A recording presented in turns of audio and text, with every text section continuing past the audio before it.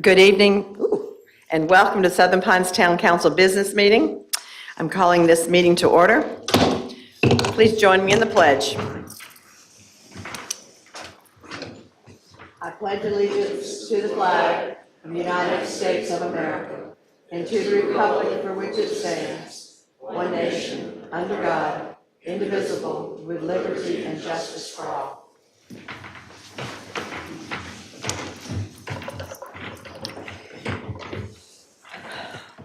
And welcome. This is our first regular meeting of 2023, so Happy New Year.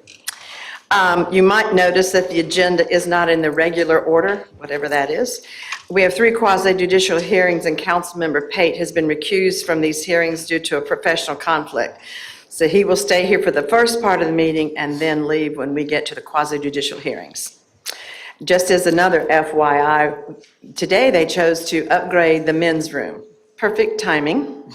The sink is available, and there's a big pause, and the urinals are available, but don't get confused. Those are the only 2 things that are available. Just leave it at that.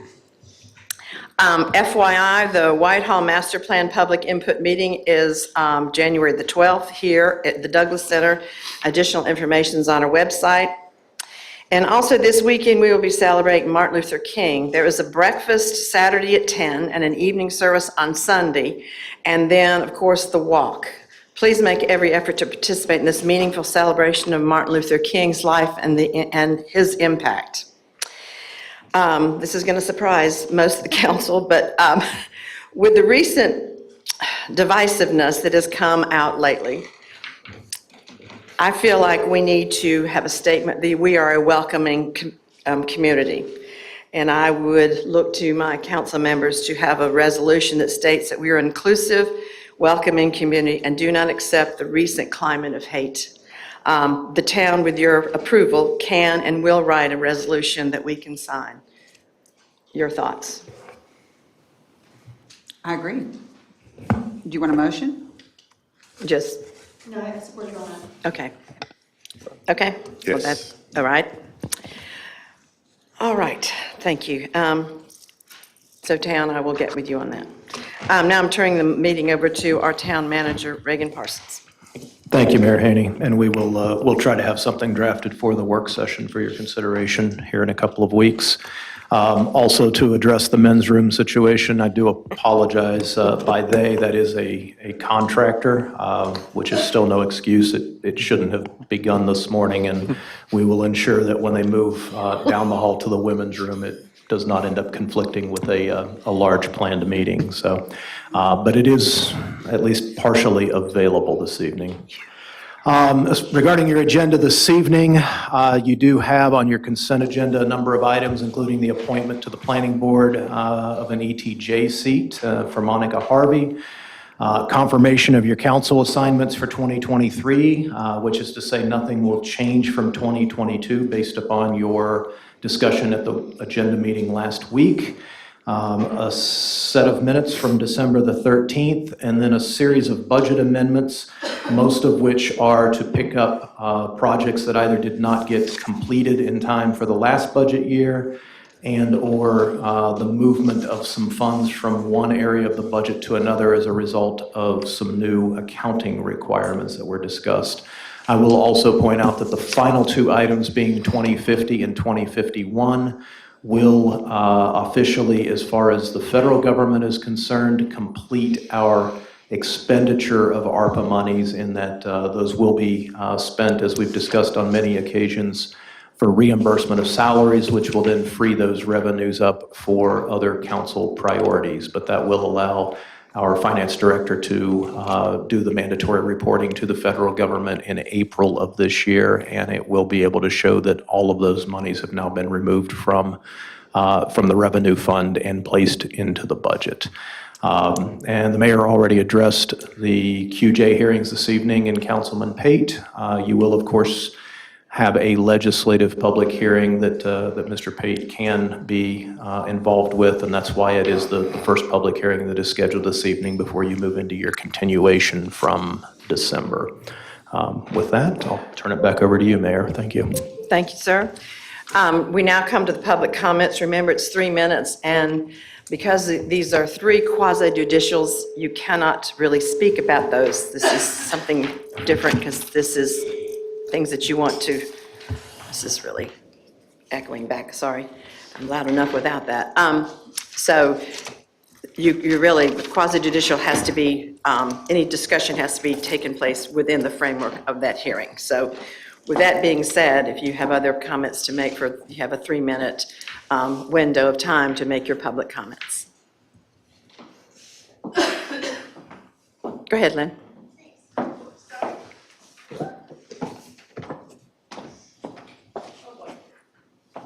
This is for talking. There we go. Hi, Lynn Thompson.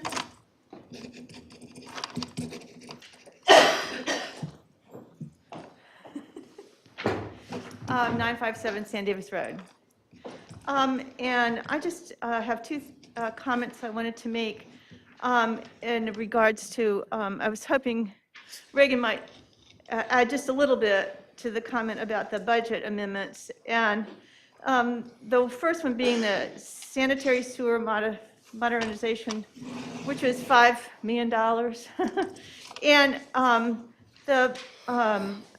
the memorandum references also attached an award letter, but that wasn't attached.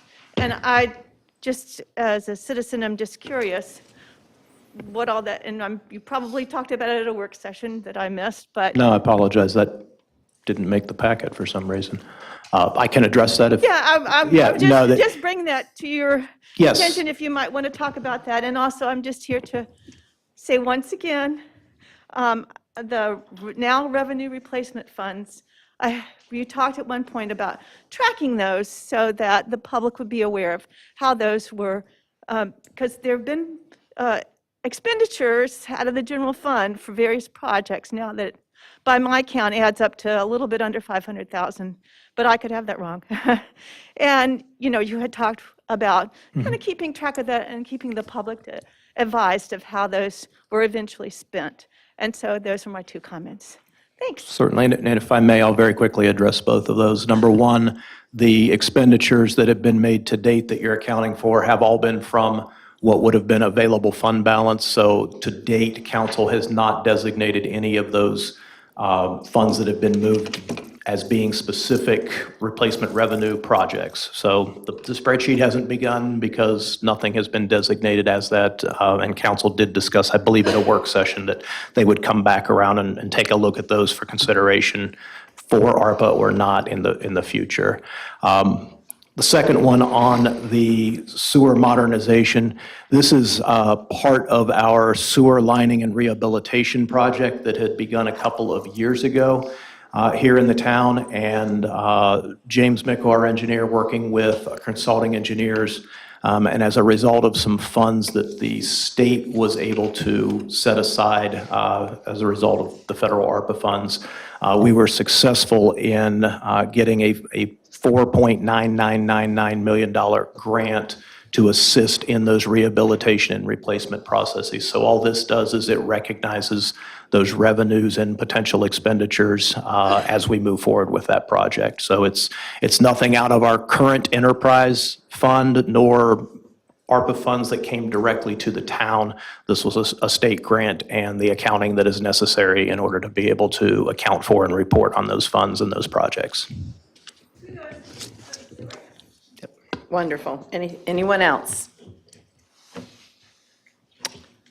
Seeing no one else, we now move to the consent agenda.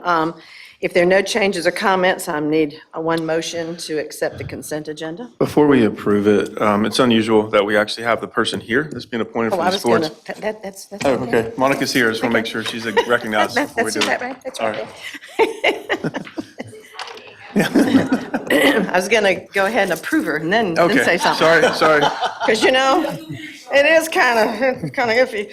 So would you? All right, I will then make a motion to approve the consent agenda. Pleasure of the council. Aye. Aye. Thank you, Monica. I always appreciate those who are willing to serve, and we appreciate your being here and your willingness to serve. So we thank you for that. How about that? There you go. Okay. Now we move to the legislative public hearings. OA 0422, I believe that is our well-dressed BJ. You know you're going to have to get some kind of grief about this, you know? Clearly, no. If it pleases the council, may I sit here and present so that I can see the? Because you have on shorts? Yeah, 'cause I'm actually wearing basketball shorts and sandals under the table, and so, Started, we mentioned this at the last meeting, and as it was stated in our agenda meeting, I want to thank VJ and the staff for making these changes. It's very, very time-consuming, and I would imagine tedious. Plus, the way they made the changes, it's very easy to read and to follow, and all the changes were on the website. But thank you all for the hard work that you did and making it simple for those of us who are like granimals. We can follow scratches out and what you've added and what you changed, so thank you. no problem. We have an incredible team that I'm fortunate Yes. to be a part of. yeah. Very, very fortunate, yes. Okay, so we actually have a package of text amendments. You guys know, because I've mentioned in the past, that when we are engaging with the Unified Development Ordinance in our office, and we encounter, problematic language, things that aren't clear, people ask us a question, and we look at it and we scratch our heads, we say, yeah, I agree, that's not terribly clear. A variety of other ways these come to our attention. We sometimes print off a page, sometimes scribble off a note, throw it in a file, set it aside, and then every so often, when we have an opportunity, we'll run through what we refer to as a package of text amendments. This is just that. This is a package of 9 text amendments that have various origin stories. In the interest of brevity, we have a large crowd and we have a lot of other things on the agenda. I'm going to go through these with enough detail to explain what's going on, but not so much detail as to go belabor the history of every single text amendment. But please feel free to stop me if you're curious about any of these details. Topic number 1 is remove the zoning exemption provisions. In the Unified Development Ordinance right now, we have in section 2.11 a section that deals with exemptions from the UDO. You guys have seen a couple of these recently. We invoked this section for exemptions to the sign code to allow for murals.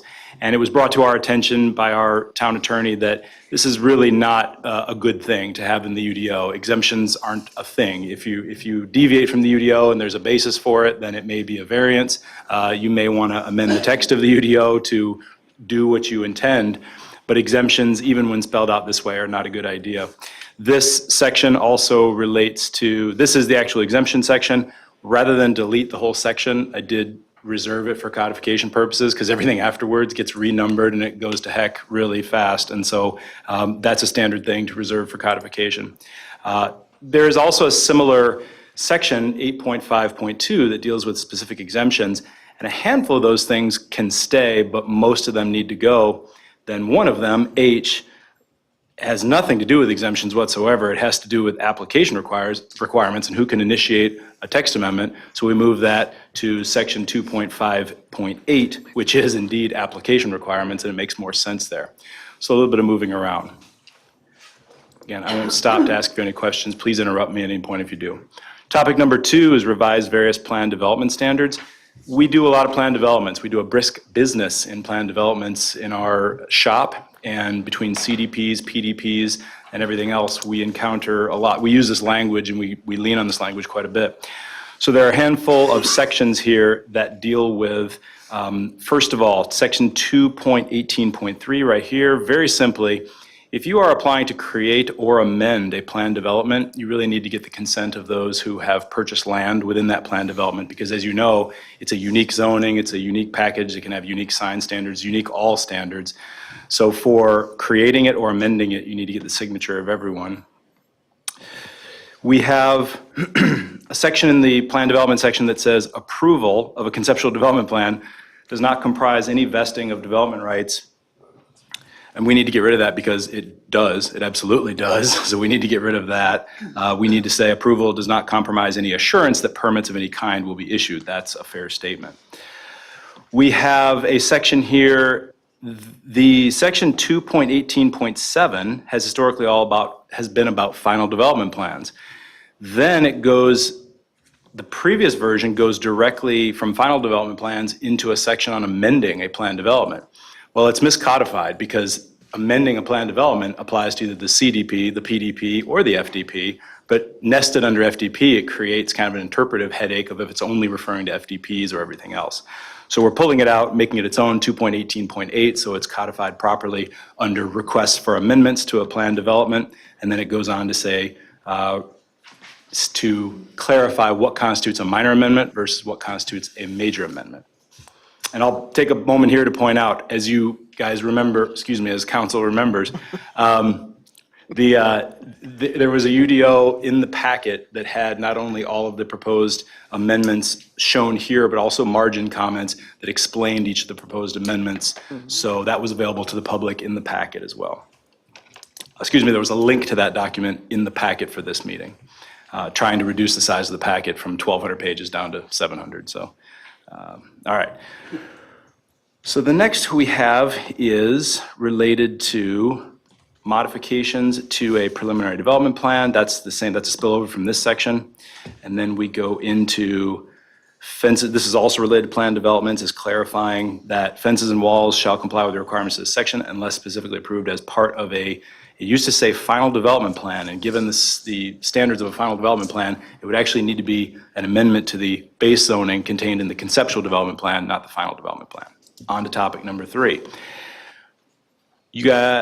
Council may recall, so informal, sorry, I can't help And myself. some of us are not guys, I hate to say. You got a tie on now. Yeah, yeah. That tie, that Yeah, tie's it's- probably a little tight, right? It's what it is, it's the tie, I just too can't, tight. yeah. The section on subdivision, the preliminary plat, there's a criteria, one of the main criteria for reviewing a preliminary plat, which of course, as you know, is a quasi-judicial decision subject to an evidentiary hearing, and the criteria are really, really important. We have a vestige reference to consistency with the approved sketch plat.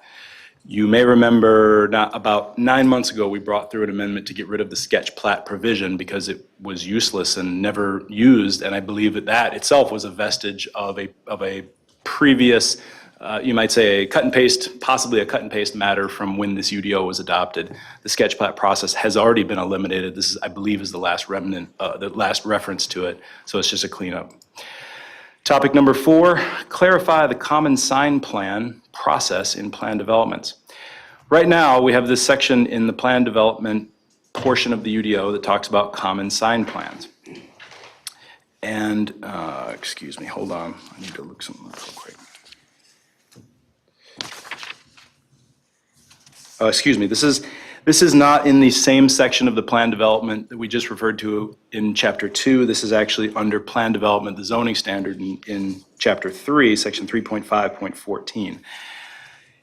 In a plan development, there is a requirement to have a common sign plan, but the current language that you see here in front of you, the portions that are stricken, is not particularly easy to understand. I've read it and interacted with it many, many times, and I don't really understand what it requires or what is allowed.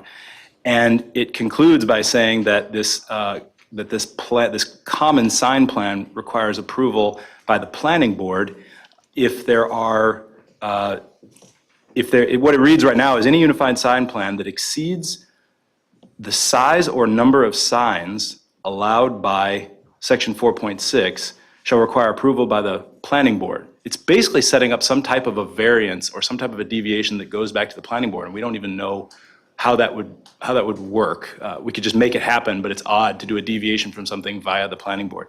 So what this now just defaults to any unified sign plan that deviates from the standards set forth in Section 4.6 of the UDO or set forth in the approved CDP, so in other words, the zoning, shall require approval by the Board of Adjustment pursuant to the variance provisions. And that's fairly standard, so that's it's tidying that up.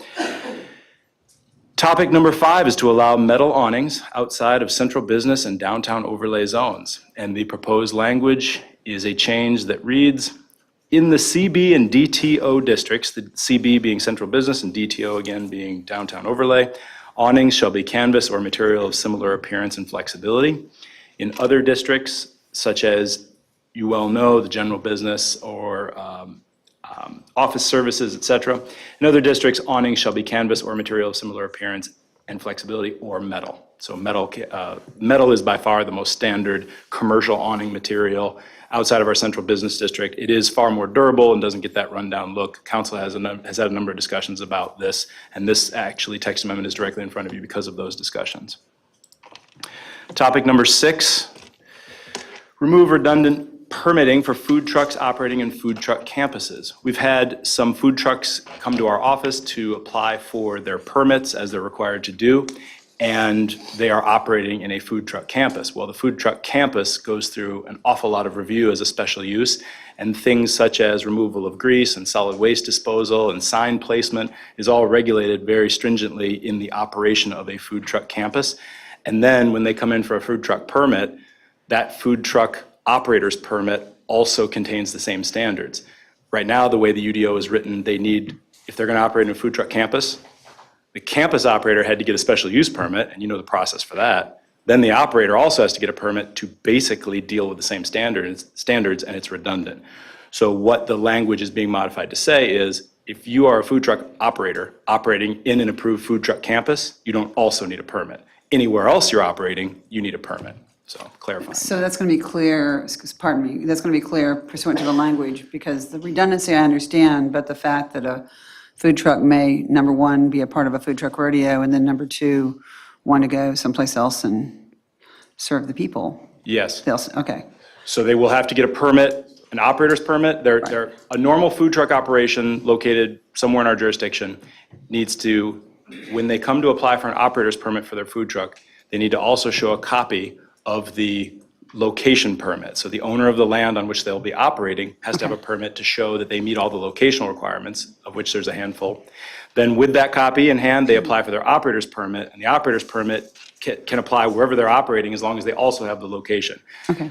Sounds confusing, but the concept. No, it doesn't sound that confusing. I Okay. understand what you're saying. If the only place they're going to have business is at the rodeo, if you will, then they're covered. You got it. Right, okay. And all the standards we care about are met. Yeah, Okay, great, thank you. thank you. Topic number 7, clarify responsibilities of the Board of Adjustment. This was something where the language as currently written says that questions involving interpretations of this UDO or the zoning map, including disputed district boundary lines and lot lines, are the responsibility of the Board of Adjustment. Then it goes on to say, if it is a matter of interpretation of the terms of this UDO or the municipal code, which is an appeal, it would go to the Board of Adjustment because it's a matter of interpretation made by the administrator.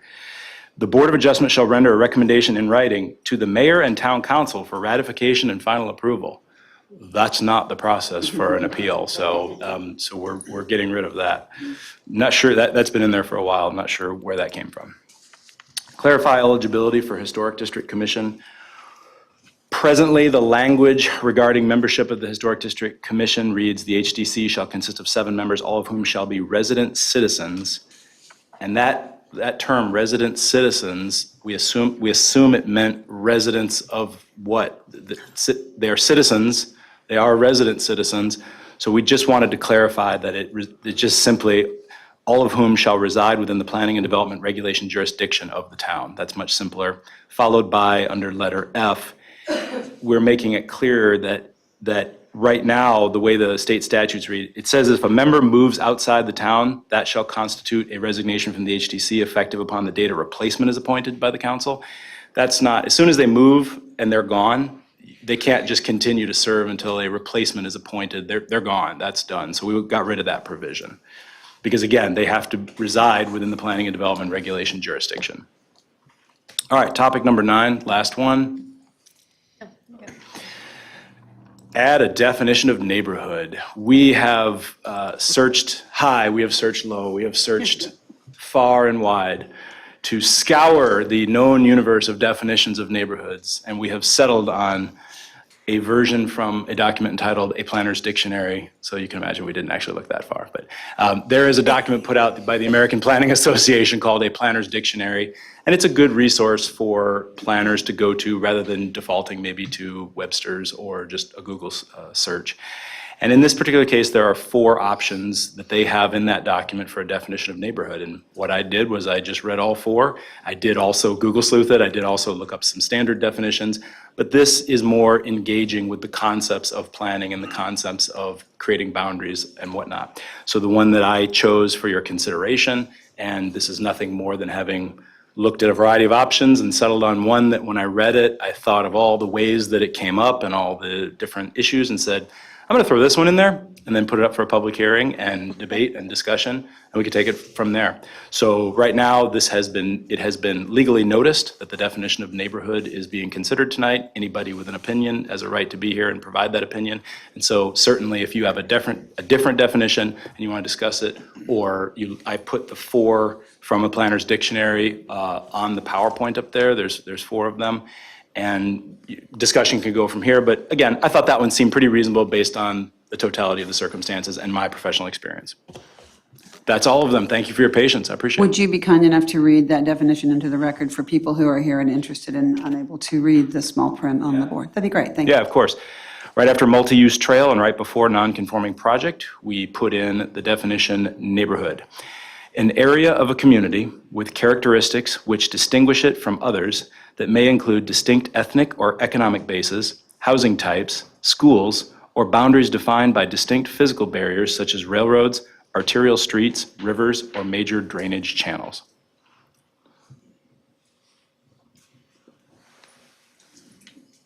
Thank you. Good choice. Any questions? I think just to make clear that rivers and highways are now considered barriers, not a part of a neighborhood. This has been an ongoing discussion, and people don't generally build houses on highways. If they do build houses on rivers, which they sometimes do, then I think we reconsider that, but we're lacking the river right now to make that relevant. So do you feel like that argument is addressed by the specificity of the definition, that we're not going to be talking about whether or not a highway is a part of a neighborhood? I think that this definition will be useful in the future for guidance for, I don't know, given that we deal with a criteria which is community character, I don't know if we've necessarily seen the last of this discussion, but I think this will provide some useful guidance and some useful, more useful guidance than we had before. I appreciate And it. so, Thank yeah. you. And I tried not so much to think about the recent discussion regarding this, but to kind of fall back on some professional experience I have with neighborhood planning and a lot of different considerations, and just kind of think about it, come up with something that seemed reasonable without going one direction or another with it. Thank you. Yeah. Any other comments or questions? Other comment is just our job is to create policy, and that's what you've just helped us do. And I think that's really important, and we should be constantly looking at ways we need to tweak the UDO. And I honestly believe you to be far smarter than I am anyway about that. So I appreciate your efforts and applaud you and the entire planning department. You have so much that you all do, and to take the time to do what we're all supposed to be doing, which is establishing policy. I applaud you and appreciate you. Thank you. I'm lucky to be surrounded by an amazing team. You've got a good team, yeah. I did want to ask one thing regarding the Historic District Commission clarification. Yep. So you took out the word, so it was resident citizen, and you essentially took out citizen. Is there some higher requirement on a state or federal level that someone be a citizen to serve on one of these boards? Yes, hold on. I tried to jump around to see the specifics of what it said It's after. 8.16.1, is that what you're trying to do? 8.16.1B. B. Yes, that comes directly from state statute language regarding eligibility to serve on a historic district commission. And so that phrase, reside within the planning and development regulation jurisdiction, does come from statute. So does it need to say citizen? I don't think so. I don't think the phrase be a, all of whom shall be resident citizens,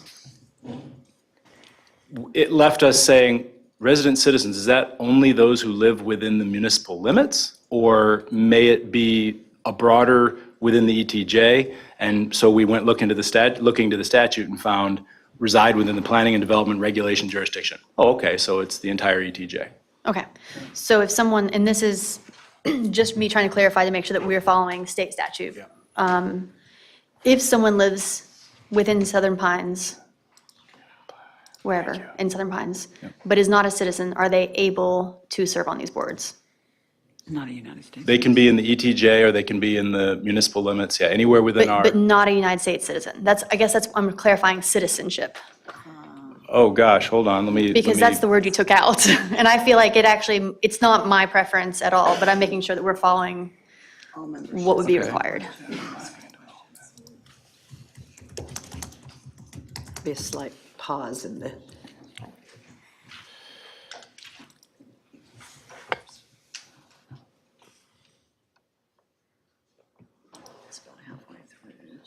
Where are we at? What, 303? Okay, thank you. That was how I knew it was, because we did do that, yeah.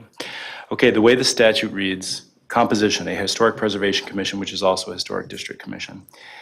A majority of the members of the commission shall have demonstrated special interest, experience, or education in history, architecture, archaeology, or related fields. All the members shall reside within the planning and development regulation jurisdiction of the local government as established pursuant to this chapter. I believe I need to lean on my esteemed colleague, Mr. McCarley, to see what he thinks about whether or not a person who indeed resides within the planning and development regulation jurisdiction of the local government as established pursuant to this chapter needs to be a citizen or not. Thank you. So you're reading from a state statute, not from a federal statute, right? Okay. Is there a federal guideline that we need to pay attention to? Okay, thank you. Sorry, you thought this would be easy, didn't you? Yeah. Right. Are we good with all this? I just wanted to ask, probably you, Madam Mayor, what should the process be in the future when we have policy issues that we want to bring before the council? And I think that obviously it makes sense to throw the ball to the planning department first since they know what they're doing. But do you want that brought up for work sessions? Work How do you- session. A work session? I think that's a good work session situation. Well, in light of that, you know where I'm going. I didn't, but I got a pen and paper. Yeah, you ready? Well, I'm on 3513, the FRR zoning, that literally ends with part of a word. It does not give us a complete sentence at the end. SUD. We know SUD, exactly. yes. I'll read you the last sentence. The establishment of a new golf resort, the expansion of an existing golf resort, or the modification of existing golf resort to add resort facilities, SUD. Yeah. It's like that famous line from American President, you left something hanging out there. So I would love for us to discuss as a council what we think should be done about that, because I did talk to BJ about this earlier today, and he's obviously aware of the problem and has tried to research it and has exercised due diligence and has even contacted the gentleman from Tacoma who assisted with the UDO, in 2016? Or 2013. was when the adoption 2013. date, yeah. And nobody has any idea what that's supposed to say. So it's not fair to the planning department to give them that as their guidance and for us to not address that at a work session. Pam's going, yes. I mean, I think that as we find things like that, as we find discrepancies like that or problems like that, we should address the SUD issue. The English teacher can circle and with a red pen and Right. send it to, This would have been a D-, right, so. try again. Right. So I think, and I really so much, I reiterate, I appreciate so much what you've done, and I think anything that has that sort of a policy issue, confusion, we should, if we find them, we should bring that up. So I'd like to put SUD on the agenda in the future, please. That'd be great. You keep a running tab of things that we never see or know about to do the very same thing, so thank you. Right, and they're so far ahead of us. I understand that, and, Stop. This would- well, to our townspeople, if you're interested in not having to take melatonin at night, you can get a copy of the UDO and help us find The red things that need pens, to be the red fixed. pens will be at the back door. Yeah, So you can this grab is, them. We've even gone so far as to shop it around to colleagues and just say, hey, word game, What do you think, Right. what do you What think does- this was supposed to be? what do you think And "sud" you said there you was? suddenly, Right. Sudan, you know, like, you just can't come up with anything it might be, yeah. If anybody would like to, enter the contest on what SUD is about, we'd love to have the answer. So thank you for your due diligence, and I would like for the council to support you as we find things that must be very difficult for you to deal with. So, thank you. So now, we're looking for a motion for to consider the criteria. Oh, So you'll it's- want to vote to yes. open the public hearing and then take any Okay, commentary. true, sorry. I need a motion to open. Open the public hearing? Aye. Okay. Aye. For future reference, you as mayor have the authority to open and close public hearings. Without any, Without a vote. no, sorry. My crown's left out in the car. Sorry, okay. So the first thing we need to do is considering the criteria for the text amendments found in the UDO 2.17.10. Is it consistent with a comprehensive long-range plan? Look Was into there- my well, motion. Was there any comments? Oh, I didn't see anybody stand up. Okay. Then Didn't close it. close. Oh, yes, I can close. We're going to close this hearing. Boy, I'm going to get really authoritative. It's going to be fun. Okay, I'll make a motion now that it's open and closed. I'll move that after considering the criteria for text amendments found in the UDO 217-10, the first of which is consistency with the comprehensive long-range plan, the town council will find that the proposed text amendments are consistent with the CLRP and are a reasonable way to implement the comprehensive long-range plan for the reasons set forth in the planning board's recommendation. Therefore, town council adopts the planning board's resolution that is included as an attachment to the staff report for AO-4-22. council? Aye. Aye. Therefore, And therefore, I move to approve AO-4-22 as attached to the staff report. That's it. pleasure of the council. Aye. Aye.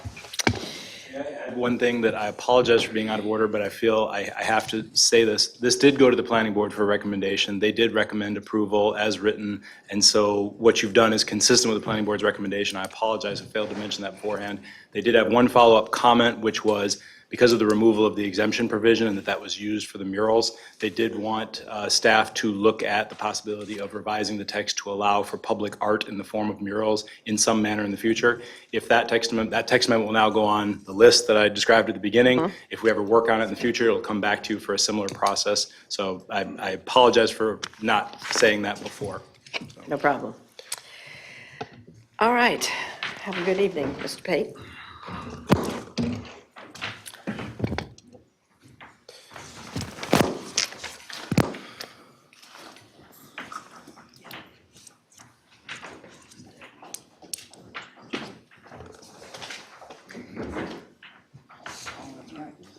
Okay.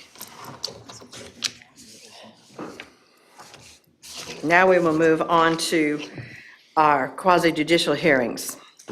Before we get started, I need to clarify something.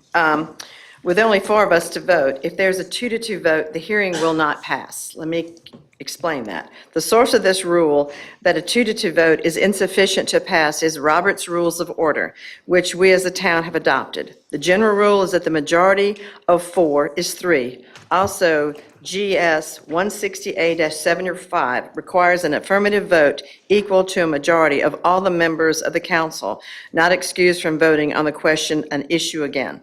The equation, again, is a majority of 4 is 3. So if it is a 2-2 vote, it will not pass. This is a continuance from December 13th. So we can go ahead and get started.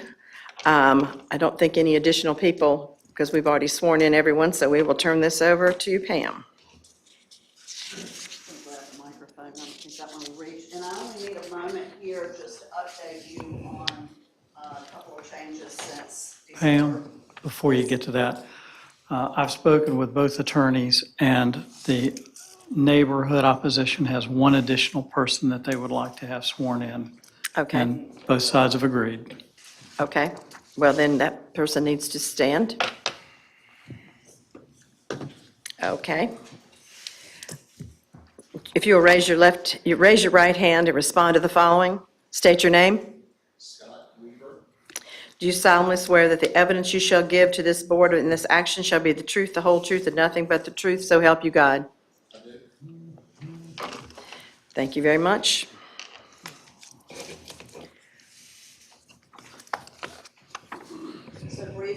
There have been a couple of changes since we met in December on this. And I Well, just if there were want- changes, let's go ahead and, well, we've already opened this, so never mind. Beg your pardon. Forget that.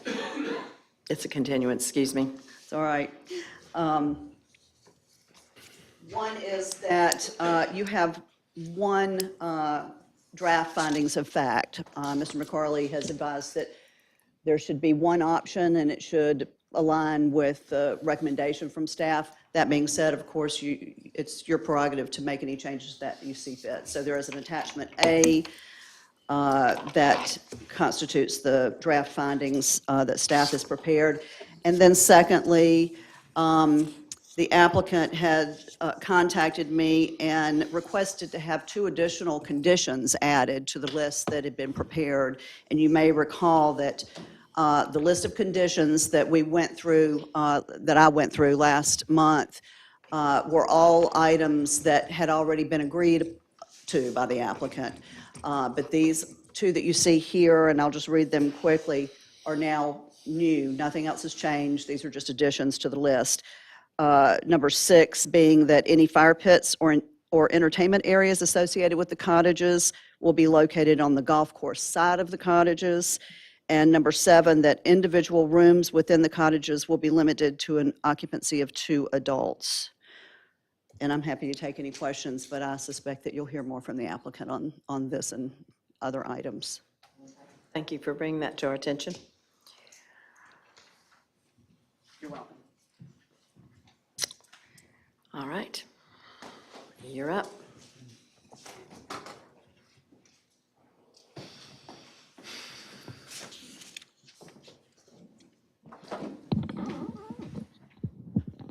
Good evening, Madam Mayor and members of council.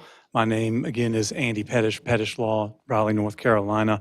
I'm here on behalf of a number of property owners in the neighboring area, Dennis and Lindsay Hunt on 775 South Ridge, Michelle Kaiser, 770 South Ridge Road, Scott and Renee Weaver, who reside on South Ridge and also own 2 rental properties, Ken and Holly McDonald, who reside at 749 South Ridge, Bob Gallagher, 545 Highland Road, and John and Deborah Bassett on 761 South Ridge. A couple of things before I get started. One, I do want to say I appreciate the applicant did not object to including an additional witness. Mr. Weaver was out of town at the last hearing and would not have been able to participate, but this gave him an opportunity to do so. And then secondly, I had COVID over the holidays. I have tested negative for over 2 weeks now, but if I go into a little bit of a coughing fit, that's the reason, so please excuse that. As I said, I'm just give you a little roadmap of where I'm going here. I'm going to call 2 witnesses, both of whom are property owners on South Ridge Road. The council heard from a number of residents, property owners from the eastern side, the neighborhood on the east side of this development, I believe in the South Valley area, but I think it's important for the council to hear from residents on South Ridge. The first one is Mr. Hunt, who the council found had standing at the last meeting, and then the second is Mr. Weaver, who was just sworn in. And I'm going to hand up some documentary evidence that I'll reference during my argument. Those are excerpts from the CLRP, UDO, and then some other references to website materials, et cetera, that should be self-authenticating. And then I'll make my argument, closing, and then a rebuttal at the end. So at this point, if I could call Mr. Dennis Hunt to testify.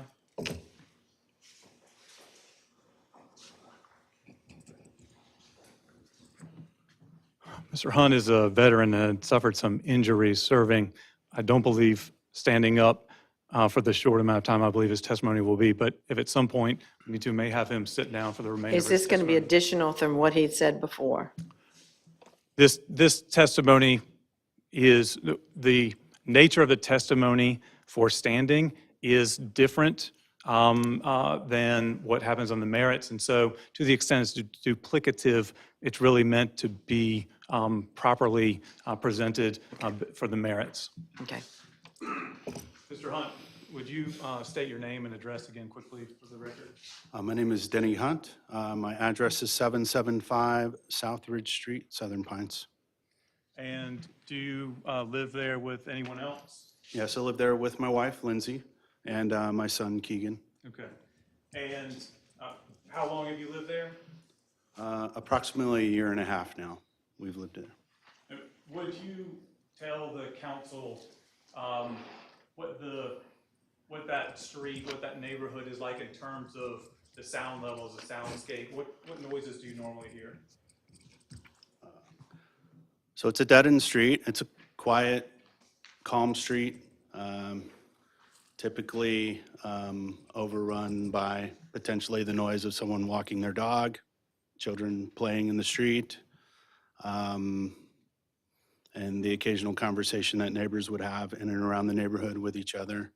I mean, it's only about 15 homes up and down the street, and we're all pretty intimately familiar with each other. And so not much noise on the street. And what sounds do you hear coming from the golf course property?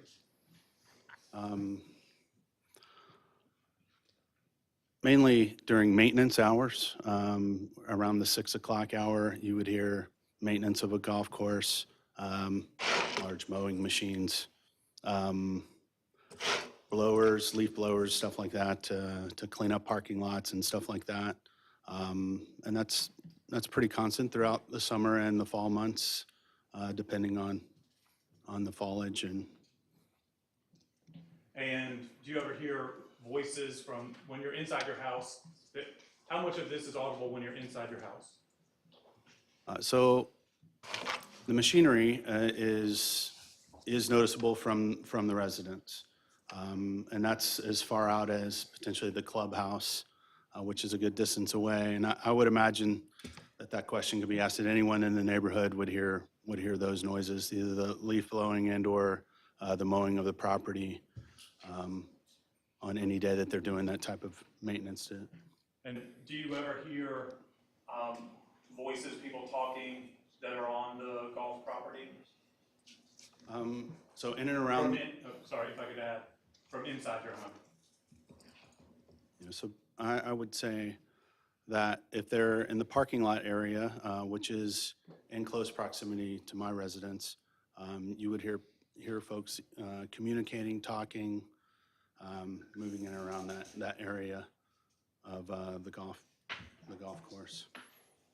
And you mentioned the street, South Ridge. Is there a sidewalk on South Ridge? There's no sidewalk. It's a 2-car wide road. Okay. And do you ever see people walking in the street or utilizing the street for purposes other than moving, transportation of vehicles? Typically, no one would use the street for anything other than driving to their residence. There's the occasional stray that would move down the street that would have to turn around in either one of our driveways or the dead end there. But typically, it is who lives in that residence area or a visitor of the people in that residential area. Do you see people, pedestrians pedestrians using the street? Oh, absolutely, all the time. Okay. And what are they typically doing? Walking up and down our street, typically with a dog, or walking with their children up and down the street. Do you ever see children playing in the street? Yes. And what is the square footage of your, It's approximately 2,000 square feet. and would it be possible to bring up a site plan or something that would show the adjacent properties, so Mr. Hunt could point that out?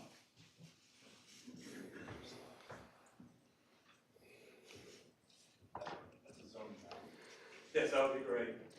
If you could, just go over to the map and point out for the council where your property is.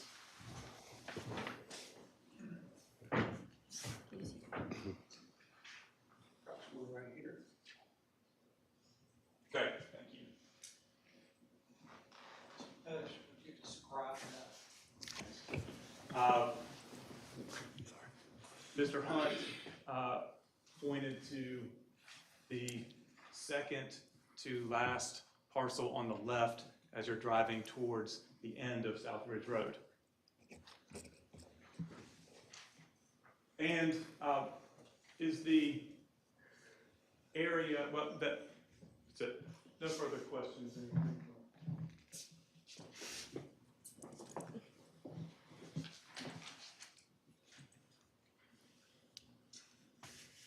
When you moved in, were you aware that there was an active social club operated by the Elks at which large parties were held and alcohol was served on the site?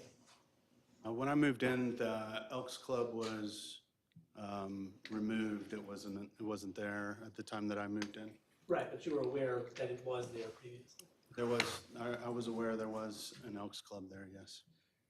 All right, and you are aware that there are other commercial uses existing next to, or on the golf course, including the golf course, the restaurant there, around the 18. I'm sorry, can you restate your question? That was hard. Sorry. Thank you. This will be awkward, I guess. It is, and we apologize. So the question was whether Mr. Hunt was aware that there are commercial uses existing in the golf course resort, including the golf course, the restaurant, which I believe is called Bunker on the 18, and at one point, the pool. I'm familiar with the golf course and the pool. Unfamiliar with the restaurant in particular. Okay. Are you also aware that there are rental homes on South Ridge Street? Yes, ma'am. I live next to one. And does your property have a privacy fence in the backyard? Yeah, just recently built a privacy fence in my backyard. It's approximately 6 foot high, and that was due to having golfers from the parking lot urinate in my back area where we had to watch it. So I went the extra mile and spent money and built a fence at least 6 foot high so I didn't have to observe it. Thank you. No further questions.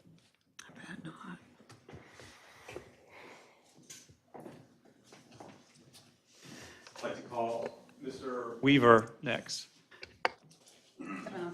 We have an opportunity to ask Mr. Hunt follow-up questions. Mr. Hunt, would you come back up? I apologize. That's okay.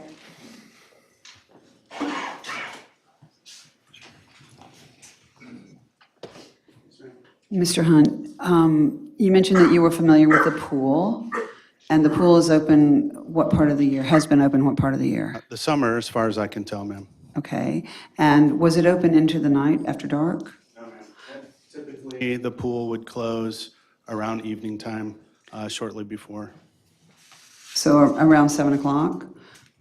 Is that, That would be about right now. okay.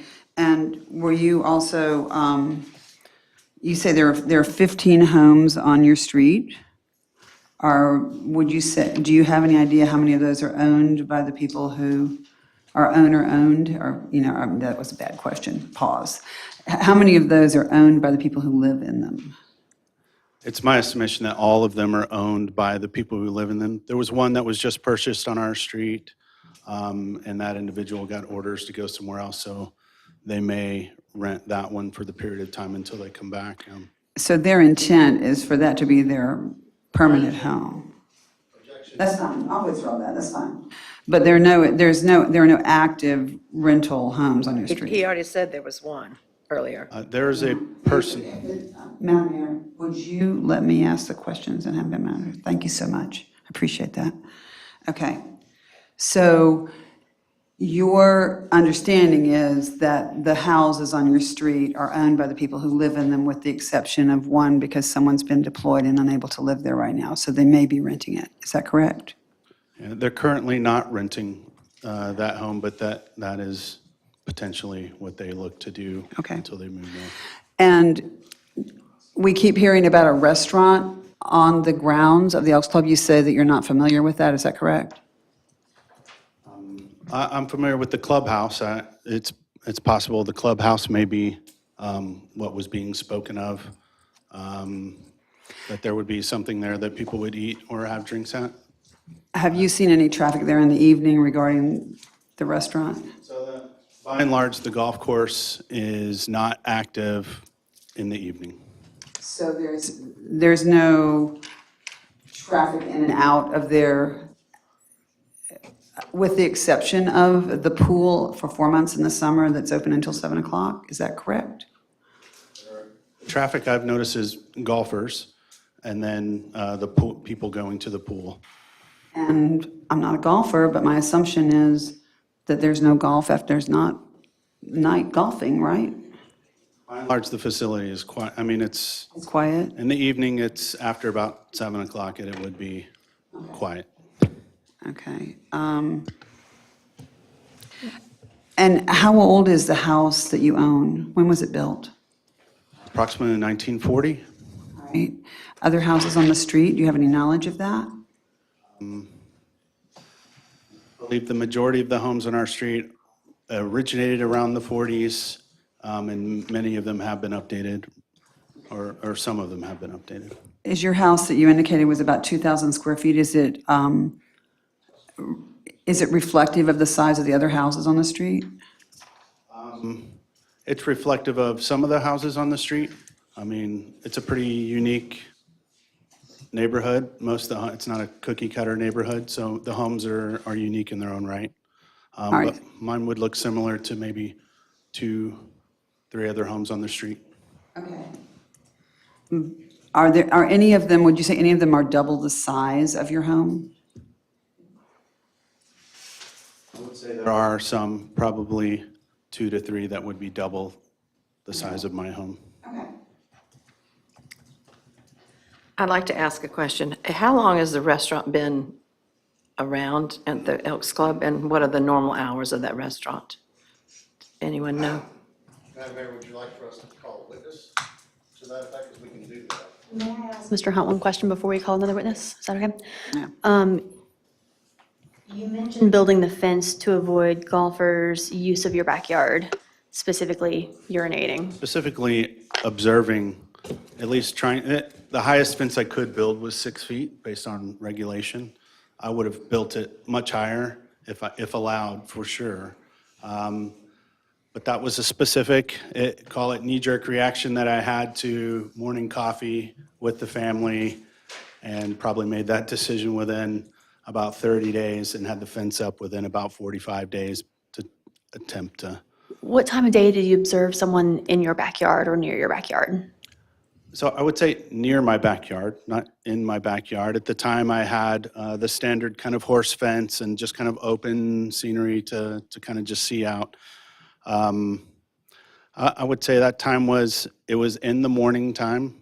It was on a weekend, Okay, so it was golfers. roughly 10 o'clock if I had to estimate. You know they were golfers, or you're assuming they were golfers? Dressed as dressed Okay. similar to golfers, Okay. carrying golf attire.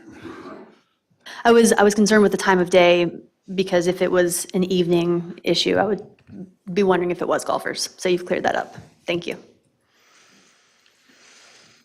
Mr. Hunt, thank you. Just have one follow-up question. Just testified that you would have built the fence higher. Is that because of concerns about light or other things other than trespass? Like I said, it was a knee-jerk reaction to what I saw, and so it was mainly about not wanting to observe that type of behavior. That was for that particular moment. So really, it was about the interaction that I would potentially have from people in that proximity in my backyard. Do you still, with a 6-foot fence, do you still have any light or glare issues from vehicles that come through there? Yeah, well, so my house does sit higher. Like I said, I would build it higher if allowed. My house sits higher. I can still see over my fence. Well, I wouldn't be able to see everything, hopefully. That was the intent. But yes, I still see the parking lot. I still see people drive in and out of the parking area. Obviously, the lights in the parking area and stuff like that are still items visible. Thank you. Point of clarification, you did testify earlier that you live next to a home that you know is a rental property, correct? Yes, I currently live next to a home that is a rental property. Okay, thank you. Thank you. Thank you very much. I'd like to call Scott Weaver next.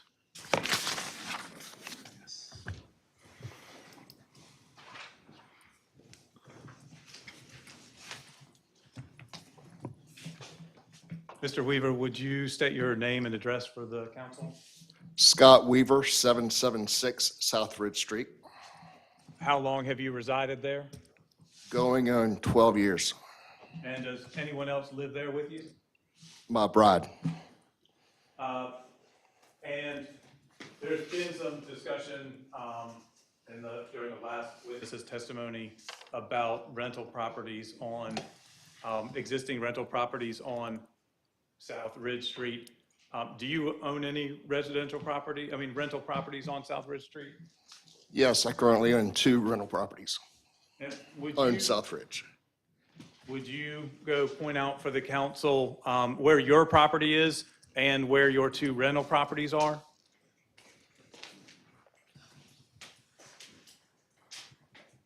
This house is 780 South Ridge Street, that's a rental. This house is 793 South Ridge, that's a rental. Mr. Weaver, would you mind standing to the side to point? No, it's okay, it's just hard to see. I'm sorry. This is 780 South Ridge Street. And then this is 793 South Ridge Street. That's in the corner. And then this is 776 South Ridge. Whoops, I'm sorry. 776 South Ridge Street is this one. And that is 793. Before you step away, would you again just point out which property where you live and which ones are rentals? I live in this one here. My 2 rentals are directly impacted with 8 of the cottages that are up to be built. Okay. Would you let the record reflect that Mr. Weaver pointed to his home, his residence, as the second to last parcel on the right, driving down South Ridge towards the end of the street, and that the 2 rental properties are the last 2 properties on South Ridge Street, which abut the subject applicant's property?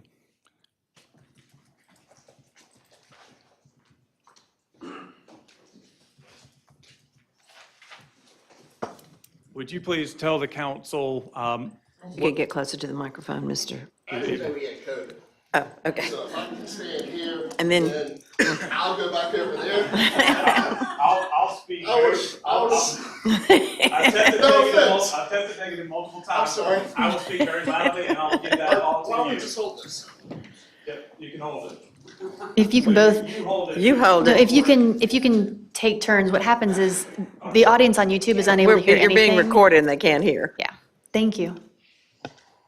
Mr. Weaver, would you please tell the council the nature of the rental properties that you own? They are long-term rentals in both properties. The one property is directly next to Mr. Hunt's house, and the lady is in her late 70s who lives there, who's been there 3 years. And the other rental house is long-term tenants as well. The tenants also, I do criminal background checks on them to ensure that we don't have somebody who may be a convicted sex offender living on the street. Have you ever rented either of those properties for leased either of those properties for less than 1 year? No.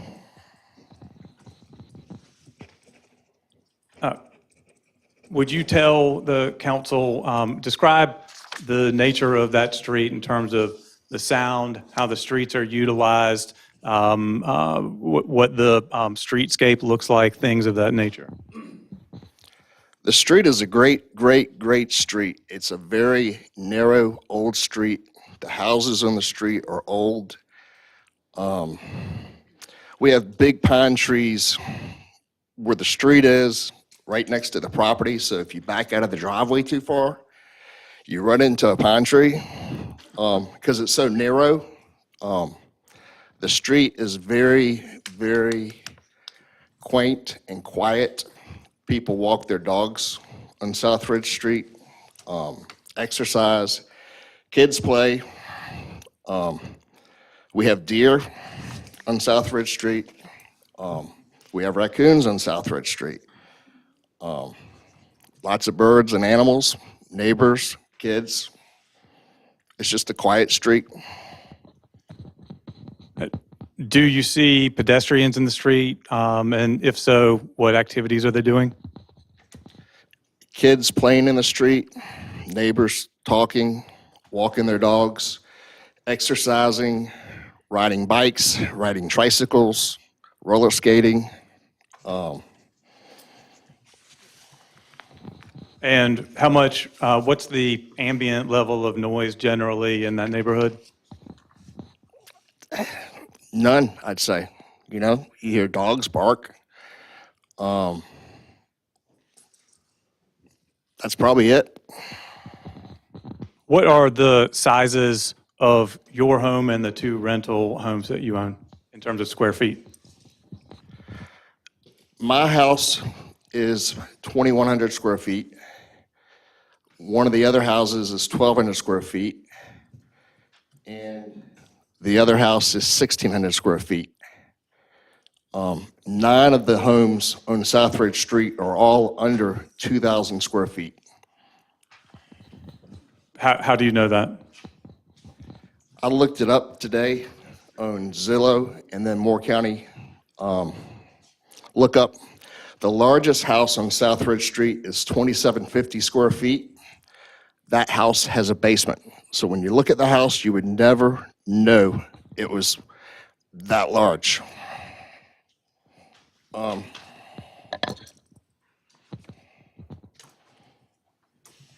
The second biggest house is 2,520. And after that, it's 2,486, and then 2,150, and then smaller from there.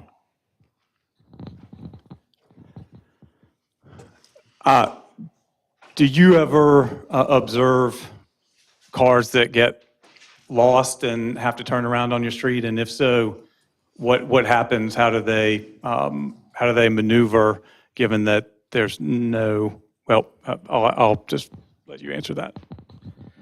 Our street is a dead-end street, 2-lane street. At the end of the street, it turns into a dirt road, and the dirt road goes to I don't know if it's a pumping station or a lift station that the city maintains. And at the end of the dead-end road, it goes to the right, and it's probably a block and a half away. People don't realize that that road turns to the right. So typically, if you're lost on South Ridge Street, my house is the house where people turn around because I have a circular driveway, and it looks like I'm the last house on the street. So as they come down the street, if they're lost, want to get back on track, they cut through my driveway. backup. And could you describe for the council your view from your property and your rental properties looking to the west onto the golf course property?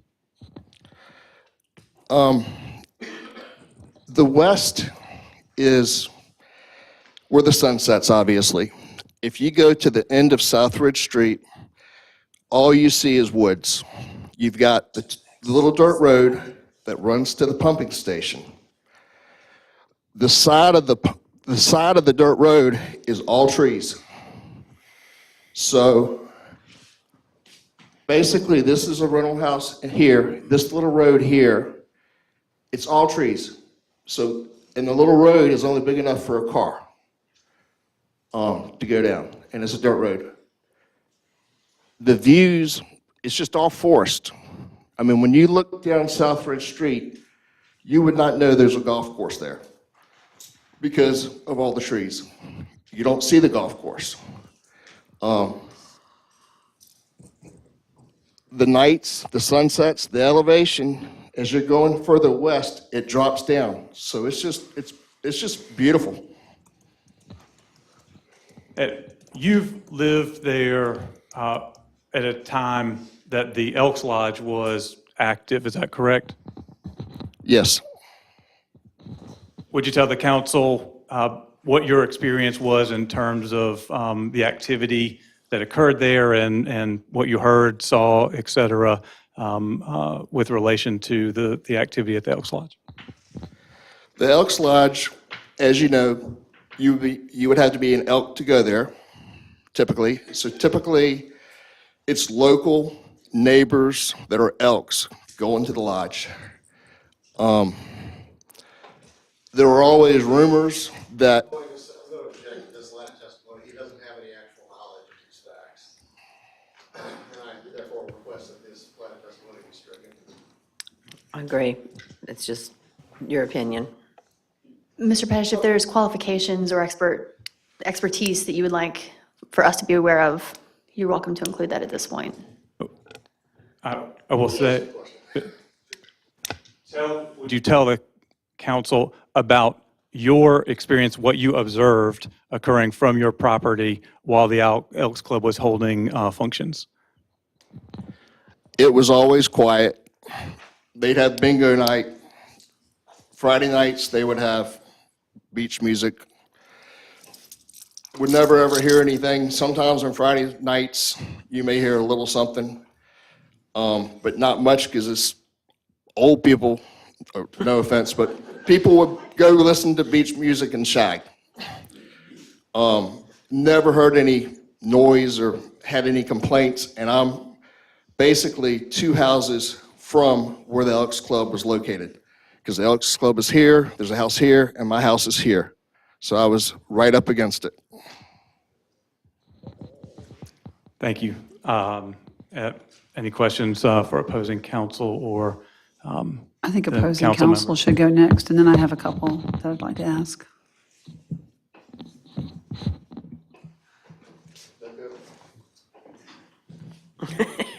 Not yet, anyway. Not yet, huh?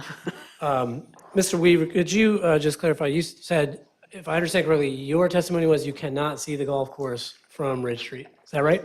Correct. No further questions. So, Mr. Weaver, pause. You're not done yet.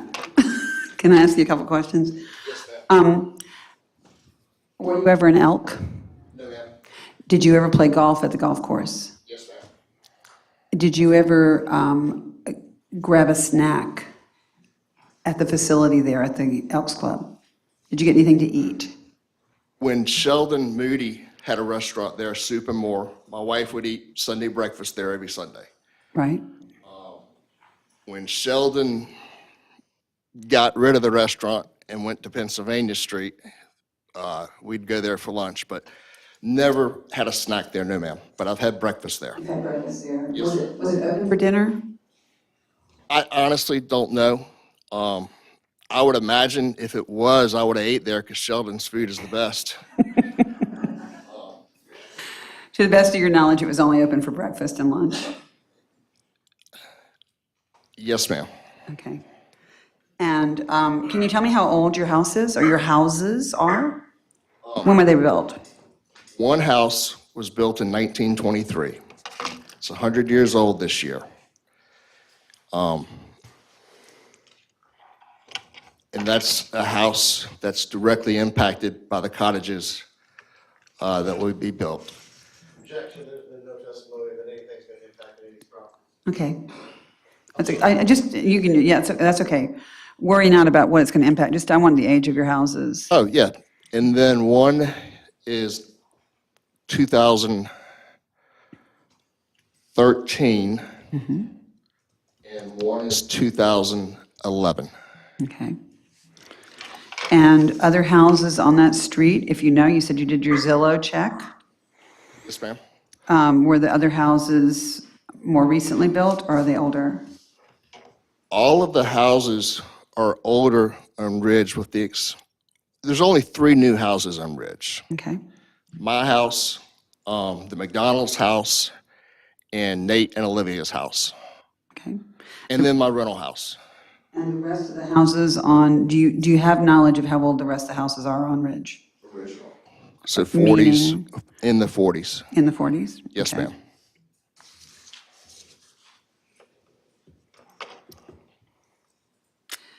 Were you ever aware of anything that produced a lot of noise at the Elks Club in the evening, including but not limited to the pool? No, ma'am. Okay, thanks. Anybody have any other questions for Mr. Weaver? I don't know. Before he Just wanted leaves. to ask a question, you good?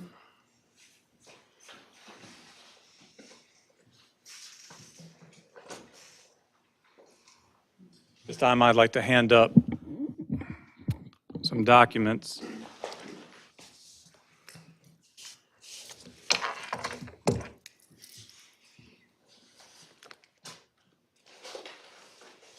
The first is excerpts from the CLRP and UDO.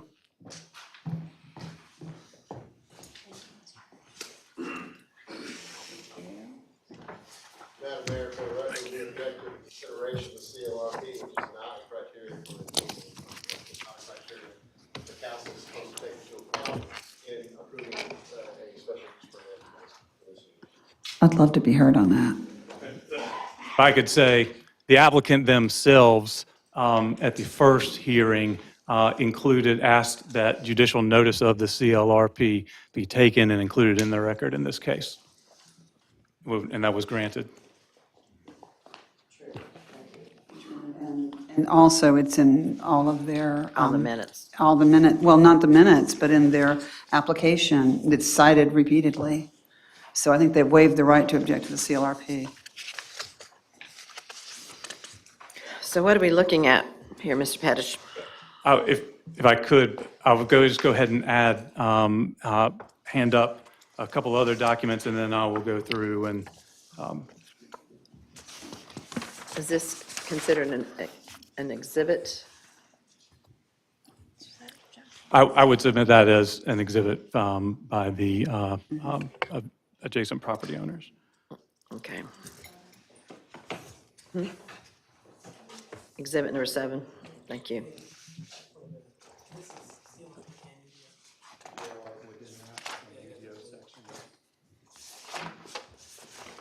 This is this big printout from Southern Pines Golf Club website. Is this exhibit 8?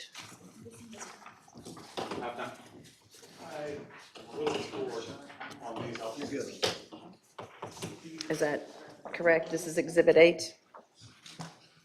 Okay. Mark this one exhibit 8.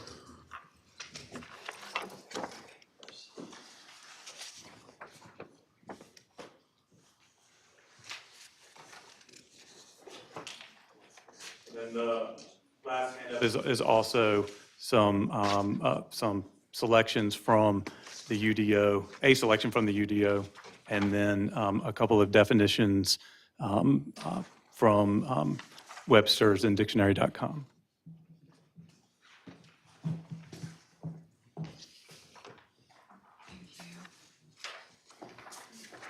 And Mark, this is 9.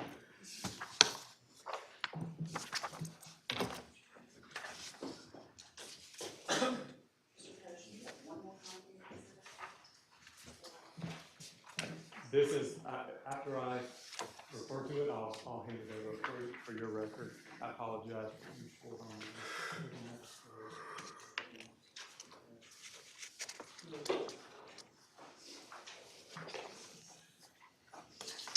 Do you want to start with number 7? Yes, Madam Mayor. So I believe, and I'm going to just briefly go over the burdens and standard of review here. It's been brought up, but the applicant has the burden of making a prima facie case on all of the criteria set out in the UDO for a special use permit to be granted. That means they have to put on at least some competent material and substantial evidence on each one of those criteria. At that point, the burden shifts to anybody opposing me to put on competent, substantial, and material evidence contra to what has already been stated. Then there may be additional evidence that goes in, and at this point, essentially all of the evidence has been presented. Assuming that on one or all, or something in between those different criteria, there is evidence contra competent material, substantial evidence, then the responsibility falls on this council to make determinations as to which they find to be the most persuasive with respect to that particular criteria. UDO section 2.21.6 is where those criteria are found. It states that a special use is permitted only if the applicant demonstrates first one, that the proposed special use shall comply with all regulations of the applicable zoning district and any applicable supplemental use regulations. In practice, this is kind of it's a really difficult, because you're saying it's got to comply with everything in the UDO. Nobody has time for every single point in the UDO to have gone through. So I would submit that really the evidence that's been made by the applicant here, it looks to potentially something that staff usually put something in their report saying it does meet the criteria. I believe it was Mr. Kuntz that testified that he believed that it met all the criteria. Probably is sufficient to flip the burden. And I would say in this case, the one question that I have about it is whether the development design standards have been met here. That is UDO section 4.10. As that goes through and requires some evidence of the compatibility of the design of the actual buildings. And there are no drawings or indications, I don't believe, in the application with respect to the elevations, what they would look like for these buildings. Now, I will acknowledge, I talked with PJ prior to the meeting, and he confirmed that as of now, it would appear that the applicant would need to come back. If the SUP is approved, they would still need to come back later and obtain an architectural compliance permit, which would then require an analysis of all of those developmental design criteria. I simply point out that whether this council feels that that's something that can be done later or needed to be done now is a question that I will leave open for your consideration. Subsection B states that the proposed special use shall conform to the character of the neighborhood in which it is located and not injure the use and enjoyment of the property in the immediate vicinity for the purposes already permitted. This is not a criteria that requires the testimony of an expert on property values. That's a different criteria. Here, the standard is that the proposed special use won't injure the use and enjoyment of property. And the testimony has been, so far, that from Mr. Hillis and Ms. Cotty at the last meeting, that this is a very quiet community. They're speaking about the eastern side, the neighborhoods over there. Testimony tonight from Mr. Weaver and Mr. Hunt, similarly, their area is very quiet. Even when the Elks Club was operating, was not a disturbance. The residents walk on the streets, there's kids playing, there's dog walking, both on the east side and on the South Ridge side. Ms. Cotty testified last time that she was very familiar with the club and its operations, and that it did not serve dinner. It's only open for breakfast and for lunch. And there's been no competent testimony thus far that it is open for dinner. Mr. McDonald, Mr. Hunt, yeah. Are you also referring to back when Sheldon Mooney had it, that it was not? I believe that the testimony has all been towards how it's been operating in recent time. I do not know when that particular restaurant changed ownership and what the services were at that time, or addressing what's functioning now. So- Hesitant to interrupt the argument, but we have evidence that we will be submitting on this point that shows that the restaurant is open from 7 to 7 now. 7 to 7. And I actually performed there one evening and for dinner. So I was back 2005, 6, somewhere in that area.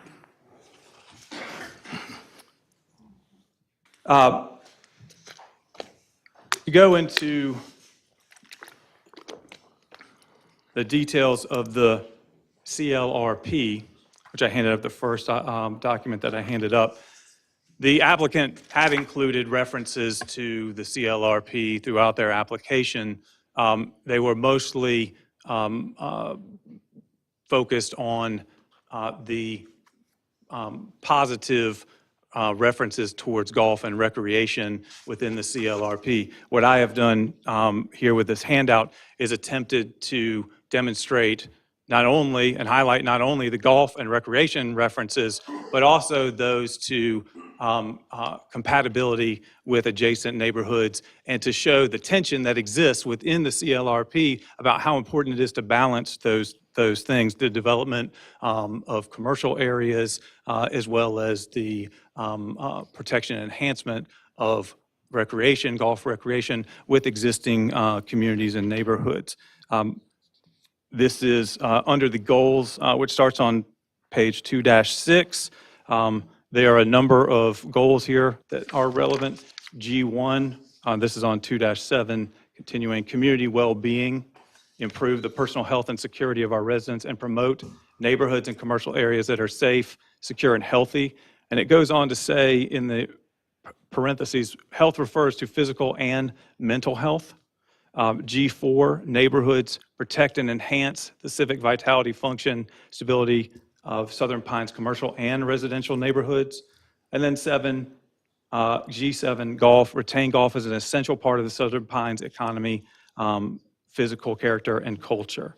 Under policies, page 2-8, policy P2, neighborhoods, ensure that new development and redevelopment are compatible with the overall scale, architecture, transportation, and public space characteristics of the neighborhood in which it occurs. P4, future land use map, use the future land use map in Chapter 4 of this plan as a guide for zoning decisions. We will get to the future land use map in a moment. P11 on the next page, economy, foster a healthy, sustainable, resilient economy by subsection C, targeting efforts that foster an economic base that is consistent with the community character. And I, subsection I, coordinating with the public and private golfing interest to facilitate changes needed to support golf's role as a recreational and economic asset to the town.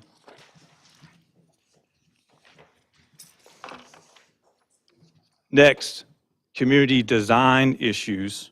Here, 3-3, protecting neighborhood integrity and vitality.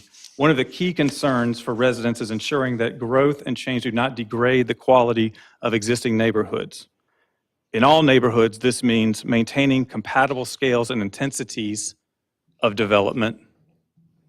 It goes on to say that distinctions between neighborhoods mean that neighborhood quality means different things to different neighborhoods.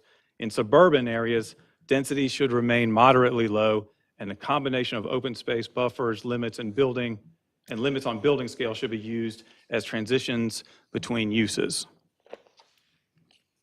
I would point out the next page is information from the UDO 3.5.3 regarding the RS1 residential single-family neighborhood. That is what the South Ridge properties are zoned, and that suggests that it's established as it states that it's established as a district in which to allow primary medium-density single-family residential land uses, approximately 4.3 dwelling units per acre.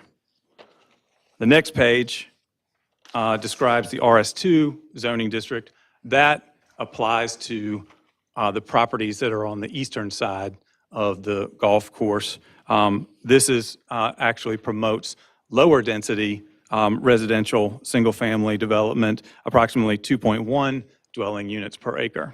The evidence in the application and the testimony from the applicant is that they are requesting a total maximum density of 56 units over the subject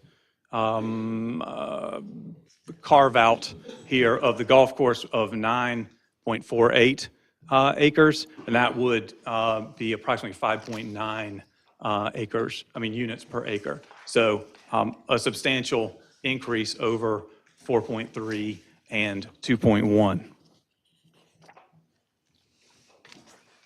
Going back to the CLRP, future land use categories, there are two categories at issue here, and I have tried to put a star on if you turn a couple pages over to 4-5 on the golf course property. And then you can see to the north and the east, all that orange. The orange is residential, and then the green is residential golf. And it should be noted here that in the residential golf area, future land use, it does include a reference to guest accommodations, but it says limited guest accommodations. Under the residential section, in addition to single-family homes or residences, multifamily, et cetera, that could potentially go in all the different residential zoning districts, it includes some other uses that could go in there: elementary schools, civic uses, parks, and neighborhood-scale commercial services.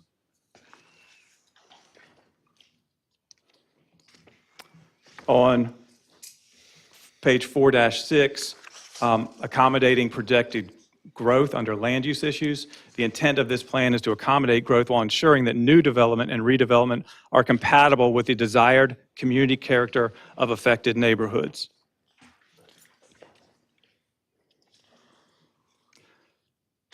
Again, the tension here between the importance of golf and golf tourism to the town of Southern Pines and compatibility with the existing neighborhoods and the people that make this town their home, I think is addressed under 6.8. It discusses capitalizing on tourism, and this was something that was included in the applicant's application, this last sentence under capitalizing, where it says to capitalize on these resources, the town should support promotional efforts as well as the efforts to retain their integrity.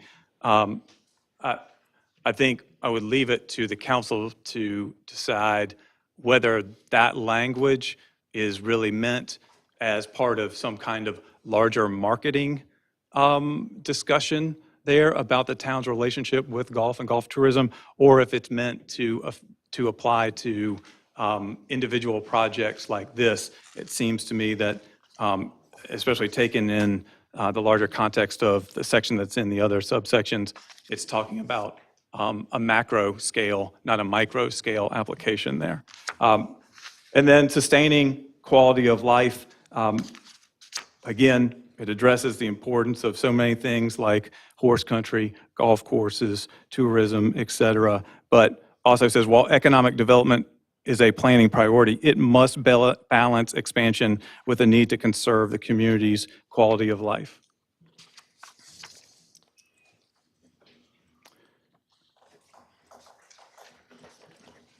Again, I believe that this area under recreation and parks issues was referenced in the application, but I would submit that, again, is a larger policy question, not something that should be directed towards supporting a specific project.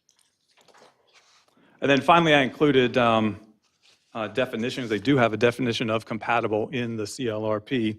It states, compatible means capable of existing without diminishing the use or enjoyment of abutting and adjacent properties. Compatibility is not intended to be construed as homogeneity.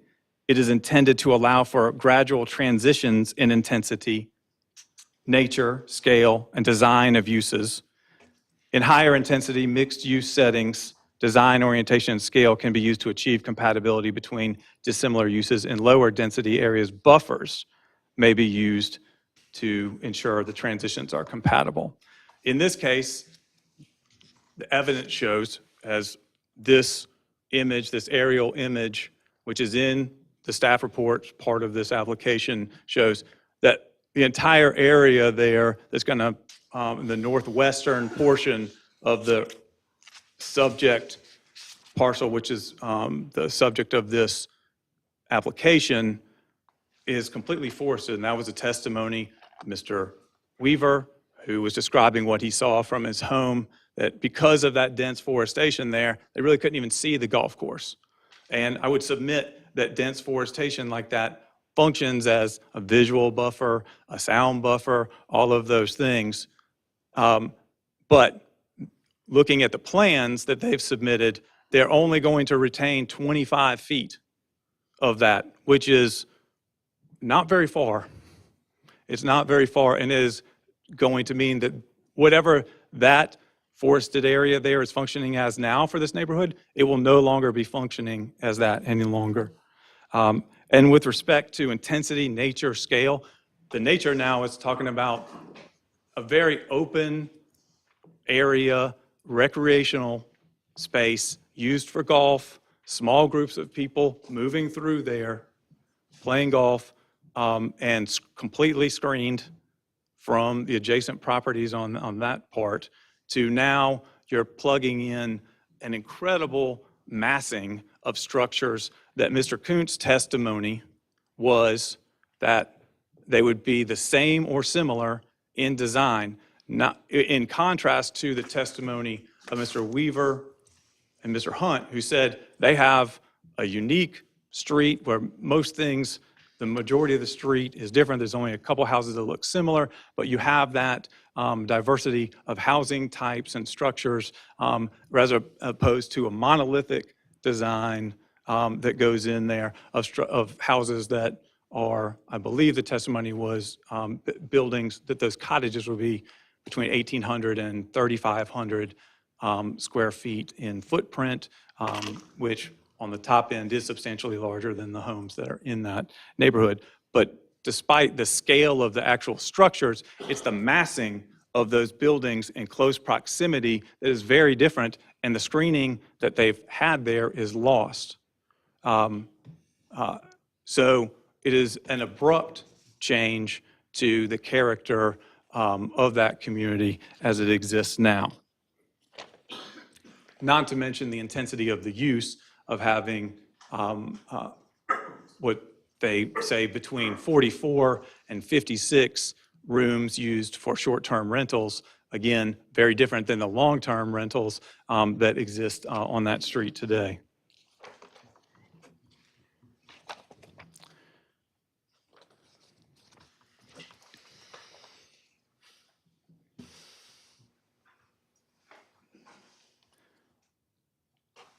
I found it interesting looking back on Mr. Dean's report in terms of the appraisals that the lodges that were referenced there, and is there could you pull up a site plan of the, showing the proposed structures?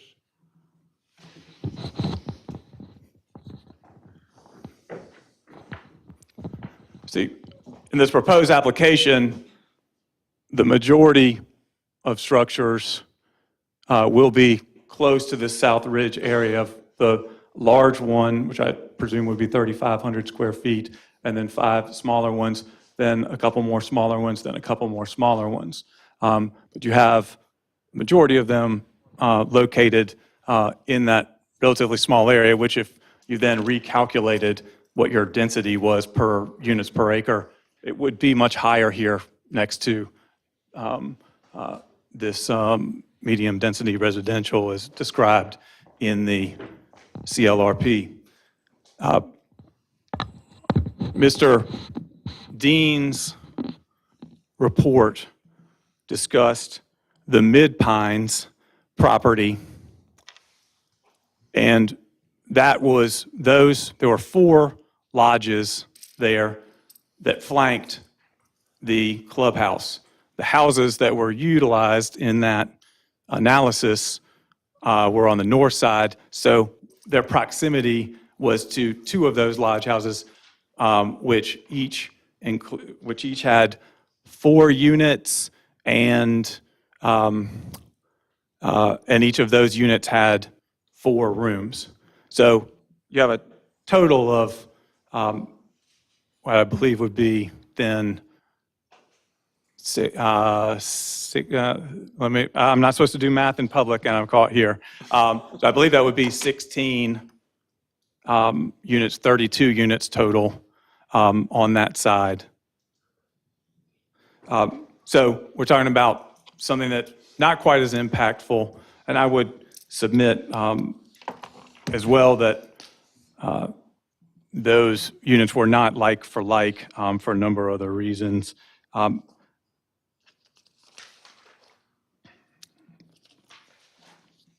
So in this case, with respect to the character conforming, and it says here, shall conform to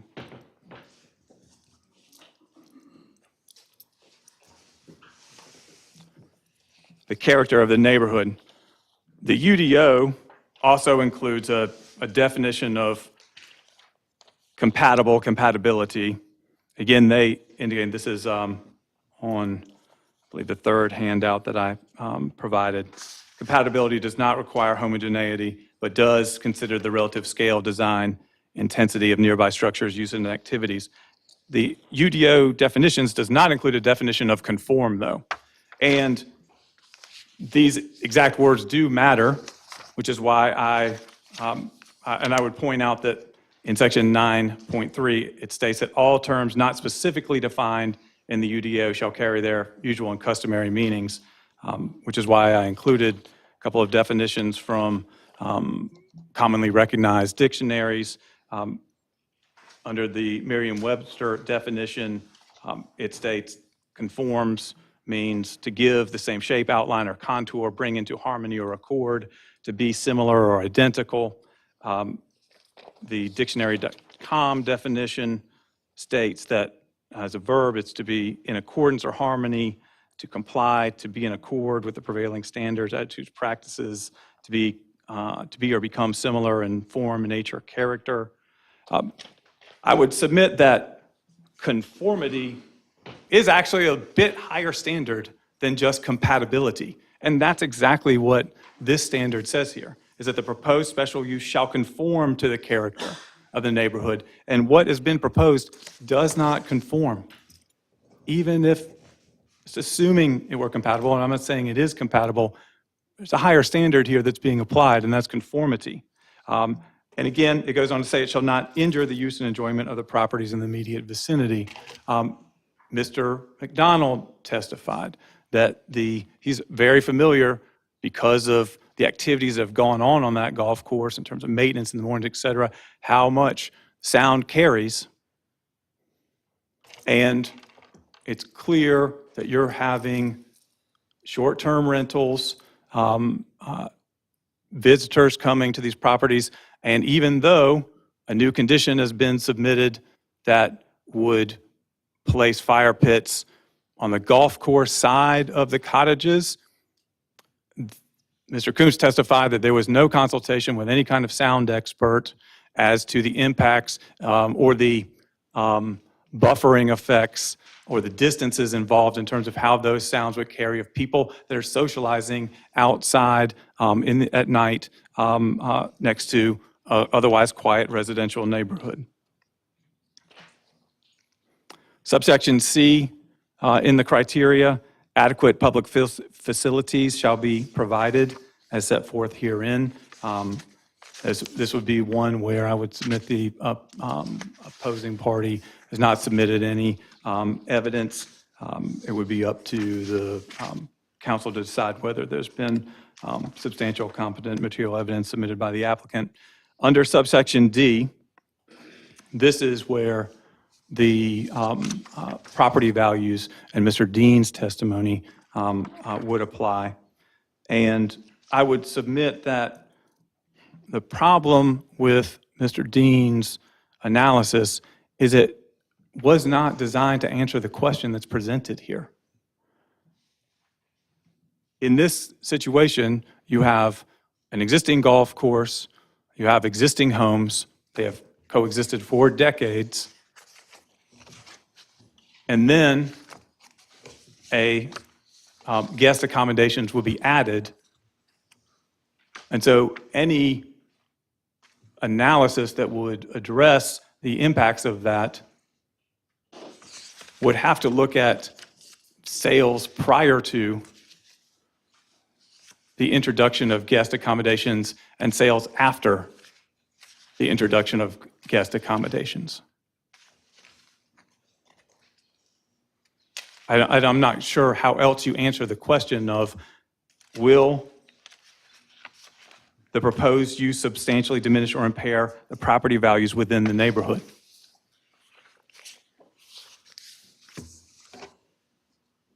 The question that Mr. Dean's report addresses is,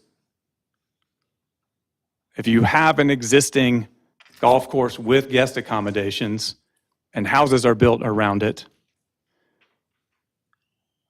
is there a difference in houses that are closer to those guest accommodations versus houses that are further away? But what was not a variable that was not accounted for in his conclusion that there wasn't a significant difference is whether being on the golf course itself meant that there was an increase in property value, and then potentially the fact that there's guest accommodations actually then pulled that back down. Again, we don't really need to get into any of that because the point remains is he answered a different question than what is called for within this criteria subsection D. So I would submit that the applicant failed to put on competent evidence, material evidence, with respect to this point. Subsection E states that the establishment, maintenance, and operation of the proposed use shall not be detrimental to or endanger the public health, safety, comfort, general welfare. This is a very broad standard, which translates, I believe, to a very high standard that the applicant must meet. there's been sworn testimony from residents of South Ridge Street, Mr. McDonald for one, that talked about the sound levels, the impacts that the maintenance, the existing maintenance causes and how he hears it. Mr. Hunt testified about that as well.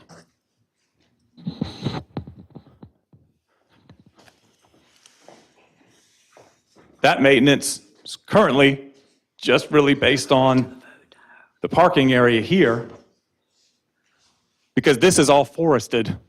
They're not doing any maintenance in here. By improving this land and then building structures here, that's going to be a whole other area that's going to require regular maintenance, starting at 6 a.m. potentially. Testimony of Mr. Hunt, that's when the grass cutting and leaf blowing began. I would submit that that in and of itself is a significant detriment to the comfort of the people that live nearby and their use and enjoyment of their homes. In addition, Mr. Flewitt's testimony upon cross-examination was that the traffic trip generation report that he prepared did not take into account that the drivers that would be coming to this property, many would be their visitors and would be unfamiliar with the area, and the inclusion of this emergency, and it's required by the design of their plan, it's required that they have this emergency access that connects to South Ridge, but that is cut off, fenced off from any public travel connection by a fence. Nevertheless, already, according to Mr. Weaver's testimony and Mr. Hunt's, there are people that make mistakes trying to get to the golf course and drive down that street, have to make three-point turns, turn around in Mr. Weaver's driveway. There are kids playing on that street. There are people walking their dogs. There are no sidewalks on that street. The inclusion of another 88 to 112 or more people that are coming to this property, in addition to what I would imagine would be on a number of occasions people ordering food for dinner, because as I just heard the testimony was the restaurant closes at 7 p.m. That evidence would be presented. So people that have played golf and done things, maybe hung out having drinks, later are like, I don't really feel like going out to dinner. Let's order food in. It's going to mean more folks coming and making mistakes coming down the street and impacting the general welfare, the comfort of these people located along South Ridge. Again, there's going to be a substantial reduction in forestation near them, which impacts their buffering, which I will point out under the CLRP, it stated that when you're talking about lower density residential areas, that buffering was the key tool to be utilized, implemented in shielding residential properties from the development, the adverse effects of more intense commercial development. And ultimately, that's what this is. There was discussion last time about whether this is a hotel or some other. The reality is it's guest accommodations. They're going to be rented on a nightly basis. It's functionally equivalent to how a hotel operates, even if fine, we're not going to call it a hotel, but the reality is it's going to be something that's rented on a nightly basis and will operate to have people coming to visit this property who are guests, and the town of Southern Pines relies upon for its vitality, but it doesn't mean that this results in 56 units of density as limited guest accommodations for this property. What there has not been any testimony for is what constitutes limited. Why do they feel that this is limited? Which makes it appropriate. Then, under subsection F, public interest and welfare supporting the proposed use shall be sufficient to outweigh the individual interests that are adversely affected by the establishment of the proposed use. I would submit that the applicant in their application has attempted to put on evidence and make the arguments around this point, the public interest and welfare, utilizing the CLRP and its different standards for why golf is such an important component of this. And they went on to, in their application, this is on at least at the last hearing, this may have, pagination may have changed in the materials for this meeting. It was on page 21 of 66, the last meeting agenda packet. This was the first page of Kuntz Jones Designs special use permit narrative in the application.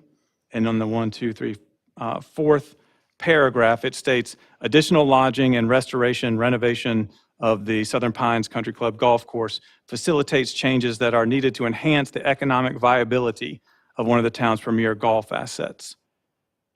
The addition of lodging, which will be operated by the golf club, will also assist in maintaining the character and quality of the SPCC golf course. I handed up printout from Southern Pines Golf Club website discussing their restoration, which on the second page, I would point out, states, fully restored and open for play. And it goes on to say the different things that they did in that restoration. So based on what the applicant has put forward is, we need this for economic viability. Well, they've already done the restoration, it's done. And the other part of making it an assertion that the need here is for economic viability or enhance economic viability is that that's simply a conclusory statement. And the law, when it comes to special use permits, variances, et cetera, says that you cannot just make a bald assertion saying we need this for this is the answer. You have to have evidence to support that assertion. And this is something that developers, I see, often raise some kind of economic stress as a basis for their need for entitlements from a local government. But what I never see a developer do, I've never seen it, is actually provide the financial information that backs that position. I can understand why, but the reality is, in a quasi-judicial proceeding, as opposed to legislative, you can't just say, this is an economic hardship, we need to make more money to make this golf course viable, to thrive, without putting on the evidence that shows why that is true. Or that it's at least a colorable argument with respect to finances. This case is about incorporating guest accommodations into an existing golf course country club, which converts it into a golf course resort. And that is permitted with a special use permit under the UDO provisions. And it also includes a statement saying that you can have guest accommodations. And of course, if you're in the FRR zoning district, which this is. So the UDO makes that allowance. But the whole point of this is these accommodations have to meet the special use permit standards. And so it becomes all about the implementation of how they want to do this. We're talking about not new development, which I think something like, I believe, Mid-Pines really incorporated all of this in one big picture, one big plan. how it would go together.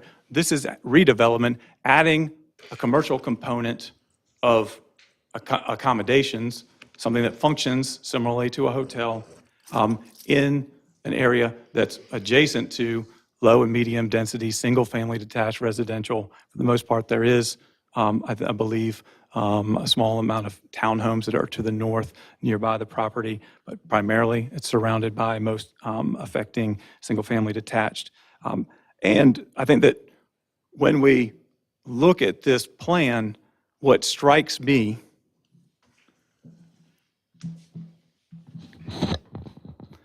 is that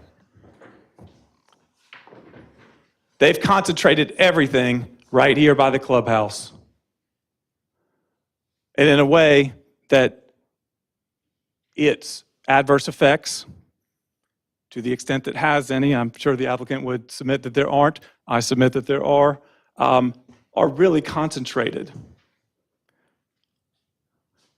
If perhaps we could go, I don't know if there's an image that shows the entire parcel, 292 acres was.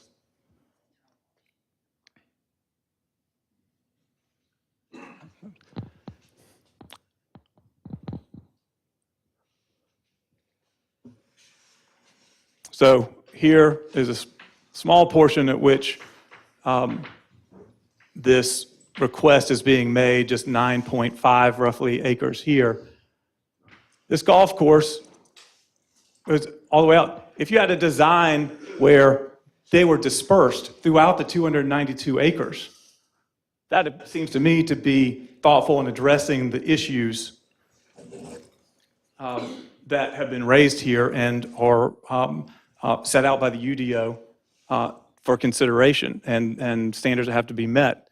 But that would be much more expensive to find spaces for these lodgings to be placed throughout and dispersed evenly through that 292 acres, which drops their units per acre to something is a 0 point something. But by placing that intensity right next to low and medium density residential, they've implemented in a way that is just simply not, does not comply with the standards that they were required to meet. And so for that reason, I would respectfully request that the council vote to deny the special use application. Thank you. Do you want to rebuttal this, I'm assuming? I would love to respectfully request a quick bathroom break. Well, I was going to let him rebuttal and then have a break. Oh, no, we don't have time. Just remember, for those of you who are late in the men's room, you can use the sink and you can use the urinal. That is it. We'll take 5 minutes, but let's be quick, folks.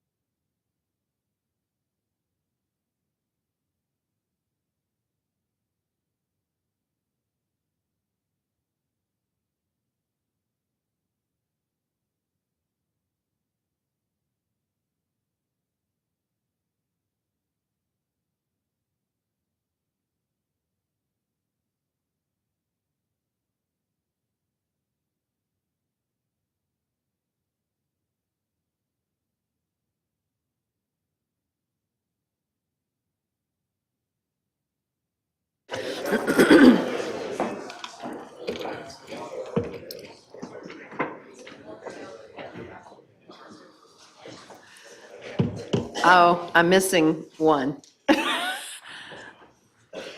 And we need all of them we can get. Okay. If anyone sees Councilman Murphy, would they get them in here? There's a line. Oh, there he comes. This is a reverse. Usually the ladies' room is the long line, not the men's room. Welcome to our world, gentlemen. I've gone to the bathroom at the Rams Club in the men's room many times. My husband was excited about that. Anyway, time for the rebuttal, and if you can, use your closing arguments at the same time, please, sir. Sure, so I'd like to call a few witnesses up for rebuttal. First of all, I would object. My understanding was the close of evidence for the applicant resident at the last meeting, and then opposing parties presented, it was argument, and this was, my understanding, this was rebuttal argument. Isn't that what was discussed? No, I think they have the right to put in rebuttal evidence. Okay. I'm going to go to my town attorney with this. so the first witness would be Mr. Kelly Miller.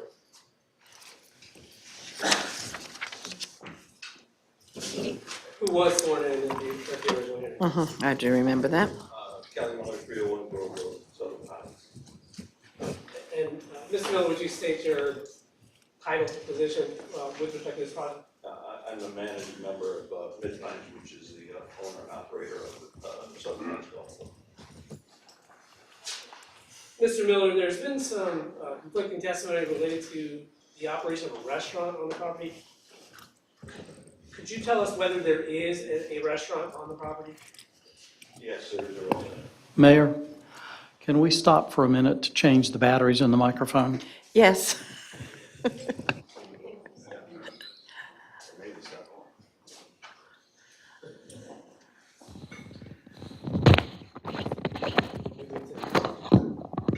this line of questioning.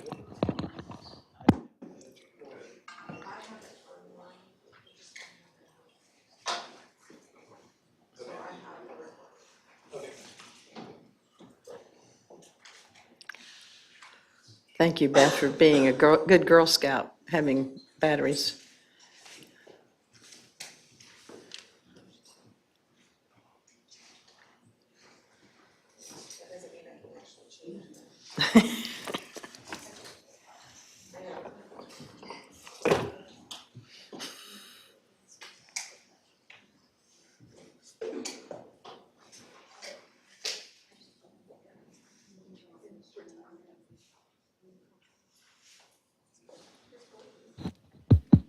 All right.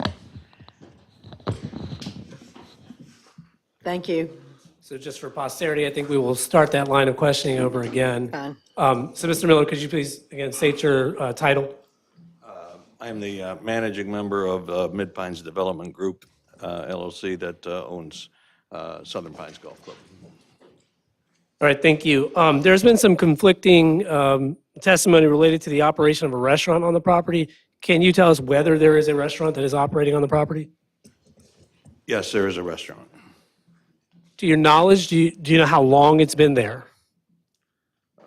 I moved here in 1981, have utilized it since 1981. Presently, do you know its current regular operating hours, let's say for this month? Really has more to do with the season in terms of how late it is, but generally opens around 6:30 in the morning, and then it stays open really until the last golfers finish, and when they're done in there. So in the winter times it's earlier, and in the summer times it's as late as 9:30 or 10 o'clock. Thank you. Also, could you just help me understand the regular maintenance that goes on the golf course? The hours where you guys are performing maintenance, do you know if that comports or complies with the town's noise ordinance? Yes, we comply with the town's noise ordinance. Objection as to whether the witness is an expert on noise ordinance. Well, I would think he would know the noise ordinance because it's pretty obvious, it's stated. What is the noise ordinance for those who are in the know? Let's ask Mr. Miller. Mr. Miller, what's the noise ordinance with which you comply? We follow the town's noise ordinance. And what is it? What are the rules of the ordinance? What time is the ordinance? 6 a.m.? I can look it up. No, it's not But- 6 a.m. I don't believe it's 6 a.m. But you say you're complying with it, so you must have an understanding of it, but you don't know what it is? We have been notified at times. Excuse me. We have been notified at times, so I've instructed our staff to follow the town noise ordinance. So you have been notified that you were in breach of the ordinance at times, is that correct? We operate other golf courses. Right, I'm well aware of that. Have you found that, BJ? So there is. Thank you. Code of Ordinances 90.081, loud or unnecessary noise prohibited.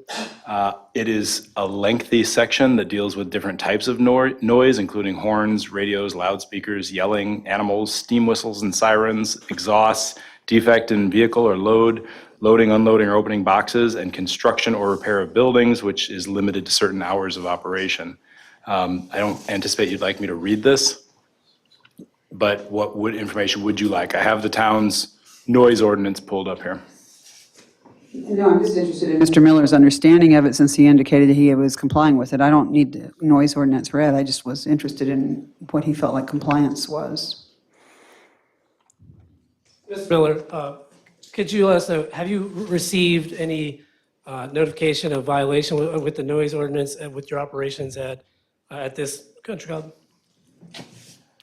All I'm aware is that we have been notified at certain times at either Pine Needles or Mid Pines. I'm not aware of any at Southern Pines. Thank you. So our next witness on rebuttal will be Mr. Kuntz. Is Mr. Miller going to be available for us to ask questions of? That'd be great. Oh, shoot. Mr. Miller, have you spoken with anybody on the council about this project at any time? Have you spoken with Reagan Parsons about this project at any time? I might have spoken with Reagan, yes. Okay. Any other questions?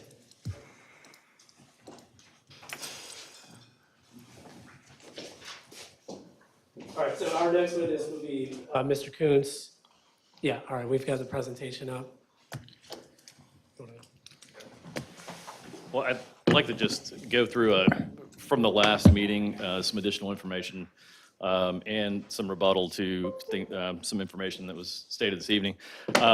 As you're aware, we did offer the 2 additional conditions related to fire pits and related to the individual room occupancy. A maximum of 2 adults in each room is something that came up last time when there was discussion about 300 people being able to be in these rooms and things like that. So we have made that as part of the conditions. Could you go to the next slide, BJ? You got it. Here's a clicker for you right here if you want to use it. Yep. So this next slide speaks to the character of the neighborhood. And really, there are 2 different areas in the neighborhood. And these are the elevations that we presented in our last presentation that would be part of this application. And if you'll remember, they were based on trying to bring back the history of the original Southern Pines Country Club. The original building was an English-style building, and these buildings are intended to reflect that. So these units, these homes are directly across the street from the club on Country Club Circle. You can see they are 1- and 2-story buildings. Some are ranch, some are larger homes with 2 stories. The one actually in the top right-hand corner is very similar to the character of what we're projecting here. Sort of a white stucco, brick trim around the edges of the windows, roof, brick chimney. It's very similar to the exact style that we're looking at here. So again, 2-story next to 2-story, et cetera. Also, in looking at the area of Country Club Circle, The average home size around this area is about 2,928 square feet. And the largest home in this area is, and this is by tax records, Moore County tax records, is 4,590 square feet. So it's a very large house. These units are the two-story unit. The one lodge building, the larger building, is projected to be somewhere around 3,400 to 3,500 square feet. So it's well in character with Country Club Circle. Looking at the Ridge Street residences, and you can see, as has been stated here, there's a real mix of 1- and 2-story units along that street. This is it's actually a 1-story cottage. It says 2 stories there, but it's actually a 1-story cottage. Again, in that same English-style character that reflects the original clubhouse. These units that you see on Ridge Street, you can see those, they're 1- and 2-story homes. And in that area, the average size is 1,822 square feet on Ridge Street, and the largest unit is 2,520 square feet. So again, we're well within that level of character. We're well within those numbers from 1,800. These units are 1,800 to 3,400, 3,500 square feet. Now I'd like to take a look at the buffers and looking at some of the buffers and some of the information that we have. We went out and took these pictures, actually took these last Thursday. So these are winter shots. So this is what it looks like in January, actually. So you can see a lot of evergreen material along that corridor or along the back property boundary. And if you see number 1, in the key map that you see shows the individual units and where those units would be placed. And then the circles indicate which photograph, and the arrow is the direction that photograph was taken. So you can see number 1, you can see looking back from the parking lot back toward the back edge. Number 2 is sort of a panorama that looks all the way down the property boundary. And number 3 is another shot, looks across the dumpster and back at that property boundary as well. One of the things that you'll also notice in these images is where the parking lot ends and where the vegetation begins. So in this, and one of the reasons that we have tried in our plans to keep the original parking lot location, and we're actually moving the parking lot, the existing parking lot will be 10 feet further back than the existing parking lot today. So we're actually pushing back from that. And that was, the intent was to save the trees along that property boundary. So there's about 25 or 30 feet of trees along that property boundary that you see there. So that's essentially what you're looking at along that property boundary today.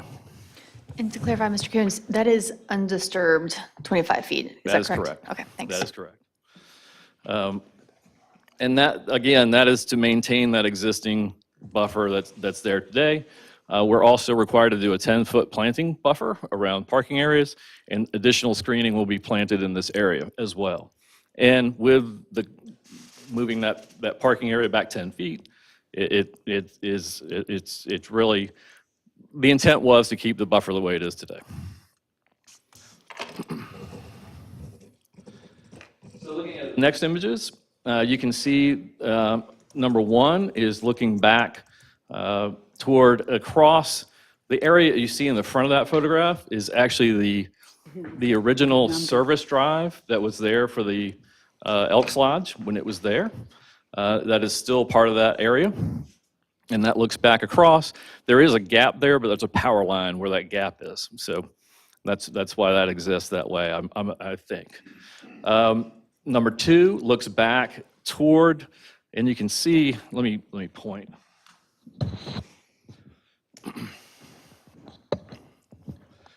You can see on this drawing, this structure is the old barbecue where the Elks used to have events and grill out and parties that were out right in this area. That building and that structure is located right here in this darker area that you see. So when you're looking back, you can see where this first cottage is going to be. You can see where that drive aisle is going to be, and you can see the buffer that's going to be remaining in place. So number 1, looking back. Number 2 looks back this way, and you can see that buffer. There is a house back here, back in behind all those trees. You can just barely see it if you get really close. Number 3, again, looking back at that area, back toward this corner house, and looking back so you can see all that buffer, and you can see what the amount of buffer that will remain along this edge. Number 4 is a look back, looking a long way down, all the way down the edge of the buffer. Looking at the area of Ridge Street and looking back to this side and what's there today and what will remain.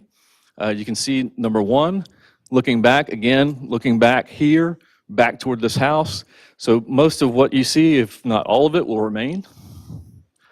Number 2, looking back down this way, it looks back this direction, and all of that vegetation, most of that vegetation where the town sign is located, that will remain as well. Number 3 is the view at the end of Ridge Street, looking directly out of Ridge Street. And you can see the golf course in the back. You can see all the way through to the golf course and on down into that area. The paved portion of that road, is that someone's driveway? What is that? This piece? Yes. This little piece Well, is, what we're looking at. this is Ridge Street. Okay, and then what is to the right? Is that a So- driveway?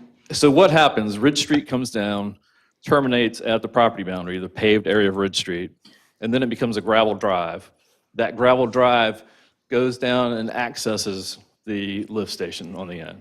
So you can see that, and you can actually see sort of in this photograph where that goes and how it goes.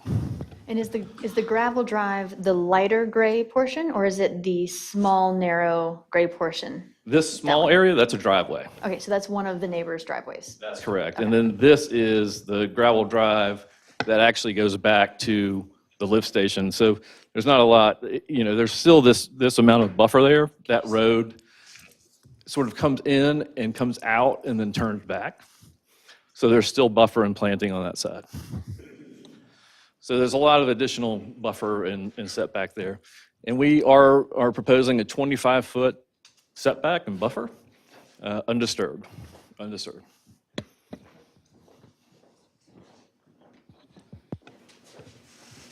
The decision to close off this road so that it's for emergency use only, is that at the applicant's request, or was that something that came up in the neighborhood discussion and then the applicant decided? Where did that come from? That was our original intent, because the applicant intent was not to connect.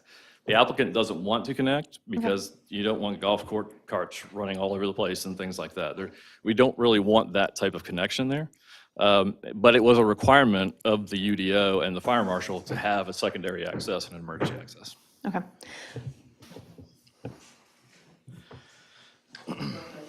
Miles Taylor. Well, I was going to ask Mr. Pettish if we've had discussion about the traffic on Ridge Street. Is it in your client's best interest that that road is closed to only emergency vehicles, or is that something that they want open so that traffic has some place to go and not turn around?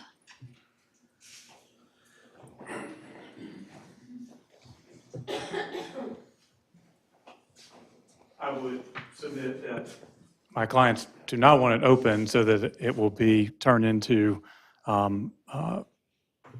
traffic ingress and egress for all the guests there. But the reality of the plan that they've submitted is that they've selected a secondary access that, the nature of their design, they could have picked, this is a completely arbitrary designation of that 9.48 acres. So it is their design that results in it being the emergency access point, the secondary access that connects it to that road. And also, I think, given that there are already visitors to the country club that are going down the wrong way to access it, this will lead to more folks heading down that road that shouldn't be there, not intended to come there and will have to turn around. Okay. Thank you. Could I ask a quick clarifying question also that is to Councilperson Clement's question? Mr. Kuntz, if I recall correctly from the TRC meeting on this plan, while the extension of that road beyond the gate will allow for fire access to those new structures, proposed new structures at the bottom, the drive that is in front of each of the 5 buildings that I'm looking at there is not actually a road or something that cars will travel on? Is it not the intent that the parking lot would be utilized and it's simply a kind of a cart path for golf carts? That is correct. Actually, what you see is, in this plan, is a golf cart path that wraps all the way around. And then the hatched area that you see is a grass pave unit. So that grass paver will have an underlayment that fire trucks can use, a gravel base. There are little rings that go in, and then grass is on top of it. So it appears as though it's just turf and it's just there. And the only thing you see is the cart path. But in an emergency situation, this is designed to handle a fire truck and to handle that fire truck. So this is just going to be turf. When you come to the end, we may have a little bit of gravel there to work with the Southern Pines lift station. But beyond that, the goal is to make it go away and to not be there, other than the access to the lift station. Alignment of both that access and the eventual, I'm going to call it a cart path for lack of a better term, how closely does that align with the current gravel driveway to the lift station? If you come down and go this way, it's pretty much exactly where it is today. Does that help you, Taylor? It does. Okay. And I guess while we're talking about it, so when this is gated and closed and used only for emergency access, what will be the barrier? So as someone unknowingly drives down South Ridge Street, what will they see? So there will be a gate there, and the fire marshal will have a key to that gate. There will be a lockbox there. And the fire marshal has a special key. It's called a Knox box.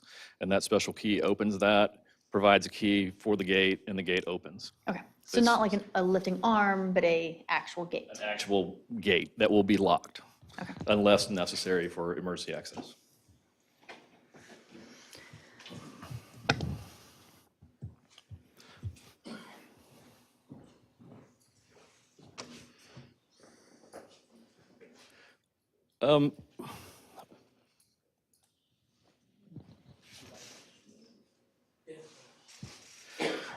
One thing I would like to address as well, as a planner and thinking about density, based on the way these units are used, these are 10 individual homes, essentially. That's the way they will be, and cottages. They're 10 individual cottages.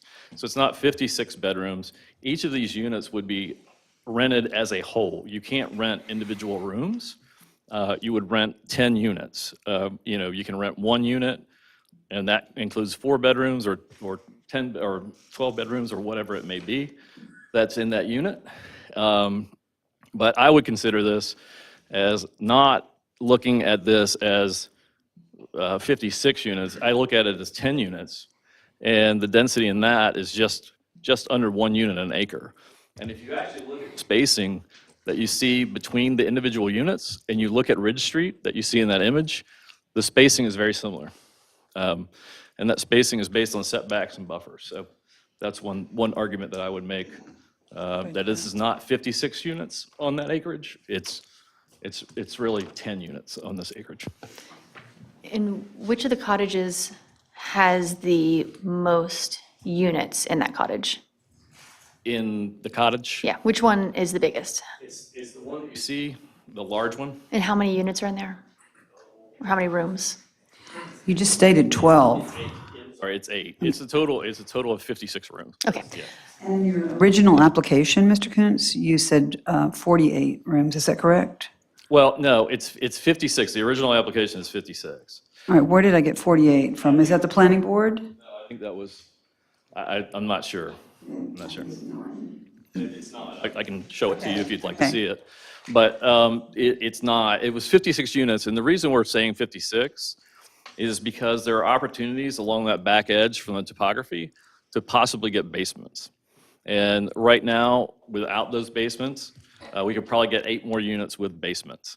And we've allowed for 56 units to take advantage of that just in case. So was there ever a proposed drawing that did not include the 8-bedroom facility? No, not that was submitted, no. Couple point of clarification. You had mentioned, I think, that the square footages of the cottages would be 1,800 to 3,400 square feet. And I just wanted to clarify, on the larger end, is that inclusive of a basement? Or would there be additional square footage if a basement were added? That is inclusive of a basement, so that would be the largest unit that would be there. All right. It's also been suggested that the area selected for these cottages was picked arbitrarily, and also that no evidence had been submitted with respect to adequate facilities. Could you tell us whether there are existing utility infrastructure in this area? Yes, that was very important to this plan because obviously there's a lift station and there is a sewer line that runs from the clubhouse area that runs back to a sewer line that goes through this area. So it was strategically selected because utilities exist in this area and also because of views of golf course. And when you had your initial meetings with the town staff, were the location of existing utilities, was that discussed? Yes, it was.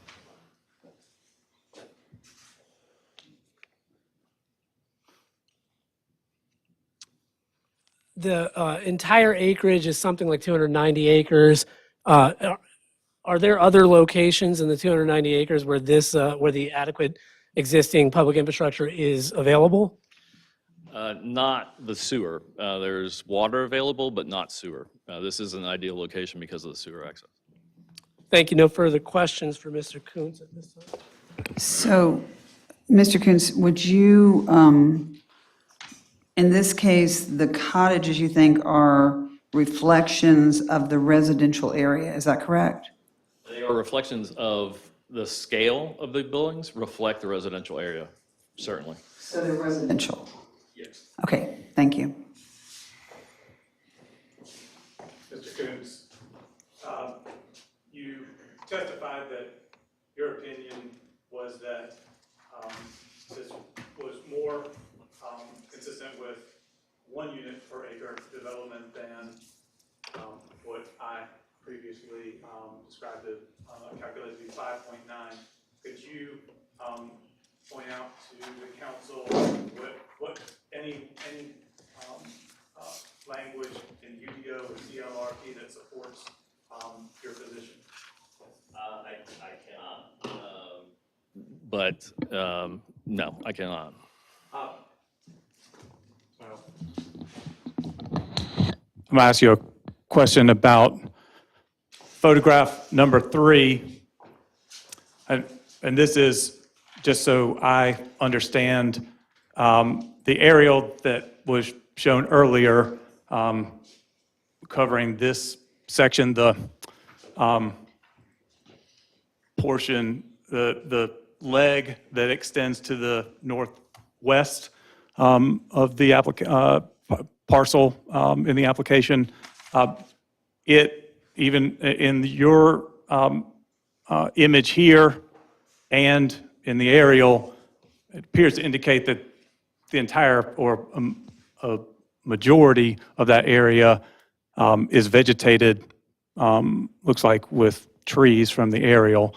I'm trying to make sense of image number 3 here, taken from a westerly view on Ridge going into that. And so it looks like there's actually not that much of a tree line here, then an open space, and then more trees in the background. Could you provide, could you have any explanation as to what the differences are between what appears in the aerial and the image that you took here? If you look at the aerial photographs, the aerial photograph that you see vegetation-wise looks down on the site. So these trees have very large canopies. So you might not see a small drive, a small 12 to 15 foot drive, because the canopy of the trees covers all the way across the drive. So you can see how things cover all the way across the drive.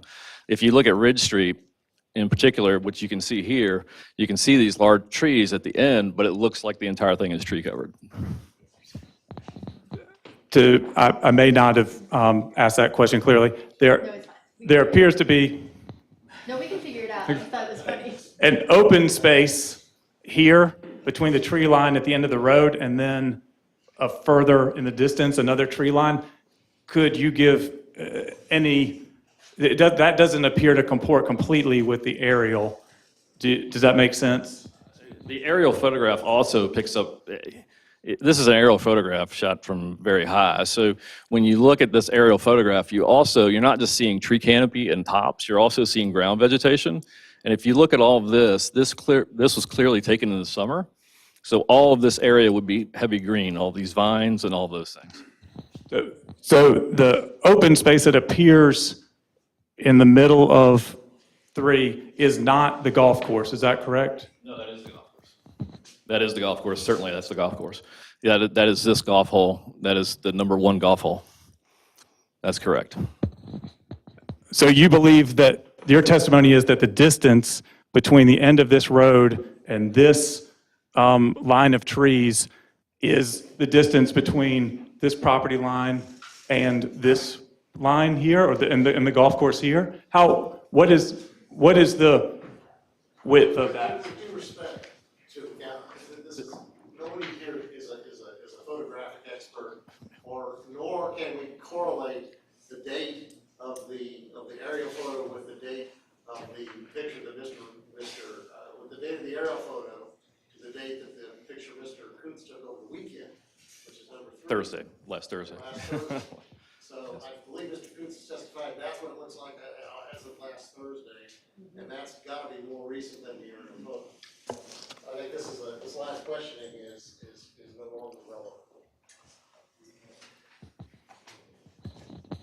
I would disagree in terms of its relevance and trying to understand what the buffer and what the existing tree coverage is in that area. And I just want to clarify what Mr.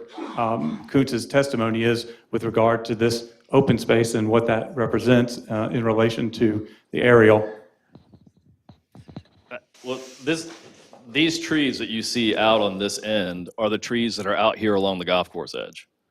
So there is a gap here in between, and then there's vegetation, and then there's golf course. So what you're seeing here, this vegetation is here. This gap goes right here and turns and goes back to the lift station, and then this gap goes right straight through to the golf course. And you can see it very clearly. Okay, thank you for clarifying. Thank you.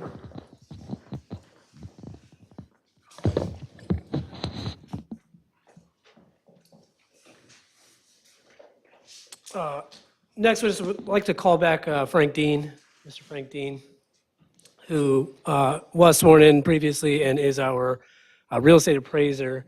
Mr. Dean, I would like you to present some information that you found based on some of the feedback we got last time. He's got a PowerPoint presentation as well. May I, quick point of order, we could get Mr. Koontz's presentation entered into the record as an exhibit, whatever the next number. Must be 10. And then I appreciate that. number 11. This is 11.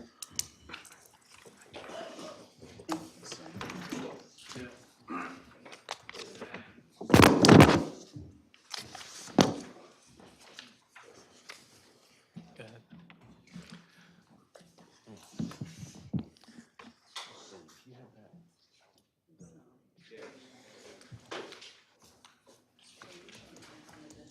I certainly do. While he's preparing for that, Mayor, Mr. Grieve and I have looked up the noise ordinance, and there is, in section 90.081, subsection 16, it regulates the use of outdoor maintenance equipment, but it specifically says, quote, exempts routine maintenance of commercial golf courses, close quote, from the time restrictions. Exempts. Yes, ma'am. Thank you.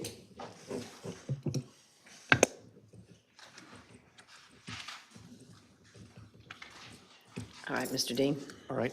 If you'll recall from my prior testimony that I did some research in the Mid-South Club regarding the properties in their proximity to the clubhouse and the guest cottages. The first 2 pages in the handout are the same 2 first pages that were in the prior handout.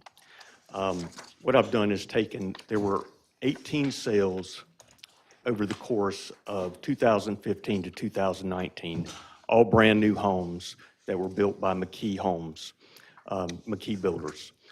They were along Old Clubhouse Lane, and they're all new. 9 were adjoining or abutting the clubhouse and the cottages, and 9 were not. 2 of those 9 that were not were golf front.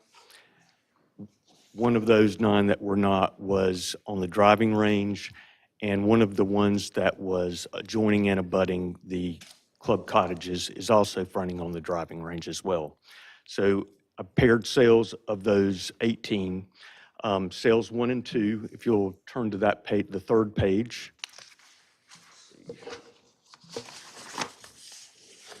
Yeah. There we go. Sales 1 and 2. Sale 1 adjoins and abuts the the Mid-South Lodge's clubhouse and is 315 feet from the nearest lodge. After adjusting for the variables and the differences in the 2 homes,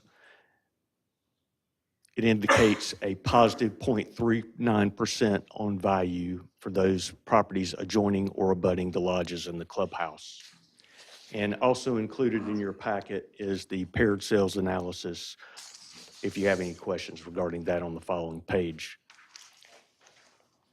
Sale 3 versus sale 4. Sale 3 adjoins and abuts the Mid-South Club lodges and clubhouse and is 270 feet from the nearest lodge. It sold within a month of sale 4, sold within a month of sale 3. And adjusting for the variables indicates a negative 0.06% on value for those properties adjoining or abutting the lodges. Again, on the following page, you'll find the analysis if you have any questions. Sale 5 versus sale 6. Sale 5 adjoins and abuts the Longleaf. I really want to be in Longleaf, it appears. The lodges and clubhouse at Mid-South Club, and is 110 feet from the nearest lodge. Sale 6 sold within a month and a half of sale 5. Adjusting for the variables indicates a positive 1.9% on value for those properties adjoining or abutting the lodges at Mid-South Club. Mr. Dean, can you clarify the 2 buildings that you are pointing to and calling them lodges/clubhouse? Yes. Parcels end in 9.2 and 9.3. What exactly are they? They are guest cottages, very similar to these, that are being proposed at Southern Pines Golf Club. Okay, so they're not clubhouses, but they are specifically No, lodges. That's lodge right Okay, there. thank you. Yes. So 5 adjoins and abuts the lodges/clubhouse at Mid-South Club and is 110 feet from the nearest lodge. Adjusting for the variables indicates a positive, I just went through that one, didn't I? Pardon me. you did. Pardon me. Sale 7 versus sale 8. These are the 2 that front on the golf range, the driving range. Sale 7 adjoins and abuts the lodges and is 80 feet from the nearest lodge. These 2 sales sold a day apart. Adjusting for the variables indicates a negative 1.67% on value for those adjoining and abutting the lodge.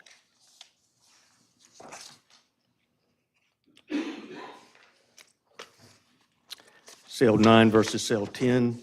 This is the closest sale to the lodges. It's 65 feet away, building to building.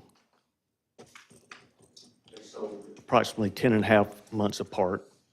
Adjusting for the variables indicates a positive 0.45% on value for those properties adjoining or abutting the lodges.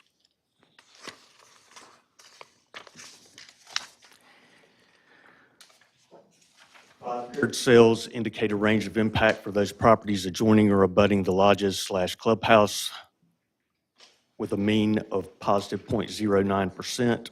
The three sales closest to the lodges, sales 5, 7, and 9, indicate a mean positive of 0.23% due to adjoining or abutting the lodges. This analysis supports that the property values within the neighborhood will not be substantially diminished or impaired as a result of the Southern Pines Golf Club lodging development. Do you have any questions? Clarify, so I need to look back at what you did in December, because I realized there were different comps. But everything that you have in this packet, they're all, what's the maximum distance from that lodging? Maximum is 315 feet. So there's really no comparison to something that's not near a lodge. Well, cell 9 and 10, it's 65 feet away. Yeah, but I mean, you're not comparing them to something that does not have golf lodging in the nearest mile. Next to golf lodging. No, I'm looking for something to compare it to that doesn't have lodging. It's I'm it's sorry, right am I- across the street. Am I not being clear? Am I saying it wrong? You got it. Okay. Right. So we have near lodging, check. I want not near lodging. It's adjoining and abutting versus non, But they're both really close. So how, that difference is minuscule distance, and it's also minuscule as far as could cost. do that, but, I mean, these are the same builder. I mean, it's. They're also both very close to golf lodging. You see the point I'm trying to make, right? I understand your point. Okay. However, I don't think it's apropos. Okay. I think they're entirely different. I guess that's what I'm trying to compare, because we are considering putting golf lodging into a community that does not have it. So what I would like to see is currently a community such as Southridge and Country Club Circle, I think is the right name, that does not have lodging, is it going to be detrimentally affected by the addition of golf lodging? No, in my opinion, no. I'm not seeing evidence to make that clear. In my professional opinion, I disagree. I am, go for it. So how old are the lodge structures in these examples? Built in the 90s. Built in the 90s, and so the lodges were built first? And then the houses are all new? And the houses are all new, built by the same builder? Right. Okay. And so everything in every picture that you've shown me is a part of the Mid-South development? There's no neighborhood surrounding it that you've gotten an impact of how property values in that neighborhood may have been impacted? Is that correct? Repeat that, please. And that wasn't very well put. There is no adjoining property from a neighborhood that's been there for, say, 100 years? The thing is, I can't make up this information. Right. So No, I this understand is the absolute best pair of, or set of data that I can Right. draw these conclusions from. But to Ms. Clemens' point, we're talking about apples and oranges here. This is an entire development, this is Mid-South, that includes the lodges that were there first, and the new houses that all went in. This is Mid-South. Oh, I'm sorry. Thank you, though, because I got kept on my toes, so thank you. No, so this is all Mid-South. And now we're talking about, over here with the oranges, we're talking about a neighborhood where we're talking about putting a lodge into it. And you do not have a comp that has that scenario. I do not. Right, thank you, that's right, thank you. And if I could just ask, so that we can compare apples to apples,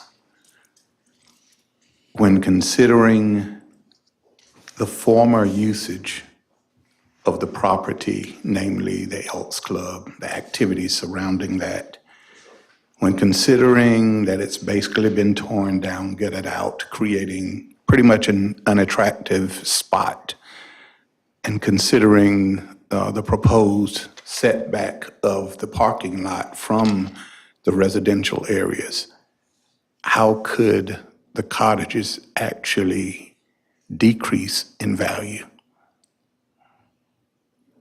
I don't think they would. Okay.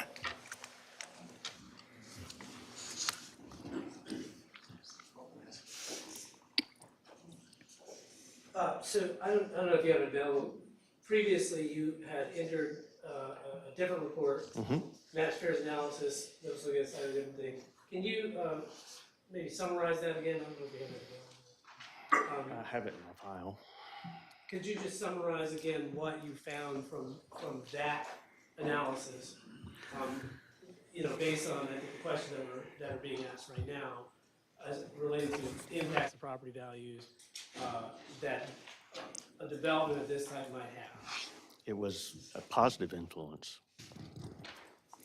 And you have a MAI certification Yes. designation, which is, as I understand it, the highest designation for land appraising.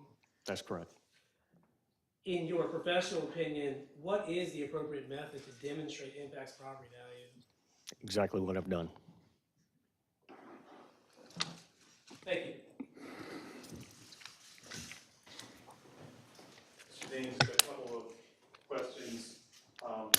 With respect to, a moment ago, you testified that in your professional opinion, that if you had a hypothetical house that was a mile away and nowhere near guest lodging, that it would not, that your conclusions would be the same in terms of diminishing property value for parcels of homes that are close. I'm of the opinion that they would be, that house that's across the street from the house that is adjoining and abutting the lodges, and that house a mile away, those two houses would sell for the same price, and the match pairs would act the same.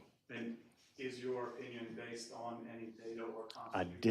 I did not research that.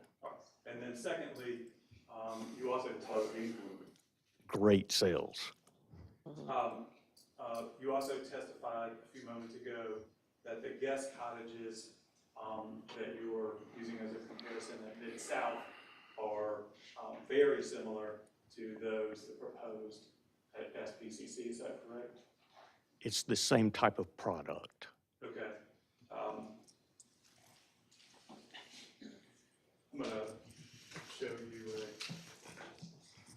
a document. If you could read at the bottom here, there's a web address. Yeah. Can you let us know what you're looking at? Yeah, what are you referencing? I'm referencing a printout of the website of the Mid-South Club that specifically discusses the marketing of the Mid-South lodges. Evidence? Which this is rebuttal evidence to what you testified to moments ago. Do we need to add it to evidence? Well, I'm trying to authenticate it through. Okay, all right, that works. I object to this as being hearsay. There's been no foundation laid for it, and there's no way to determine whether this is or is not an accurate statement of what's shown on that website. So it's hearsay and it should not be approved. The rules governing quasi-judicial hearings state that while the rules of evidence do apply generally, they are not as strict as you would find in a courtroom. And if the counsel finds that the evidence submitted is sufficiently credible that it can accept it for review. We don't even know what we don't know what That's you're. why I'm trying to go through the process of establishing what it is through the witness, and then I can submit it and have the counsel determine whether or not to accept it. There's one fundamental rule that Mr. Pettis is overlooking, which is that the basic fair trial standards that set forth in Humble Oil versus the Board of Orange Aldermen. County Board of Aldermen, right? Chapter of the Board of Aldermen state that hearsay may not be accepted, may not be used as a basis for any finding by the board. So we renew our objection. It's not a question of whether you think it ought to be good enough or not. The question is whether it's hearsay. I'm referring to 160D, 14 1902, which came out well after Humboldt Oil and supersedes that case. With all due respect, Mr. Pettit spent hours at that last hearing arguing that 160D made no change to existing case law. If there is any fundamental rule in existing case law and under chapter 160B regarding evidence in a hearing of this nature, is that hearsay is not admissible. Objection. Mayor, I would also suggest to you that this witness is not the one to authenticate the Mid-South Right. to anybody's website. Yeah, he cannot, that's not his area of expertise, so I'm going to overrule you. Thank you, Mr. Dean. Anybody have any more questions from? Okay, so Mr. Dean, my understanding is that the addition of these cottages are essentially adding short-term rental houses. That's what seems to have come forth from witnesses so far. Is there a chance that since you cannot create your own scenario to mirror what we're looking at, that you could have addressed the price of property before and after homes were turned into short-term rentals to determine if the value changed? I possibly could have, but that wasn't my scope of work. Nor, in my opinion, this is the correct way to analyze that. But there's nothing in your evidence showing property prior to short-term rentals or golf lodging, That's correct? correct. Okay, that's all.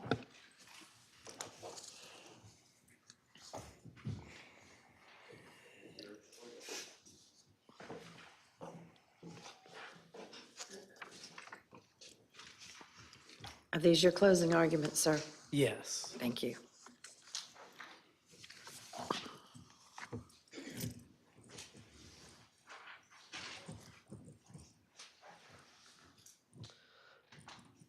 For the record, I am Neil Ghosh, attorney for the applicant.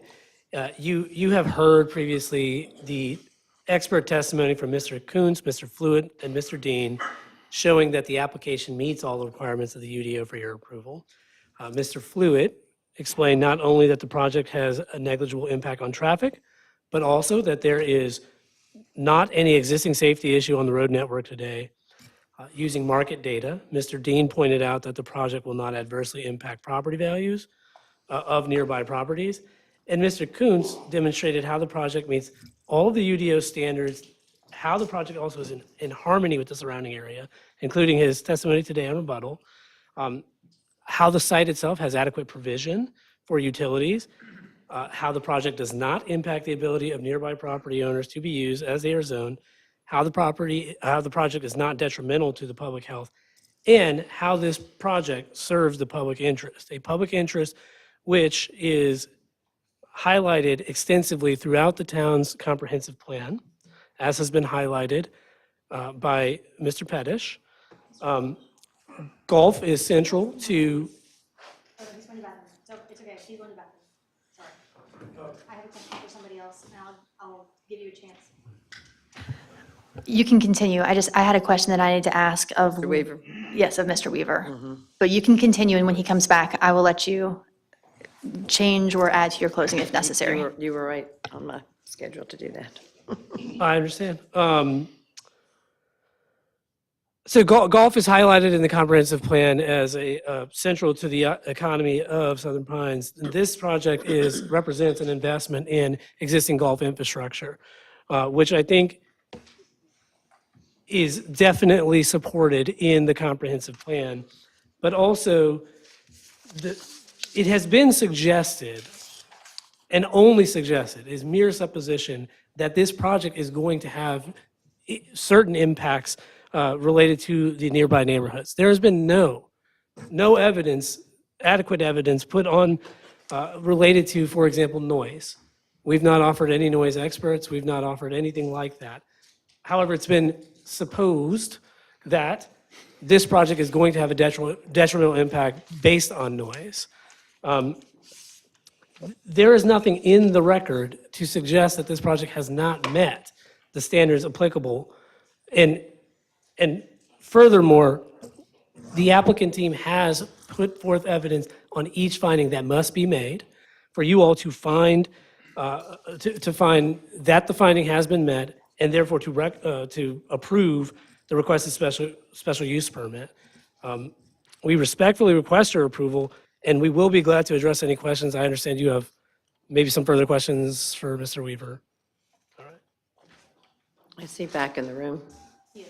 Okay. Mr. Weaver, do you mind coming up front, please?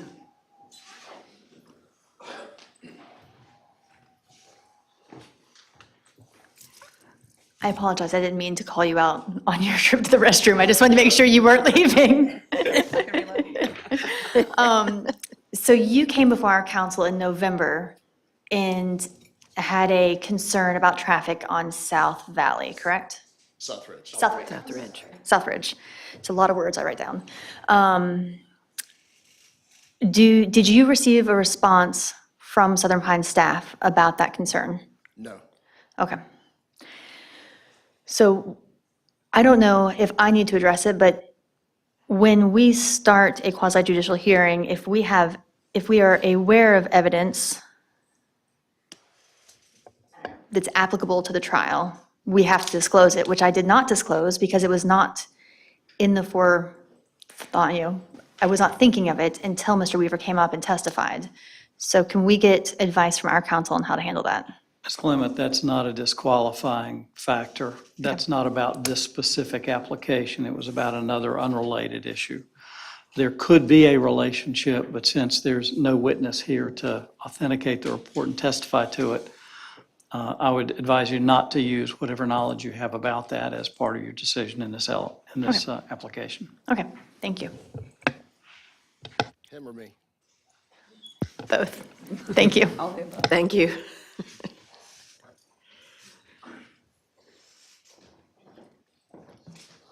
I was going to say, at this time, for the record, we would renew our motion to strike all the testimony and the argument that's been made in this case on grounds that there's lack of standing shown. There's been no actual, competent, substantial, material evidence shown that this project is going to have any negative impact on any properties in the area. No actual evidence that this project is going to have any negative impact. That is what is required. Mr. Pettish knows it well because it was in the case that he handled in Raleigh, the Cherry case. They said specifically, you've got to put in evidence, and there was no evidence here. And so we renew our objection and request that the testimony be stricken. Well, now I'm required to respond to the assertion that I know that I stated something to the council that I knew to be false, and that is absolutely untrue. I have provided and I will provide all of the legal support for my position with respect to the standard on standing, and that's all I'll say about that. Briefly, a final rebuttal argument, just a couple of points. Somehow, the applicant has turned the issue about hearing maintenance noise into a question of whether there was a violation or not. That's never been our position. It's only noting that that is heard by the neighbors, and by expanding the amount of developed area for commercial use, you are expanding the area that will be maintained. And I will say, by the fact that routine maintenance is exempted by the ordinance, makes it all the worse because they can be as kind of loud as they want without repercussion. With respect to the elevations that were included, I may have misspoken in the sense that they weren't binding in the way that the analysis that you would do under the development standards would be. That's not part of a condition in terms of what those the design elements are. That was an illustrative exhibit that was provided. And then finally, with respect to the discussion I had with Mr. Kuntz about the aerials and the photos, and Mr. Kuntz's testimony that, yes, right at the end of the road, you can see right through there, that's the golf course.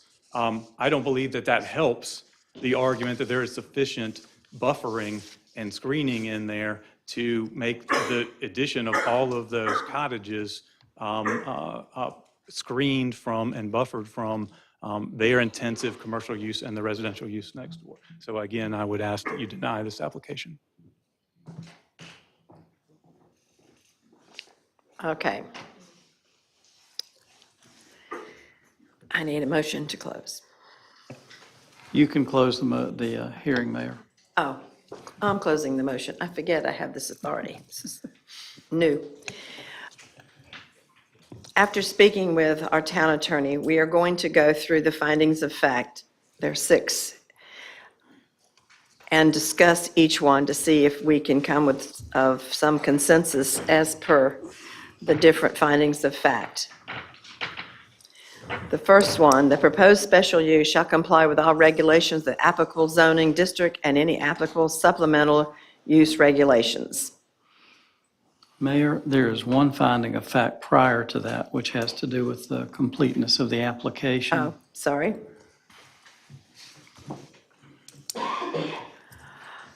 You're right. So, the first one, you're right, sorry, sir, that the application is complete and the facts submitted are relevant to the case because of the request for special use permit approval has fully met the specified submittal requirements as required by the town of Southern Pines. Do you feel like that has been done?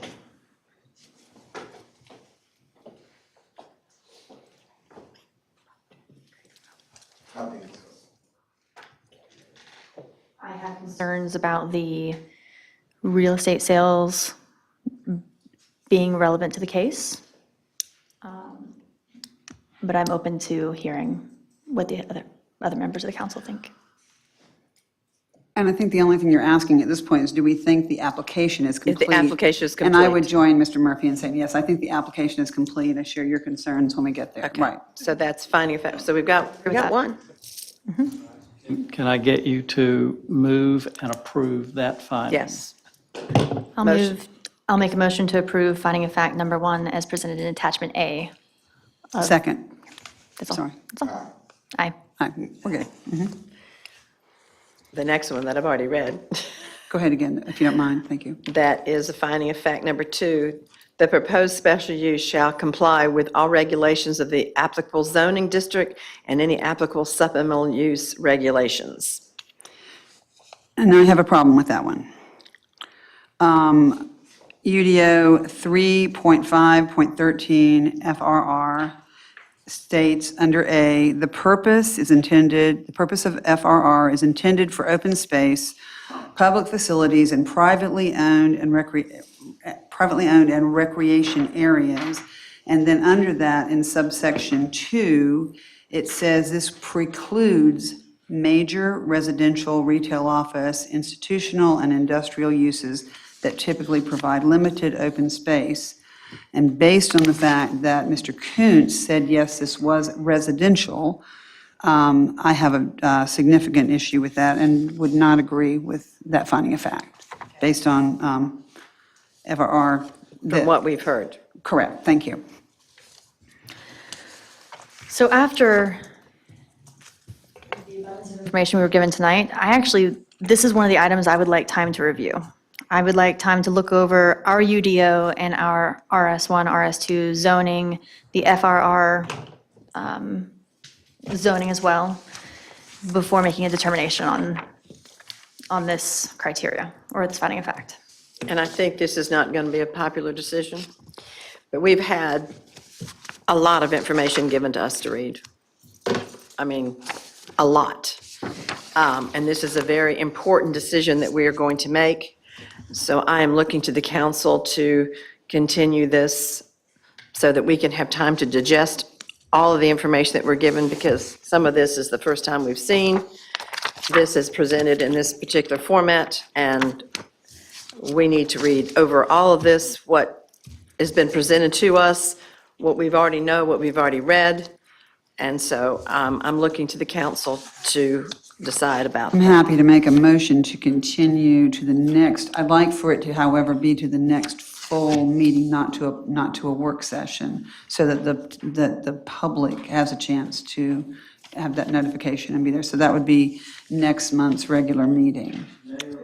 Before you proceed, could the staff ask that you at least as a group give us some indication of what your concerns are so that we're prepared at your next meeting to help you get to a result? Okay. Right. I have a plethora of notes here. If I could just respond to what Councilman Peterson shared in the moment when Mr. Kuntz was asked about the residentiality, I guess. You know,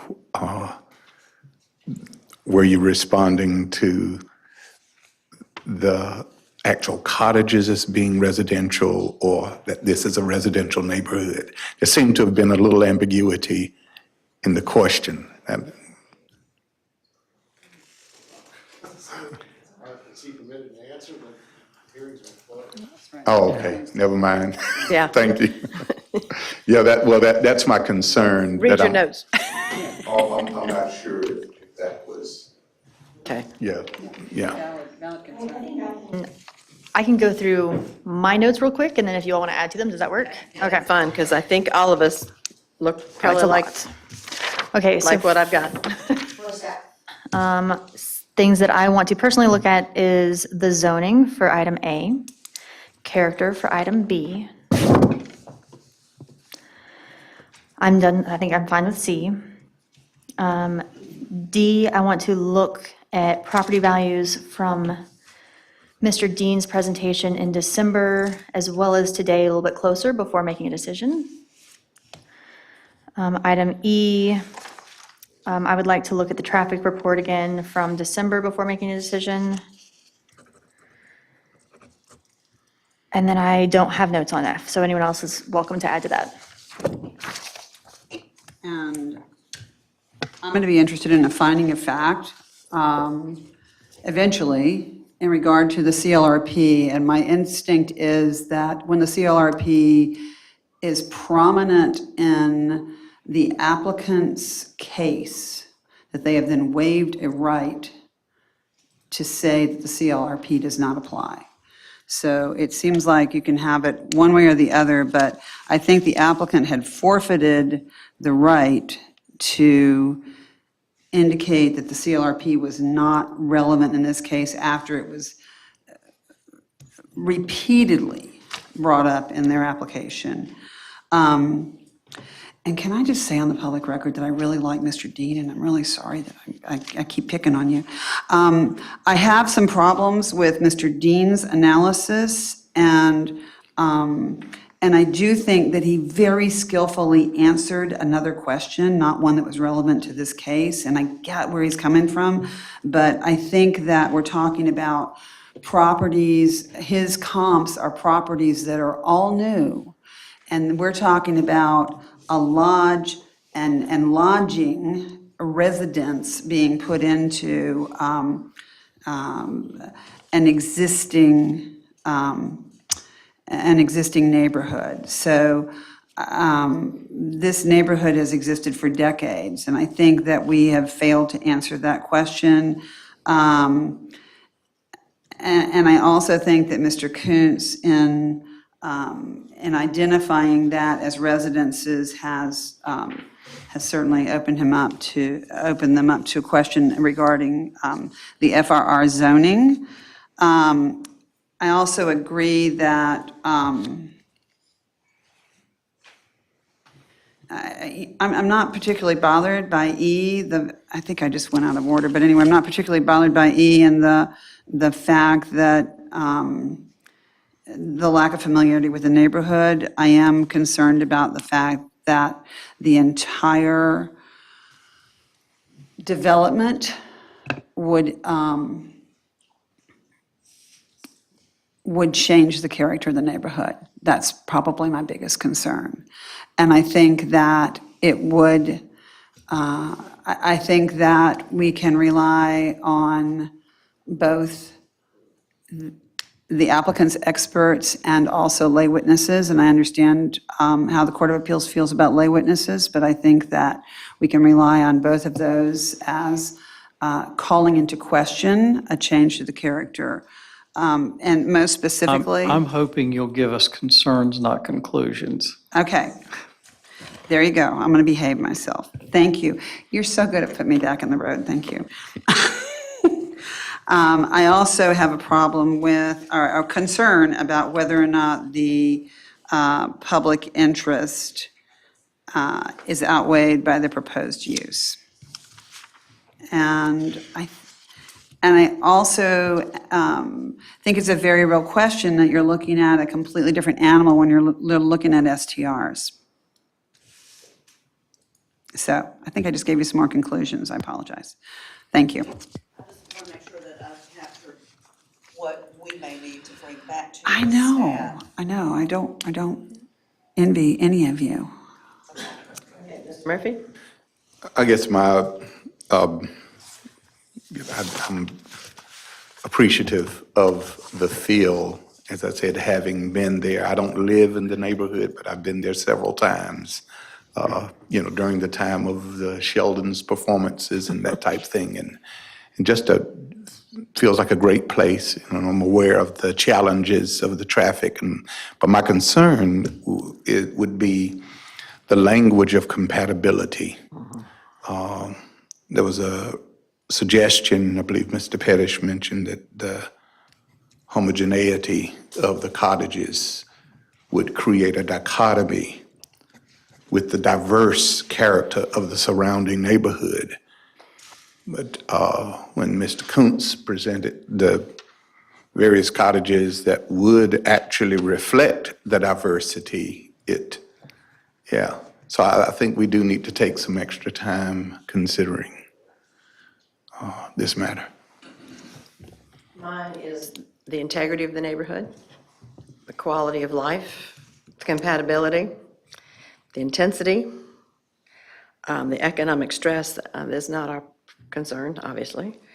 The diversity of design, massing that much in one place.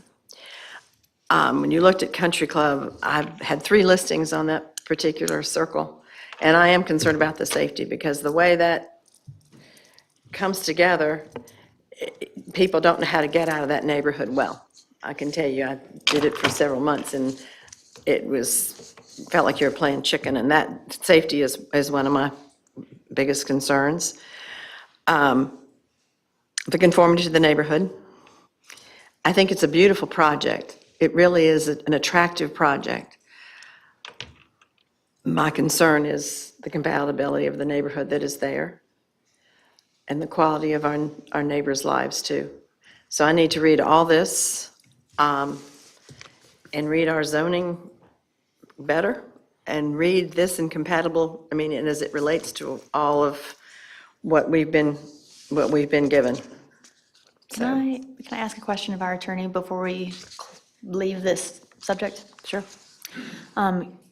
Would you mind speaking to before we try to digest this information over the next 4 weeks, the evidence provided by Mr. Hunt and Mr. Weaver, and because it was objected to, your thoughts on what we can consider or cannot?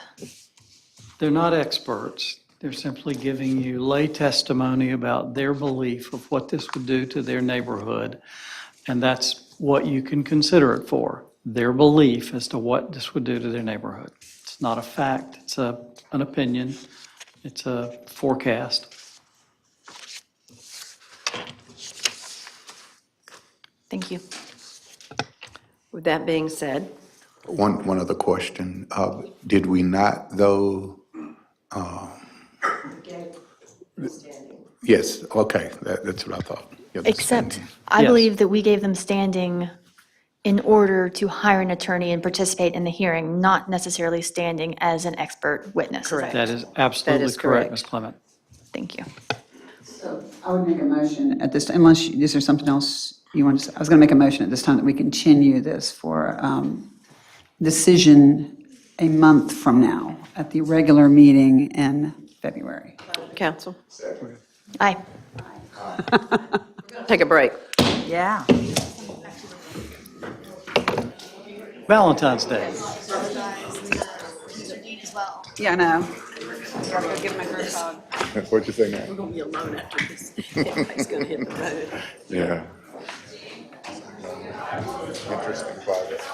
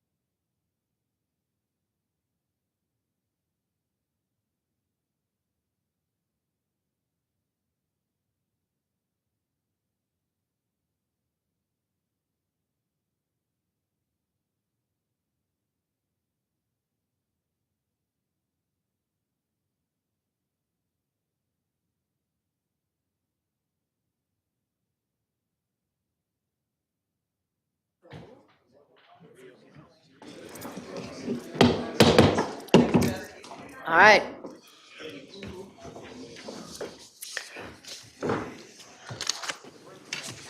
Need to get back to it.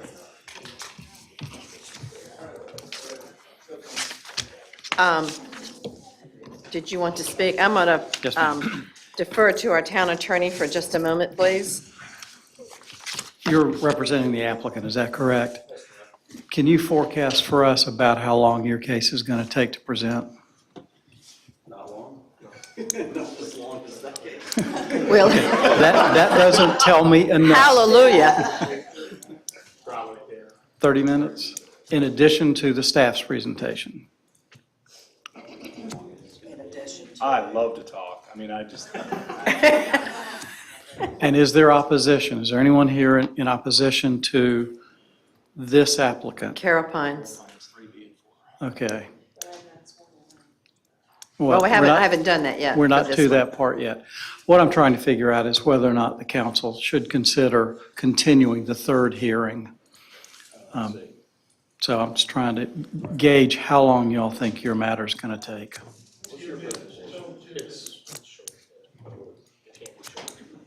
20 minutes. Yeah. Okay, Mayor, I'd suggest we at least see what happens. I love this. See what happens. You went to law school for that, Mac? Yes, ma'am. Yes, ma'am. That's a very technical description. of Gosh, it. I can't impress you with law school, but just and see what happens.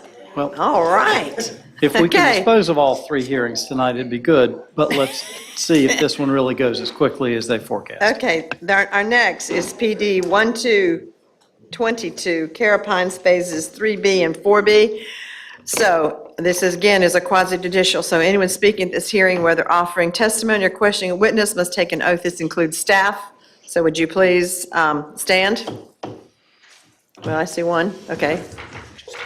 Just in case, okay. Raise your right hand and respond to the following. State your name. Do you solemnly swear that the evidence you shall give to the board in this action shall be the truth, the whole truth, and nothing but the truth, so help you God? Thank you. Council members, please disclose the following. Any site visits? No. Any ex parte communications? No. Specialized knowledge you have of this case? No. Anyone have a fixed opinion that is not sustainable to change based on what they learn at this hearing? No. Where they have a close family or business or other relationship with the applicant or other affected persons? No. Does anyone want to challenge a member of this council on these bases? No.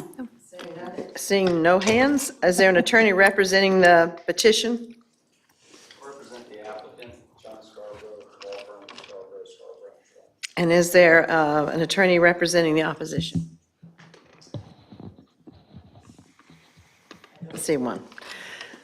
Welcome, BJ. Good evening, members of council. My name is BJ Grieve. I'm with the Town of Southern Pines Planning Department.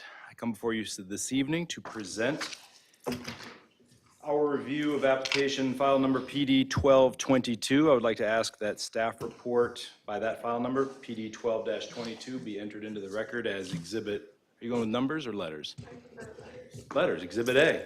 All Exhibit right. A is a staff report, and my PowerPoint images are exhibit B. I request that they be entered into the record as exhibit B. Where's the chocolate? This application started a while back as an original submittal for 3 phases of Carroll Pines. It was withdrawn and came back as 2 phases of Carroll Pines and has been continued a number of times as staff has worked with the applicants to improve the 2-phase application for Carroll Pines. As you guys know, Carroll Pines is located out by the airport. That strip of grass out off in the distance is the airport. What you see in front of you is the gravel avenue of the Carolinas after it goes past the areas that are already developed and heads north. That is the bridge in the foreground there, the bridge that has been constructed. The Carroll Pines CDP was approved back in October of 2018. The Carroll Pines development already had 102 residential lots in it, and it stopped. In many ways, it kind of came to a halt for a while, and the zoning wasn't appropriate, and they came in and said, we want to rezone it, we want to make it a planned development, and it went through the process to do that. When it did, The portions of the map, this is the land use plan for the Carroll Pines development. You can see everything that has a color on it is part of the land use plan for Carroll Pines. But the portions of Carroll Pines that were previously developed, the existing lots, are white on that map. So you can see how there are portions of Carroll Pines that were approved under an old development scenario that was then superseded by the plan development. But when they applied for the plan development, they didn't go through and rezone all those individual lots that had been previously platted as a golf course project. They did not rezone those to PD. So the portions of the property that are currently zoned PD that are subject to this CDP, the zoning is this CDP, are the portions you see that have a color on this map. So there is quite the history to Carroll Pines since 2018. In March of 2019, they came in with their first PDP for 2 phases of development, totaling 36 lots. That was Carroll Pines. You don't have to remember these, but I'm going to give these to you so that you kind of see where we're at today. The first PDP was for phase 2A and 9, and that 2A was 25 lots and 9 was 11 lots for 36 lots. Then we got another PDP application in October of 2019 for what we referred to in the office as the Carroll Pines 7. The Carroll Pines 7 because it was phases 2, 3A, 7A, 8, 12, 14A, and 15, totaling 114 lots. So by that point, we were up to 150 lots. We are currently sitting with PDP approval for 150 lots, plus the 102 that were already subdivided before it became the current PD development. This number here is important because the 150 is what's been approved by PDP, again, so far under the Carroll Pines CDP, but the 102, you might say, are in the can. They're behind us. With regard to this plan development. Now, the PDP in front of you, the third PDP, is for 2 more phases. So this will be the 10th and the 11th phase in the third PDP. You with me so far? All right. This is for Carroll Pines Phase 3B and Phase 4, which will total 75 parcels. How are they broken up? Carroll Pines Phase 3B is 23 parcels, 12 of which are detached single-family lots with a minimum lot size of 8,000 square feet, and 11 of those are smaller cottage lots with a 5,000 square foot minimum lot size, both of which are allowed under the Carroll Pines CDP in the development areas in which they are proposed. So that, we checked that box, that's good to go. We also have a second phase, which is Carroll Pines Phase 4, which is part of this PDP, which is 52 attached single-family, also referred to as townhome lots. Townhome lots, as you know, are basically the footprint of a building. Usually it's attached to another building or multiple buildings, such as a row of townhouses. And the footprint of the building is a piece of property that does convey when you buy the building, so it is a subdivision of land. Townhomes do require a subdivision of land. Okay, pause, sorry. So 23 plus 52 is 75, and you said there were 74 parcels.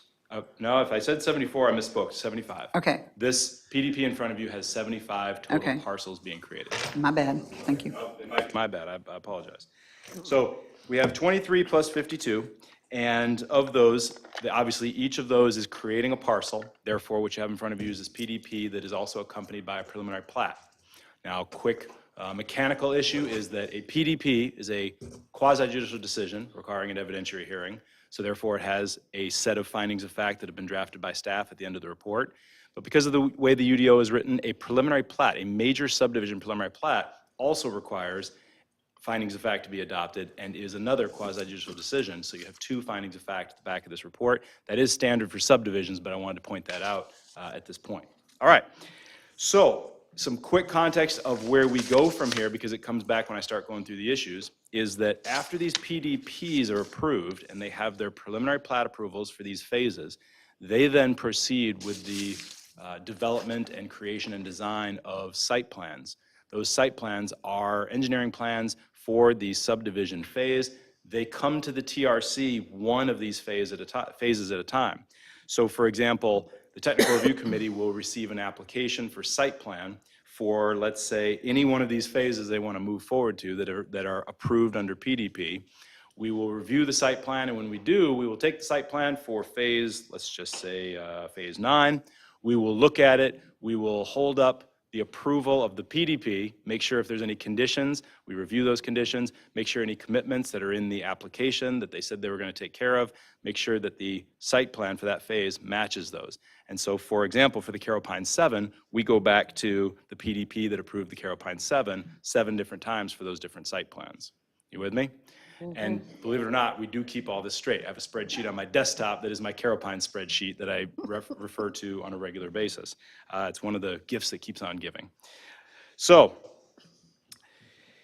that is the process after the PDP. The process is important because a lot of things we're going to get into later in staff's description of how mitigating conditions can be provided. A lot of that comes back to what happens at that site plan review. And just to clarify then, when the site plan is done, construction occurs. That might be construction of roads, that might be installation of utilities, sewer and water pipes, et cetera.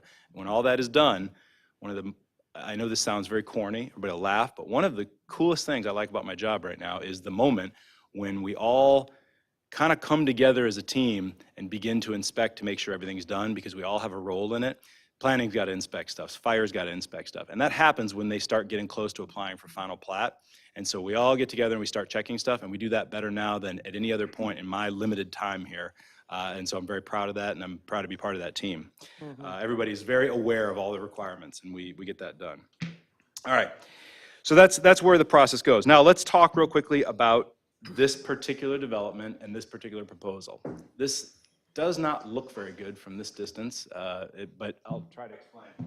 So that image you just saw, this colorful diagram, just to point a few things out. This is the airport. This is Airport Road. When you're driving out Airport Road, you see the entrance to Carroll Pines on the right. That entrance is right here. That comes down, Avenue of the Carolinas comes down through here, winds around, and then you'll see the same thing. I tried to overlay the two almost right on top of each other so you can go back and forth. You come in here, you go down through here. A lot of these phases are developed or developing. Then you get to this intersection right here, and this cul-de-sac right there, okay, looking up this way, is this cul-de-sac right here. Okay, so to give you an idea of where this set is at right now, that road that then, if you're up here and you're looking this way, the road that goes off in the distance is that one right there, okay? So then, to give you another idea, if you were to go a little further up and go up here and look down this way, this is still Airport Road. So in the picture you're going to see Airport Road is now going to be on the right. We're going to be looking back this way, and you're going to see the entrance, the north entrance to this gravel road is right here. So here is Airport Road. Obviously, here's the airport. It's pretty obvious from the runway. Yeah. But this is the north entrance that then comes down, and you can see the cul-de-sac that I was pointing to before is down here. All right. So I did this to kind of orient everyone, because actually the way the maps come up here, things start to, there's a map that, for example, is not oriented north because it's a landscape layout, and everything starts to shift around. But this gives you the orientation. Airport Road will always keep you oriented. You come in down here, you bend way down here, but then you work your way back up to come out of here. You can see again, because of this is phase 3B. This is the 23 lots down here, and this is phase 4, the 52 townhouses up here, okay? All right, so this gives you a more detailed layout of phase 3B. This is a preliminary plat.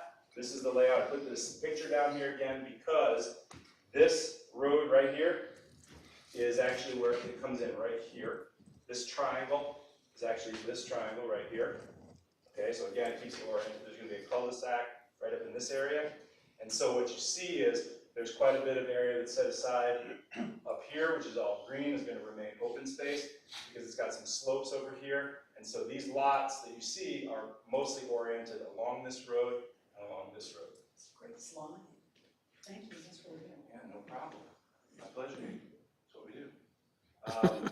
Okay, now this one, the important note here is that this one, whereas here north is this way, because of the layout, north is this way. I looked at some versions where I flipped it up to try to keep us oriented north, but it got really small and terrible.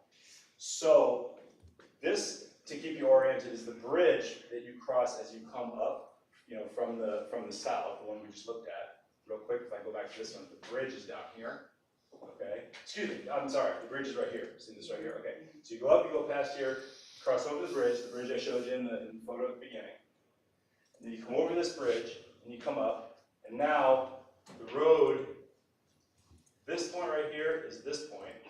You're coming up this road, and this road is going to come up, but you can see how this gravel road is not lined out quite like this. That's going to be an important point in a moment here. This comes up, and T-bone's here so that it can go this way in the future to tie into more future phases, and this goes this way. And then there's all this internal access here. Okay, and that's it for my visual aids, but again, that's Exhibit B. I wanted that to be in the record because those are, I think, important to get oriented.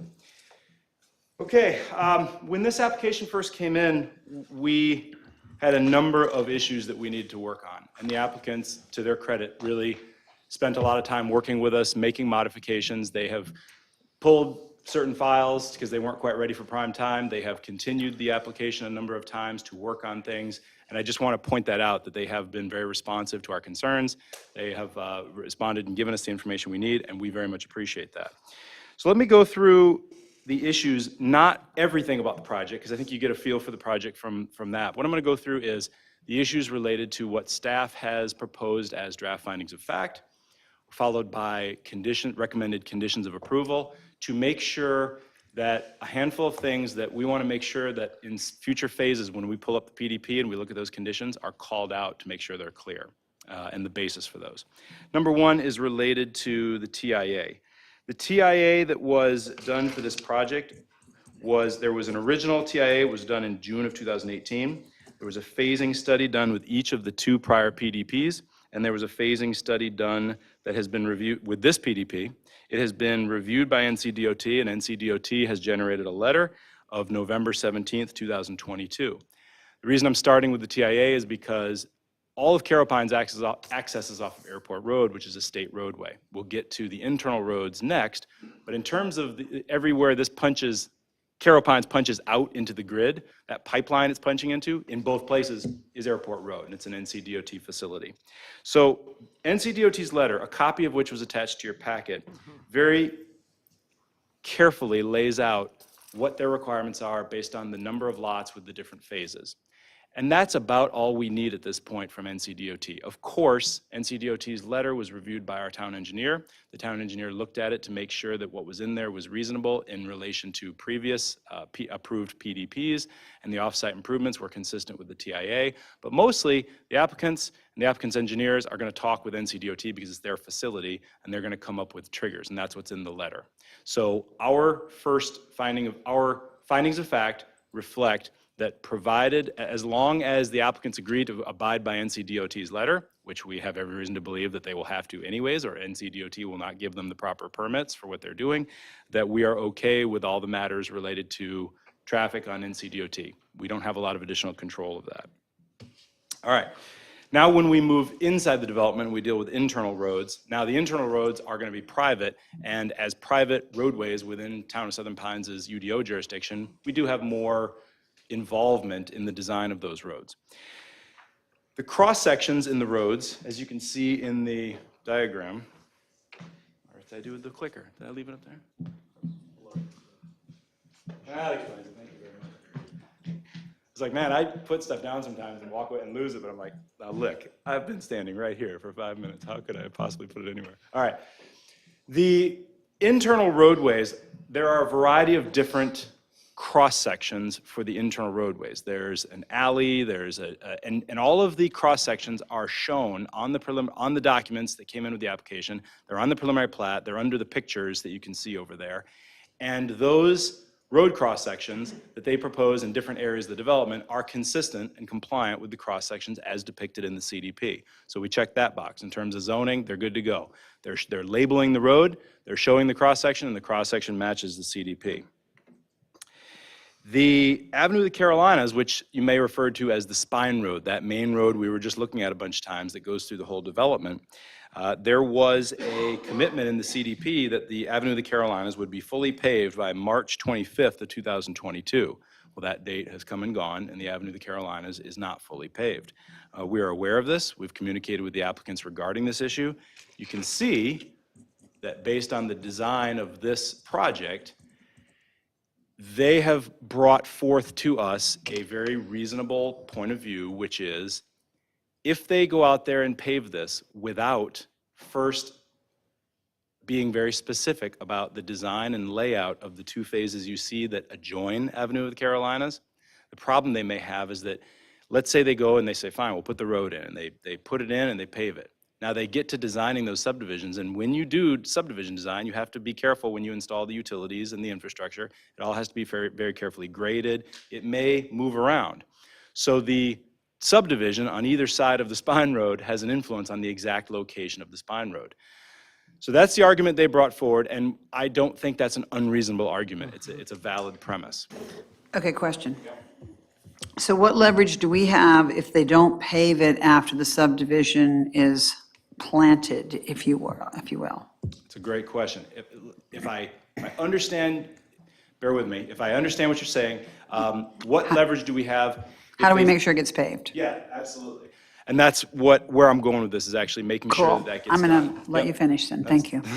So what we've done is we've looked at this and we said, great. However, we want to make sure it gets paved, and we want to make sure for real it gets paved. We want to make sure we can't be shined on, or that something can't happen and the property changes ownership, and the next thing you know, all right. There is not a requirement, other than the requirement in the CDP, to have it finished by March 25th, 2022. There's no hook in the conditions of either of the two previous PDPs. In other words, they don't have a condition in them that says, for example, if you go back to those the Carroll Pines 7 that I referred to, there's nothing in there that says before you get your final plat for 7A or 8 or 12, et cetera, the road will be done. So right now we have a situation is, in the CDP it says the road should be done, but it's not, but we understand why. So we're looking at this and we're saying, all right, you have two more phases here. The applicants say they want to build the road, they just need to get these approved in order to build the road, to locate it properly. And we are stating that completion of the road must occur before final plat of either of phase 3B or 4, whichever comes first. So we're not saying you can go to 3B, then 4, then do a subdivision performance guarantee.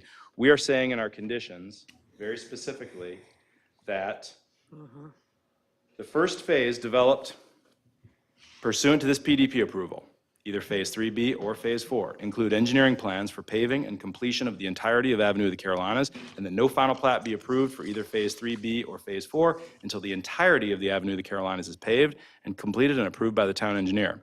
Paving and completion of the entirety of Avenue of the Carolinas shall not be allowed to be further delayed per a subdivision performance guarantee, because it was already required to have been completed in March of 2022 per the black and white language of section 10 of the CDP. That's because what I wanted to make sure wasn't going to happen was we get to the final plat and they say, oh, we'll do a subdivision performance guarantee, and then they give us a collateral of a letter of credit, and then at the end of the time period, we now have to chase down a letter of credit. I've played that game so many times in my career, I don't want to deal with it again. This spine road needs to be completed. And the applicants, again, have been very willing to work with us on that and work on the language of this condition. And so my understanding is that as of tonight, they're okay with that condition, and that will be done with the first of the two phases. The engineering plans will come in with the engineering plans for the phase. So if you imagine, it'll look like whichever phase comes first plus a spine road, because that'll have to have engineering as well. Then they'll proceed with construction, and then when final plat comes in for that phase, it'll be the road, it'll be done, we'll check that box. The team of experts will descend on the site, we'll look at the road, we'll look at all that stuff. All right. The planning board at the preliminary forum had an interesting discussion about this, and they forwarded an idea for consideration. They would like to see it be a date specific so that it cannot be delayed further. I will say respectfully, the perspective that planning staff has on that is that date certain designs are very difficult for us to enforce, because what may occur is we get to that date and we say, hey, you haven't done it. And nobody can snap their fingers and make a road appear. So it's either underway, in which case we really can't rush it anyways, or it hasn't started yet, in which case it's a long ways out, and now we wonder, do we stop approving something? What do we do to do enforcement on this? And we don't have a hook at that moment anyways. The most logical hook is when they want their next final plat, we say, no, you can't have it until the road's done, because the road was done when the final plat design was submitted. You with me? The design of the road was done. Yeah. Okay, so that's planning staff's on that from a mechanical point of view. That's condition number 2, and that is also tied into the findings of fact, primarily in finding of fact number 2, but in some of the others as well. At this point that they're consenting to that condition? My understanding is they're okay with that condition, and we have worked on that quite a bit to get that to where we're all And comfortable with I it. have a rookie question. It's a private road. Will it always be a private road, or is this going to be one of these things where we're given roads later and then we have, it looks like the roads are not, you're going to answer that, great. Well, it will remain a private road in perpetuity unless somebody were to apply before the council and ask a future council to accept it. Right. Which, at least as things stand now, staff recommendation would be against, but I mean, there's no guarantee a future council may not come in Okay. and adopt a road. can- We've seen some very, very small instances of that in the last decade or so, certainly nothing along the lines of an entire neighborhood like this. Right, we approved one not too long ago, I remember that. And this concerns me in that it looks like from the aerial pictures, there are no curbs, there are no gutters, this looks like a road that may be a maintenance issue. Yeah, and the cross-sections for these roads were a major point of discussion during the CDP process when the zoning went on it, because under the original zoning, if you go through the old section, there was like one cross-section that does not begin to meet a lot of the engineering standards that are now in the UDO. When the first, man, these numbers get crazy, as BJ will attest, but when the first phase went in of what is now Carapines, so not the old section, but the first phase of what is now in the PDP, there was a cross-section used that was an effort to mirror the original section, and it really didn't, I don't think it worked out well for the developer. I won't speak for them, but I seem to remember some discussion of that during the zoning process for the CDP. It didn't work out well for the town, so there was a new cross-section agreed upon that would allow for some asphalt curbing and stuff that maybe was lacking in that first initial phase, in addition to still sort of falling in line with those original sections. Okay. So it didn't just become a hard stop and curb and gutter all the way through. And this area, because of the way it lays out with the wetlands and various things back Right. there, Looks like wetlands, a hard lots of curb and gutter and storm sewer system really probably wouldn't be the best way to treat stormwater within that area. I think just as far as having a long-term view and trying to protect future councils from adopting a problem, I think that's the basis of my question. Yeah, and I think a real key element of that, and what we have run into where councils have been asked to adopt roads that maybe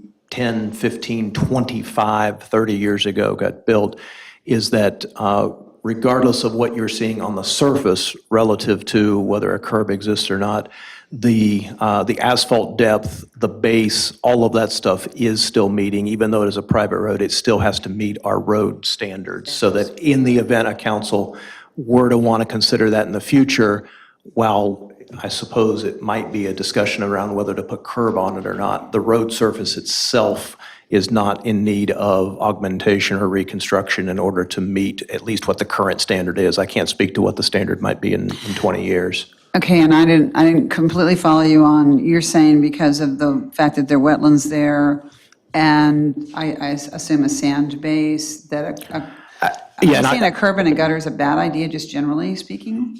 No, and I would defer to James on some of the technical engineering side of that, but oftentimes we see a development near this where there was a little bit of an alternative cross-section allowed for would have been Ravensbrook, which also went through some wetland areas. It really has as much to do with allowing as much of the, as I understand it, kind of surface flow and drainage as opposed to Okay. channeling things into Okay. pipes and Okay. storm, and so. All right, so there are times that I should be opposed to curbs and gutters, is what you're saying? That's your assertion? I won't say opposed, there are times that there are reasonable arguments for maybe Not utilizing a to different avoid it. approach. Okay. Does James want to say something? Just to clarify, that they are installing, it's an asphalt wedge curb, but it does include pipes also. Okay, The only difference, instead of concrete curb, we're getting asphalt. okay, Or they're building asphalt. thank you. All right, thanks. That was a great break, got me to reset my brain and gave me like, oh, I forgot to talk about this, okay, but this is great, so thank you very much, Reagan, appreciate that.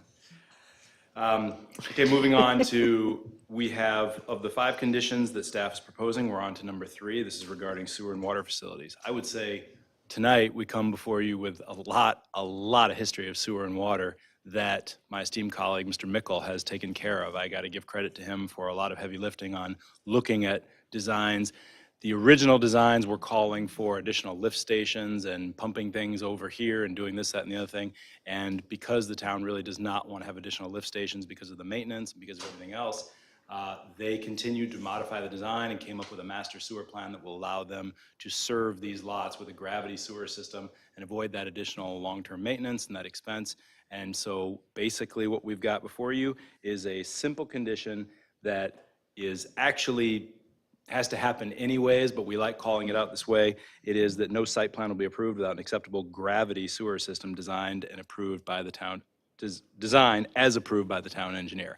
That will take place at the site plan review process, but this gives us a hook to make sure that we don't somehow slide back into any kind of a lift station or pumping arrangement and that we're going to be under gravity. All right, moving on to the 4th one. The 4th condition is regarding the applicants have committed in the PDP application, they've stated that the red-cockaded woodpecker habitat assessment was done back in 2018, but it has been a little time since that was done. And so rather than go through the full study again, what they've said is that assessment letters regarding small-scale habitat assessments will be done and will be submitted with each phase of development. Planning staff would like to put a condition in there that we understand the applicants are okay with, because again, they say in the PDP they're going to do this, which is get RCW letters. And really what it comes down to for us is when. When are you going to get those letters to make sure that if we require it too early in the process, there's no design yet. If we require it at final plat, it's already been cleared and a road's already been put in. We're not going to get a red-cockaded woodpecker habitat assessment when the road's already there and everything's already been cleared.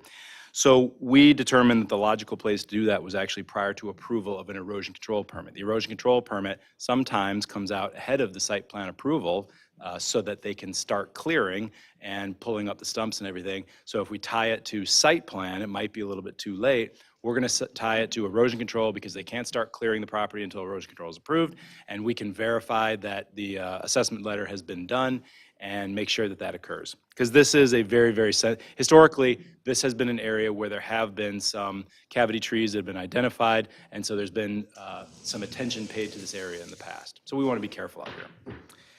Jay, is that something that you have referenced in finding of fact number 2, attachment A? Yes. Okay, so what I'm seeing is, prior to approval of final plats, a gravity-only sewer system will be developed to serve the lots. Potential impacts to red-cockaded woodpecker, habitat. Reviewed prior to tree clearing. Tree clearing.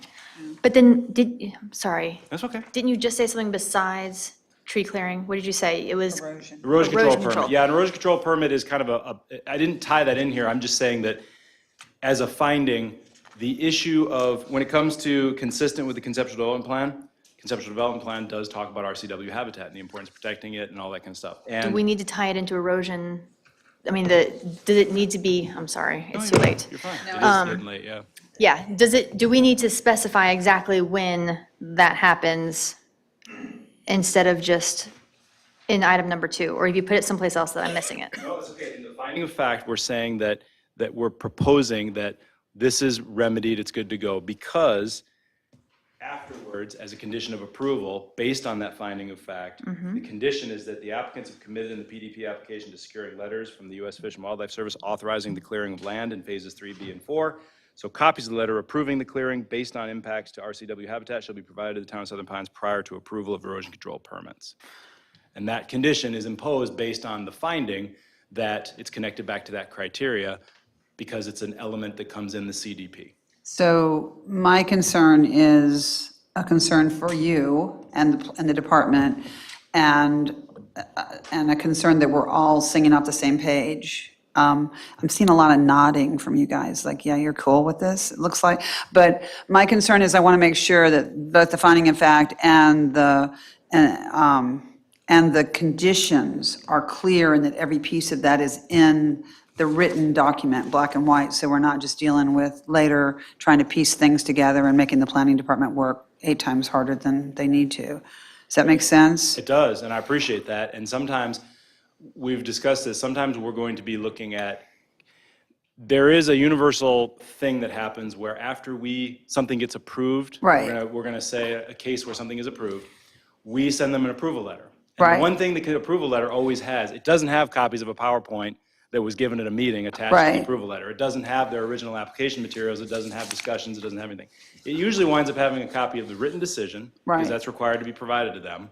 We have an affidavit that we submitted it, and the written decision has the conditions attached to it. Right. So one of the most helpful things we can do is if it's not in the UDO and it's not in the CDP that we're gonna check later anyways, Right. if it's not in there, we like to call it out through a condition, because that way they have a copy of it, we have a copy of it, a copy of it's recorded, everything's really, no, PDP does not get recorded, but Okay, so I think it's also important to say to you, as the applicants, this is not a lack of trust. This is just us trying to streamline and clean things up a little bit. So we're going to really try, we're learning to be sticklers about it because we don't want it to come back and create an issue for our planning department is trying to piece things together from PowerPoints and last minute conditions that everybody agrees to. So, okay. it usually helps, in my experience in the private sector, it helps the developer as well for predictability. Right, I would think if everybody, Has a copy of this, developer looks at it and says, can I afford to do this or not? What's my numbers? And then if I can, hold me to this, fine, but don't hold me to more. right, so I think if everybody's singing off the same page, we're going to sound a lot nicer. Yep. So you're okay with the finding of fact, not specifically referencing prior to approval of erosion control permits, because it Does it not? It doesn't doesn't. I mean, specifically it say- talks about prior to final plat approval, but I'm looking to you for guidance that you're okay with the finding of fact on that specific issue as drafted. I am, because the finding of fact is providing a basis. The causal The nexus back to the criteria. And what this says as assessing what is going on is that potential impacts to red-cockaded woodpecker habitat will be adequately reviewed prior to tree clearing. It's saying you're aware of that because they've said in their application, they've stated that you have already, they don't even have to give their presentation yet, they've stated in their application materials that a habitat assessment was done back in 2018, but they will get RCW letters is the colloquial term for, but it's approval letters with each phase.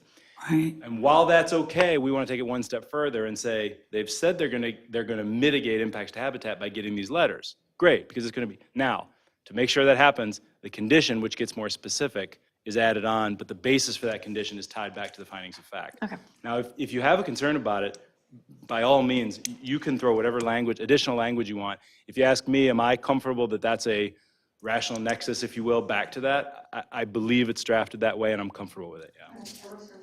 Thank you. Great questions. All right. Number 5, moving on to the last item. And this one was a little bit stickier, but I believe we worked this out at the planning board, and I appreciate the applicants, again, working with this. And also, after the planning board meeting, right in the middle of the holidays, the applicant, Paul Sadoff, on behalf of the Kuntz Jones, did put together a very robust resubmittal where they rewrote the narrative, did a bunch of new maps, got them to me by the deadline that I needed them to get them into your packet, and I was able to modify the staff report with a couple of days, and that was fantastic. So we Can we appreciate just that. pause and say thank you? It's awesome. Very much Please, I mean, appreciate it. seriously, this is, That's why I really wanted to point it out. yeah, I've thank said it 3 you. times now, but we want to work with people that way. And I'm sorry, what did you say? I drove all the way back from Indiana to. Oh, my gosh. Okay, well, you're Leave Indiana anyway. noted. No, just thank you for honoring a timeline that honors our planning department, and thank you for a communication post-planning. It's the way it was supposed to work, so thank you. And I also thank the staff, the way that you all get all this stuff together. I mean, the communications from the town manager all the way through, just, that's beautiful. All right, last issue is amenities. Now we got to talk about the one that was a little bit crunchy, but we got it worked out. Originally, staff had reviewed this application and had seen that in the CDP there is a commitment made to amenities, but the commitment doesn't say we will do the following, it says we may do the following. And it lists a whole bunch of different amenities that may at some point exist in Carroll Pines.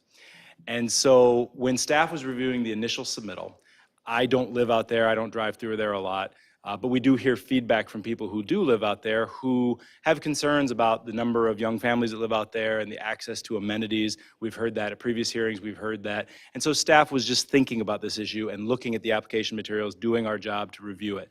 And what we found was that the section in the current PDP submittal that dealt with amenities for this PDP, we felt at that time was a little bit light. So in an original version of our staff report, we wrote a condition requiring that some of these amenities that were discussed in the CDP be added with this PDP, because this PDP will now get up to 225 out of 550 lots, and we felt it to be roughly proportional to the impact of the 225 lots cumulatively. Now, we get to planning board meeting, preliminary forum, and there was a good discussion about this, and it came to staff's attention during that process because the applicant spoke to it.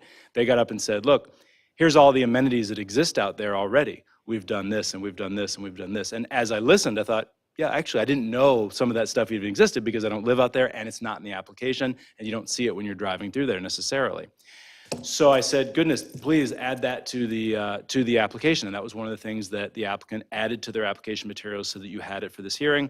So it is of record. They said, look, we've done all the following things. And when you look at the totality of that compared to the 150 lots that are previously approved, it's quite a bit. So where we got to was great.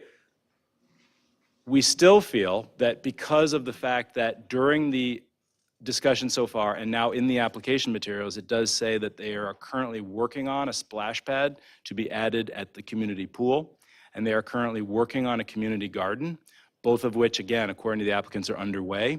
We felt it was reasonable to say that prior to approval of the final plat of the second of these two phases, which is quite a ways off, one of those two will be completed. Because once again, they have a lot of stuff in the can already that they provided in their application materials. They have the clubhouse, they have greenway paths, they have a variety of things. I believe you may hear from a member of the public this evening with additional comment on that. But based on that and trying to do the best we could to look at what was reasonable to draft materials for you guys going into tonight, we felt that this condition regarding amenities was appropriate. I didn't feel it was appropriate to just say, yeah, it's fine, everything you've done is good enough. I just didn't feel that was appropriate given what I know about the community out there. So that's at the end of either 3B or 4, whichever comes latter, whichever is the latter of the two, that it will be done. And that's going to be that's going to be our verb as will, not may. That's correct. The way you see the finding of fact in there regarding amenities, and amenities for future residents that the developer has developed and has committed to developing will be in place prior to final plat approval. That's the finding of fact, tying it back to the criteria that the preliminary development plan is consistent with the CDP and conforms to all applicable provisions of this UDO. And we felt that the total number at this point with 225, there was a good tie there. So the condition says, per sections 2.2 and 5.5.11 of the CDP, the developers, shall have completed either the splash pad addition to the clubhouse pool or the community garden area, because those were the two things they discussed as underway. And we figured since those were underway already, and they stated they were underway, it's not like we're saying build 5 other things off the list that you haven't even started or thought about yet. These are things you've already planned to do. And so either the splash pad, blah, blah, blah, prior to final plat approval of the second phase of development authorized under PD 1222. So are there other amenities that were covered under the original MAY language? Yeah, the CDP contains a long list of things that may get developed. I do believe that the applicants will obviously speak to that. You can certainly ask some questions. I know that they did not provide a list of we will provide before each phase is done. It says may, and it is accurate. It does say may. We feel that the fact that the applicant says may and the CDP says we may do this stuff, and the application materials say the following two things at least are underway, the revised the application materials, we feel that there's an adequate nexus back to the criteria, which is consistency with the CDP. And so we feel that this is defensible because by the time the second plat is approved, they could have up to 225 lots. And to be clear, they have a lot of amenities in place already. And they've provided that list in the application to their credit. But we feel it's still reasonable to tie this to one more because it sets a basis for when they come in with the next PDP that might be 226 through 350 or 226 through 3, you just don't know. There's a pattern where we look at it, we say, look, have the amenities you said you may provide. Okay. Staff report complete? Any more questions? Yes, you have in front of you 2 different attachments for 2 different findings of fact, as well as draft And motions. I need to open this hearing, And you have the authority to do that unilaterally, Mayor. and I just did it. Thank you. The applicant wants to come forward? Mayor, do you want to take a minute to decide among the council whether you're going to hear the third item tonight? Yeah, they keep scurrying back there. I'd make a motion to continue the third item. We're going to be at least another half hour on this, I expect, and I think it's only fair to let folks have notice. Good with coming back? Because you all keep going to the back, and I'm thinking, You ready for bed? I am, yeah. okay, We become incoherent shortly. Thank you for understanding. just second. Please, yeah, please just specify in the motion when you are continuing that. to- Next regular session in February, which, if somebody's got a date, I can. Oh, Valentine's Day, we'll all be together. How fun, where's bed? I need, Are you guys okay with that? Valentine's Day?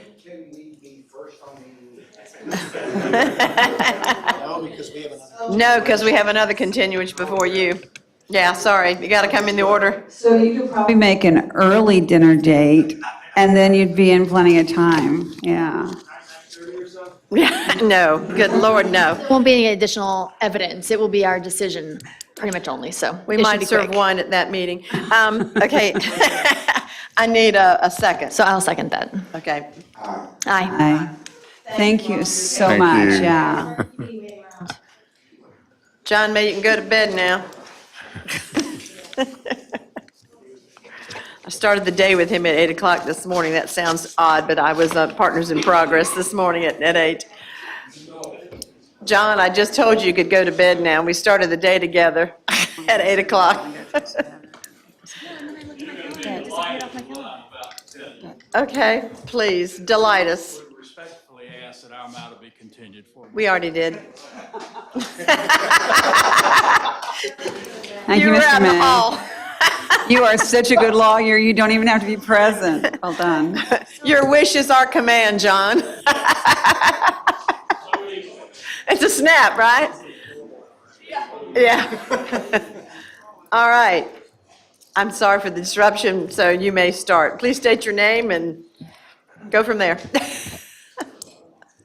Madam Mayor, and may it please the council, John Scarborough, again, I'm the attorney for the applicant. And in a moment, Mr. Sadoff is going to make his presentation in support of the application. I wanted to briefly comment before he gets started. When we're talking about issues of the paving of the secondary access road and the amenities, I'd ask that the board keep in mind that the UDO standards that are under consideration tonight are focused on this application, these 2 phases. So it's essentially a forward-looking analysis. Does this application before you satisfy the UDO standards? And we think, especially with the conditions that we worked on with Mr. Grieve, that it does, and that there's competent materials, substantial evidence to support approval. And with that, I'll let Mr. Sadoff make his presentation. Thank you. Thank you.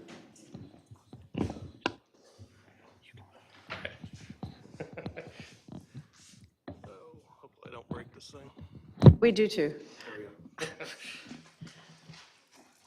Hi, I'm Paul Satoff with Coons Jones Design, here to present the phases 3B and 4 of Carapines, the PDP. I think I'm on a time limit, or, okay, there we go. Yeah, I you think have- I was on a time limit, but maybe I'm not now. You have 2 minutes. Okay, 2 minutes, okay, all right. A lot of what I'm presenting is just a rehash of what BJ said. BJ gave a really good presentation and talked about how we've worked with the town staff through these phases and getting to where we're at right now. So we'll go ahead and try to speed through a few of these that are just a rehash of what was presented before. As you know, these are in the community known as the Carolina, which is on Airport Road. It's shown in green on the aerial context map on the screen here. This is I guess, the second phase, or the second step to approve a PD approval. The CDP was approved in the fall of 2018. The CDP sets the design and zoning standards for the development that must be met with each phase. Each phase is then submitted as part of the PDP process and must show consistency with the approved CDP. 9 phases have been approved via 2 prior PDP approvals in 2018 or 2019, and the current PDP being presented tonight is for phases 3B and 4. As discussed earlier, there was a land use plan that was approved as part of the CDP. The land use plan, as shown, define areas or land use areas of the development and also establish densities and unit types that were allowed for each land use area. Each land use area is depicted on this plan in different colors. There's also a running development tab that we keep updated with each PDP submittal, showing what has been approved and what's remaining in the development that can be approved in each areas. And we'll go over that in a later slide here. You can see on the map on the screen, phase 4 is located in the red area, that's area B, and 3B is located in the yellow area, which is area A. This is the conceptual master plan that was part of the approved CDP. 3B and 4 are shown there in red, outlined in those red squiggly lines on the map. Note that phase 4 shown here is depicting a townhome development, which is consistent with what we are presenting tonight. Can someone tell the gentleman in the hall that, sir, could you tell those folks that we're still having a meeting and we can still hear them? Thank you. Sorry. This is the approved phasing plan that was part of the CDP, just showing where phases 3B and 4 were, and that they were phase 3 and 4 in the approved CDP. This is phase 3B, the design for phase 3B. It's roughly 14.3 acres and proposes 23 single-family homes. This was actually reduced from the original submittal. We originally submitted a plan that showed 44 units on here. After working with the town and our engineer, we reduced this due to some of the issues with topography and getting the gravity sewer line to work. If you can see all the, I guess, the dotted lines that kind of dash through the green area, those are all contour lines. You can see there's a lot of slope in this area, and getting those 44 lots to work without substantial fill and getting sewer to work was just a challenge. So that was why this was reduced to the lots that are shown here, the 23 lots. This phase connects to the existing avenue of the Carolinas that is shown next to phase 3A here. Phase 3A was approved previously and also extends up to the north to the existing wetland crossing bridge that has also been built. The lots that are shown on the west side of Avenue of the Carolinas, those will all be accessed via an alleyway. Those will be rear-loaded lots. Again, this is to work with the topo in this area, getting driveways up the front on these lots would be a challenge due to the topography that exists in this area. So all those lots shown on the west side will be accessed, will be rear-loaded lots with garages in the back. Again, Phase 3B, it's 14.3 acres. What's being proposed is 12 single-family lots and 11 cottage lots for a total of 23 units. Total open space is approximately 7.7 acres. The lot typicals that were part of the approved CDP are shown on the right there, and all of the lots that are being proposed as part of 3B follow those guidelines and sizes.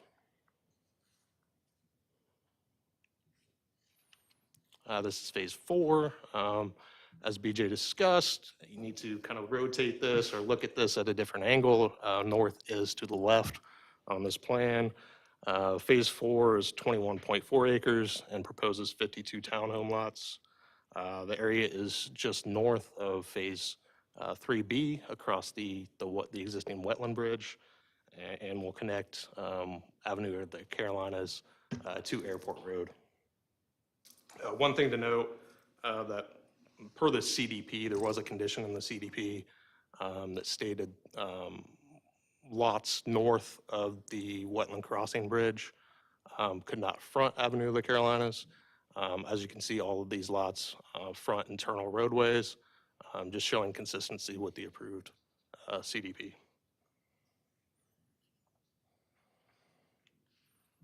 Again, Phase 4. It's roughly 21.4 acres, proposes 52 townhome lots. Open space for Phase 4 is approximately 7.8 acres. And the lot typical that was approved as part of the CDP is shown on the right. All of the lots being proposed for Phase 4 follow that lot typical. This is the development tabulation that I spoke about earlier. This is updated with each PDP submittal.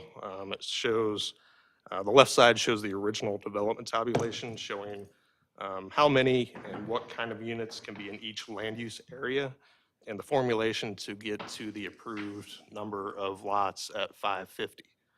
The right side is what has been updated with each PDP.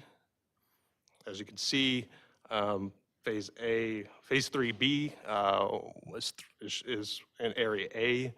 It's highlighted there. It proposes 12 single-family and 11 cottage lots. And with those lots, there are still 59 total units remaining to be developed in land area A. Phase 4 is located in Area B, which allowed for a total of 65 townhome units, and we are proposing 52 here. With approval of these phases, we're left with 325 total lots left in the development. We also keep an updated development tabulation for open space and impervious surface, showing how much has been provided and how much remains to be provided, or how much is allowed in regards to impervious surface. So those are updated with each PDP, just showing consistency with the CDP, the approved CDP.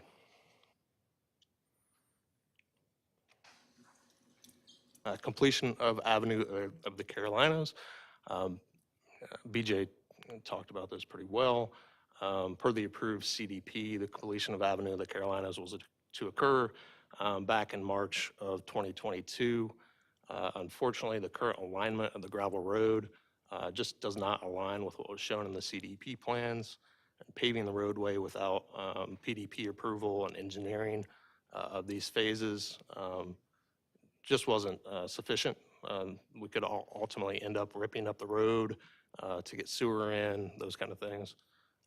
Some of the delay with getting this roadway designed was due to the complexity of designing the gravity sewer to serve these phases.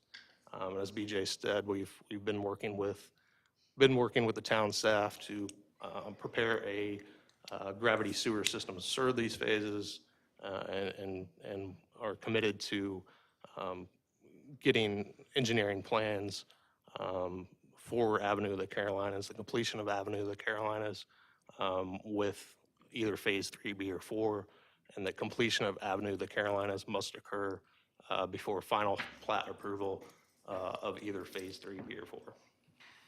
Your language in the last condition, where it's an either-or statement, what is your personal understanding of that? Is that before either one of them? Whichever comes first. I would like for language to be included that says whichever comes first. I think that's the language. Right. Make sure that that we all have a common understanding in that regard.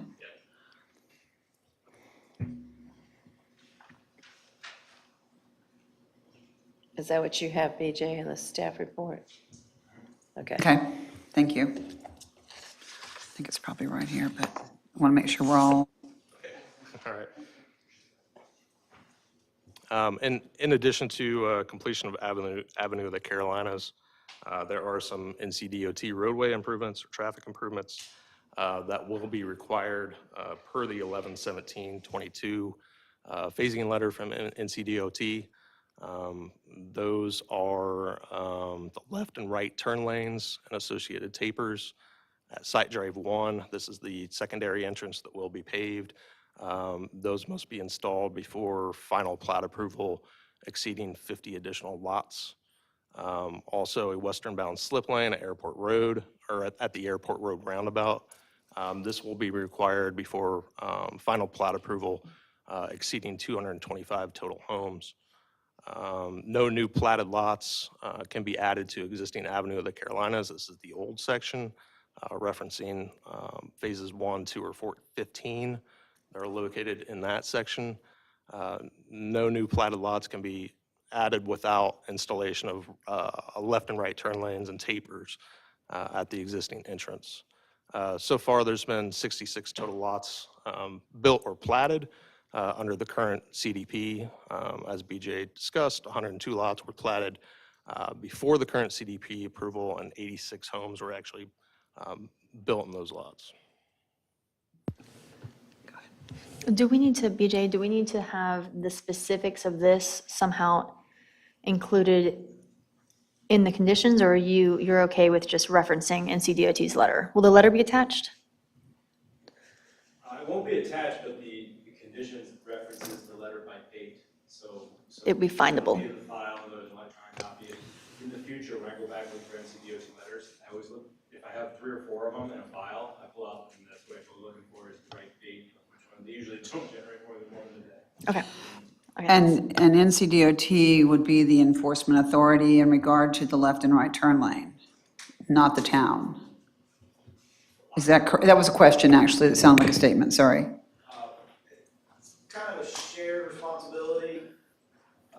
DOT's tracking mechanism is a little bit different than ours. That's why we included language about the final plat. Okay. So how do we protect you all with the town and make sure that that's not an enforcement issue that you have to take on? I'm comfortable, James and I work very closely on the language that's in there right now. Okay. And we're proposing language that we feel comfortable with. We've got the right hooks at the right moment. Okay. That are tied back to defensibility based on criteria and based on CDP and based on the UDO, et cetera. All right, and you're also comfortable with the language as it's proposed? Do you have any problem with any of the language proposed in the, I assume you've seen the document? All the conditions that were, Yes. yes, no, we don't. You have no problem with that? And, okay, that's fine, that's, never mind. And these improvements that are all listed here, those are verbatim from the letter, so. Sounds like we don't have a fight on our hands, huh? Questions, we have some. No, I think we're We've already done all that. All right. Well, and I really appreciate that you've learned from what the planning board gave you feedback on, and you guys all communicated, and you worked together in a timely fashion, again, to be. Thank you. To repeat myself, yeah. Appreciate that. Any other questions? I know we have someone. I would ask for just a very quick point of clarification, and only because there are likely future phases to discuss. Mr. Sadoff, you had mentioned that north of the crossing for the wetlands, there was a CDP requirement that lots could not front on Avenue of the Carolinas. I think the requirement was more specifically that lots could not access Avenue of the Carolinas. So theoretically, I suppose a house could front it if it were a rear-loaded type of unit or something. But it was an access issue, as I recall it, more so than really fronting. Exactly. I just wanted that clarified for the record, because there are future phases to be done along there, so. Thank you very much. One more slide. Oh, we thought you were wrapping it right up. Yeah, we're trying. Okay. As BJ discussed, I'll keep saying that because he did a great job of presenting earlier. Several amenities have been provided in the previous phases of the development.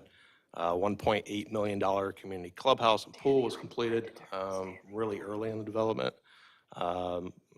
This is used for community parties, there's fitness instructions, there's a gym, there's a kitchen. It's used for community parties and those kind of things. There is a splash pad addition coming soon that we are working on now. Also, golf has been provided, a 3-hole practice loop that consists of holes 10, 11, and 12 of the old Arnold Palmer Golf Course. Those were restored in the early phases and are being maintained, currently maintained, and they're open for play for residents.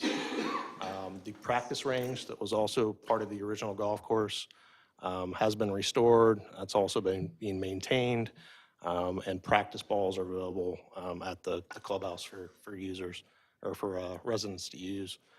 There's also open play fields that are being maintained. These are on former golf holes 1, 18, and 9. These are all around the clubhouse area.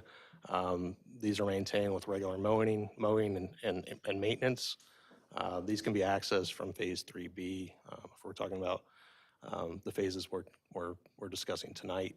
A greenway trail connection was also made very early in the development. This extends and can connect technically to the Southern Pines Greenway Trail. There's also trails in throughout the former golf holes or golf hole corridors that are going to remain as open space. That's land area I in the land use plan. All of those are being maintained as open space. There's existing cart paths and trails that exist through that area as well. And also another thing that's coming soon, community garden is also being worked on that will be part of the future amenity phases. So in summary, phases 3B and 4 as proposed, they meet all the standards of the approved conceptual development plan. The number of units, landscaping, impervious surface, lot sizes, setbacks, roadway cross sections, all of those elements meet the standards of the approved CDP. In addition, we are going to complete Avenue of the Carolinas, and this must occur prior to final plat approval of either Phase 3B or 4, whichever comes first. The NCDOT roadway improvements that are a part of the 11/17/22 letter. Hopefully I got that date right. But that letter, those will be made per the phasing requirements in that letter. The applicant team will also provide a gravity sewer system designed to be approved by the town engineer, and an additional amenity area, either the splash pad or the community garden will be provided before final plat approval of the second phase of development associated with this PDP. Any questions? Very nice. Thank you very much. Can you have that entered as Exhibit C? Absolutely.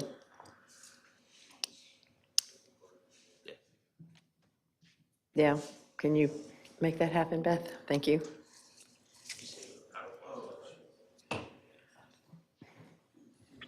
I know we have someone who also wants to speak. Yes.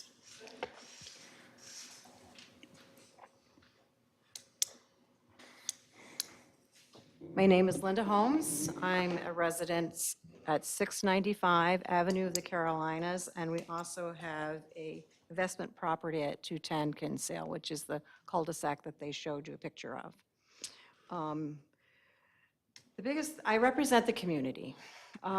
We have an HOA, but we don't have a board because a certain amount of housing has to be built before that can be formed. We're hoping to work on that this year with Mr. Perry Shelley to get that going, whether that's there or not, because we feel we don't have a voice. There's been a lot of lack of communication with the developer, and things that were said to us as buyers, and then we don't see it as being followed through. The biggest problem we have at this point is the road. Right now, the Carapines project is presently non-compliant to the zoning. I mean, you could say, until you get that road done, you're not going to get anything because they're in non-compliance at this point. And they say, excuse me, I'm talking. We have. Hang on. Yes. Yeah, because. In March, as he read, BJ read, and I will read again. The town council must decide if the current commitments for completion of the Avenue of the Carolinas made in the PDP application adequate to support another PDP approval of 2 or more phases that include 7 lots. At a minimum, planning staff recommends that if the proposed PDP for phases 3B and 4 is approved, be done with the following conditions, which was that this road be finished. I know people in the first phase are a little upset. That's the very beginning. They have their own HOA because when the previous owners went bankrupt, they had to form their own HOA in order to comply with all the laws. They ended up having to pay out of their own HOA improvements to the road, fixing the road, because all the construction trucks were coming down through on that.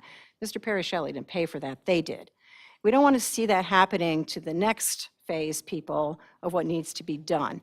The road, and we don't get dates, and I know that BJ answered that, and that's what I was at the planning board, I presented all that. And we're afraid that these things are being said, and they're being approved to be able to do more and more, and it's not being done, what was said to be done before. And so that's the concern of the community. We're not against the project. I said to somebody the other day, I come from a big family. I have 9 in my family. We always had cousins living with us because we lived on a farm. And back in the 60s, you just took everybody in. My father was a World War II vet. We lived on a farm. And my mother would make a 7-layer dinner. There was leftovers from Monday, Tuesday, Wednesday, Thursday, Friday, Saturday. And on Sunday, she would find something to bring that meal all together. That's where we're lacking in this neighborhood. We have building going on over here. We got stuff dug up over there. We have an erosion issue like you wouldn't believe on Parrish, which we're having to go through the state to take care of that. He's objecting to your base. Have you been there? I can come and talk to me. Come and see it. I think that would require An engineer We have expert. had the engineer come, and we do have, I had, thanks to Mr. Mickle and to Mr. Bird, who is part of your engineering for Southern Pines, they did come, and we do have a report. So it's on file. And so we are concerned about that these things aren't being taken care of. Maintenance is an issue. We want to make sure that what's ever going forward, that's included, that needs to be followed through with at all times. The retention ponds are an issue. There's at least four minimal in this new development. We had a situation where a young girl was missing at night a few months ago. The first thing we all looked at were in the retention ponds. This is in the evening. You can check with the fire department because they were called to come and look for her. There's supposed to be a dry system. I realize a dry system means there's water in it, but there's between 3 and 4 feet of water in them all the time, and anybody can get into them. So we're a community with a lot of children, and it's a safety issue. And so we want to know whether anything has been. He's objecting to your, this is your, I'm questioning your expert testimony. This is your point of view because you are a resident, but as far as expert testimony, there's no qualifications as an engineer or erosion specialist or. Well, we do have your follow-up. But you are not. Okay, there is a report there, though, okay? Okay. Talking about amenities, I sent out a survey to the community, and you had asked whether there was a list before. I have it here. That was written up. It says, Recreational, this was written in the CDP, states that the recreation opportunities for residents of the Carolina may include the following: golf short course, soccer and/or baseball playfields, parks and community gathering areas, performance, movie, outdoor amphitheater, pickleball courts, walking trails, and sidewalk network, open play areas, community garden, and other potential activity and active and passive amenity areas. So I did do a survey in regards to the golfing and like that. Everybody was very pleased with the golf courses in regards. Yeah. Texting, can I give you a text? No. No. So I think they've heard your complaints. it's not complaints, we just, promises are made, and promises are like pie crusts, easily made and easily broken. Thank you. Thank you. Mr. Mickle, can you respond to whether or not there's been an engineering report filed? I am aware that David Bird, one of our engineering techs, did go out and review the site. But and I'm going off a little bit of memory, so bear with me a little bit. But my recollection is that it is not a construction erosion issue. It's a function of the maintenance of the existing ditches that are on one of those earlier phases that Reagan was talking about that don't have curb and gutter. So that's not a thing that the town regulates, but because we did see it, I do believe we wrote an inspection report up and it is on file. Okay, so so you're saying there is erosion, it is not related to the road, but it is related to the ditches that are beside the road and there are no curbs and gutters there, right? In the area that she is speaking of, yes. Okay. Thanks. Thank you. Anything else? To close this hearing? I'm sorry, I have one more question. Oh, Can I do okay. that? Prior to this PDP, is that right, coming before us, was there some kind of a neighborhood meeting in which you sought input from the neighbors or the community? Are you talking about in 2018? No, I guess, so that would be the CDP. This one? I'm talking Okay. about the one that's coming before us right now. Yeah, prior to this hearing, has there been an outreach? Yes, please do. Yeah. The original community meeting was part of the CDP. It's not a part of the PDP. It's not necessary for the PDP, so Right. we haven't had one since the CDP was approved, or since before the CDP. Okay. So BJ, how do we, when something takes this long to develop, how do we ensure that a community meeting that happened in 2018 is even relevant at this point? Or that they have followed through on some of the things that they spoke to at those meetings? I believe the technically correct answer, that one, you got to get your mouth right on it. And then this one, if I'm like way back here, it can still pick me up. So They're it's- hot, yeah. All right. The technically correct answer is that, in my opinion, is that when the CDP was approved, prior to the CDP, it is a UDO requirement that they hold a neighborhood meeting. When the CDP was approved, it included a time period within which they could function to bring PDPs in, which was 10 years. And so the council, at the time the CDP was approved, following a neighborhood meeting that occurred, said, the CDP is good for 10 years because they approved the applicant's statement in the CDP that it's good for 10 years. So build out has to occur before 2028. There was a section in the staff report that gave the exact date. I think on a more philosophical or fundamental level, the CDP, of course, is a zoning action. It's your legislative hearing. The PDP, and the reason you're in a quasi-judicial is it's about bringing forward the standards just to show that you met the CDP. Right. So it's,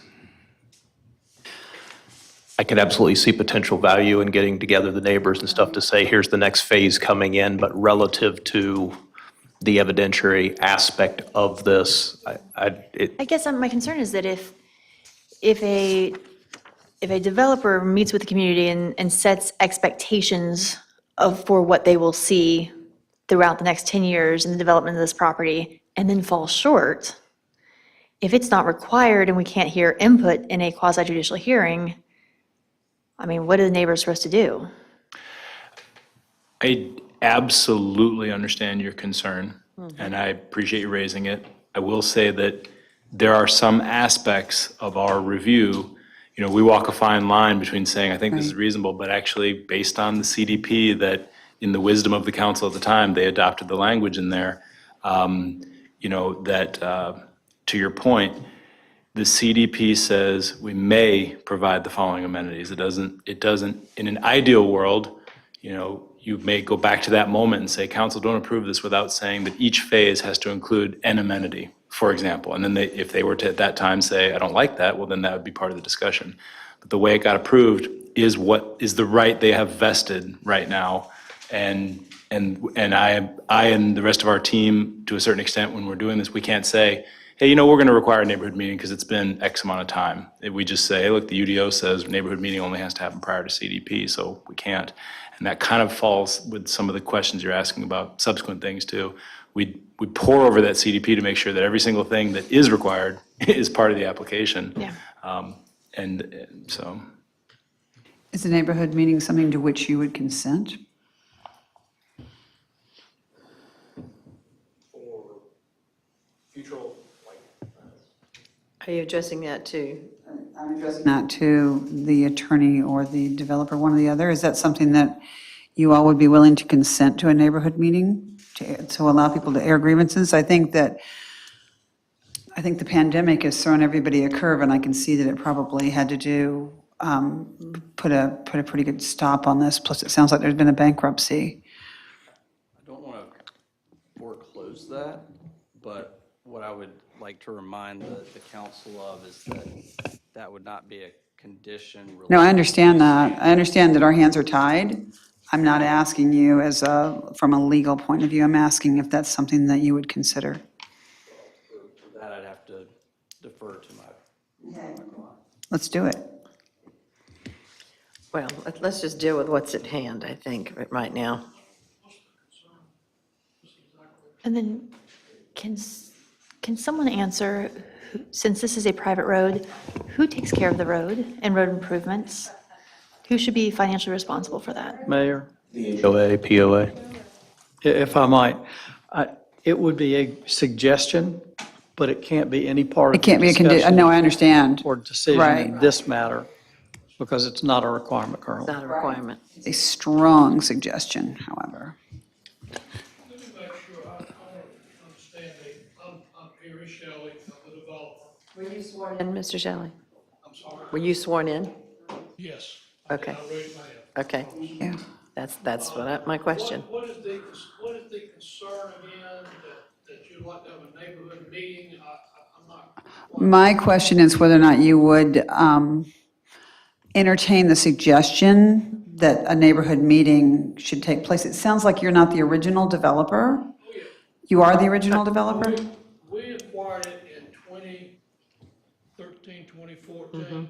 Okay. And it was bankrupt. Right, okay. And then the golf course went up. Right. And we acquired the golf course. Okay. So this has been a big undertaking, because it's probably close to 500 acres. And there was a lot of issues involved, water and sewer. But I want to make sure that I do address, the concern is that you would like to have a neighborhood meeting because there's questions or issues or. Sounds like it. And that's not anything that we have control over. Sure. So, But, all right, let me state, here are the facts. Every year, we send out a financial report for the HOA. And in there, we ask for people to email us with any concerns. We also have an email site, we have an online site. And that all residents can email at any time or sign on with any complaints. And the complaints come to our office and I see every one of them. I don't get hardly any complaints. Now, the lady brought up the erosion issue. That's true. There is an erosion issue on a small part of this road, probably 50, 75, 80 feet. And I've been trying to get a contractor to fix it for well over a year. When COVID hit, I all know. this, I couldn't get anything done. You were not alone. And this is something little that I've asked him I just met with him last week. And I said, I'm going to council next week.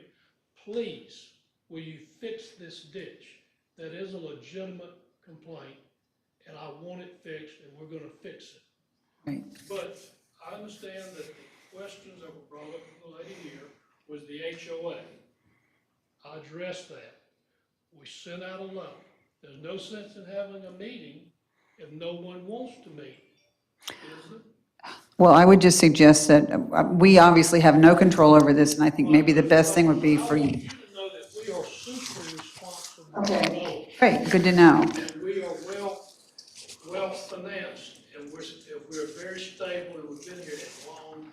Fabulous. So you don't have to worry about I us. would love for you to have a conversation with your resident. I've already tried. Okay. I tried at the planning commission. She's mad. Okay. I can't, but one homeowner out of what, 140, 150 homes? That's pretty good, isn't it? Okay, let's go back to, We're good, thank you. let's go I back agree. to, I've addressed her issues, and I don't know what to do. okay, thank you. Thank you. Okay. All right, we've closed the hearing, so I'm looking for either to approve or deny the preliminary development plat, adoption of attachment A of the staff report. I'll move to adopt attachment A of the staff report as drafted, as finding of fact regarding the proposed preliminary development plan PD-12-22. Pleasure of the council. Aye. Therefore, I move to approve the preliminary development plan PD-12-22 with the following conditions of approval. Can I say as written in our packet, or do I need to read through each of these? You can say as written. As written and presented to the council. Second. pleasure of the council. Aye. Aye. I move to adopt attachment B of the staff report. Do we need, is there a whole other finding of fact that we need to go through specific to the neighborhood or to the? Yes. You would, if you're okay with it as drafted as attachment B, then you can just adopt attachment B. Attachment B just deals with the criteria for subdivision. We don't have to have separate conditions and conditions for the DEP report. Is everyone agree that, okay. So I will move to adopt attachment B of the staff report as drafted as finding of fact regarding the proposed preliminary plat. Second. Aye. Aye. And I move to approve the preliminary plat for PD-12-22. Second. Aye. Aye. Aye. I think that's got it, correct? I'm looking for a motion to adjourn. So moved. Aye.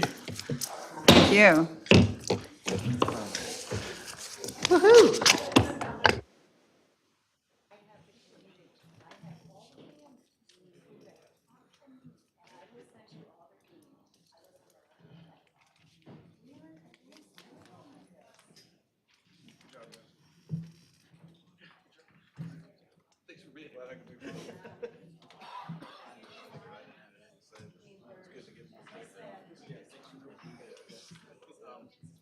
No,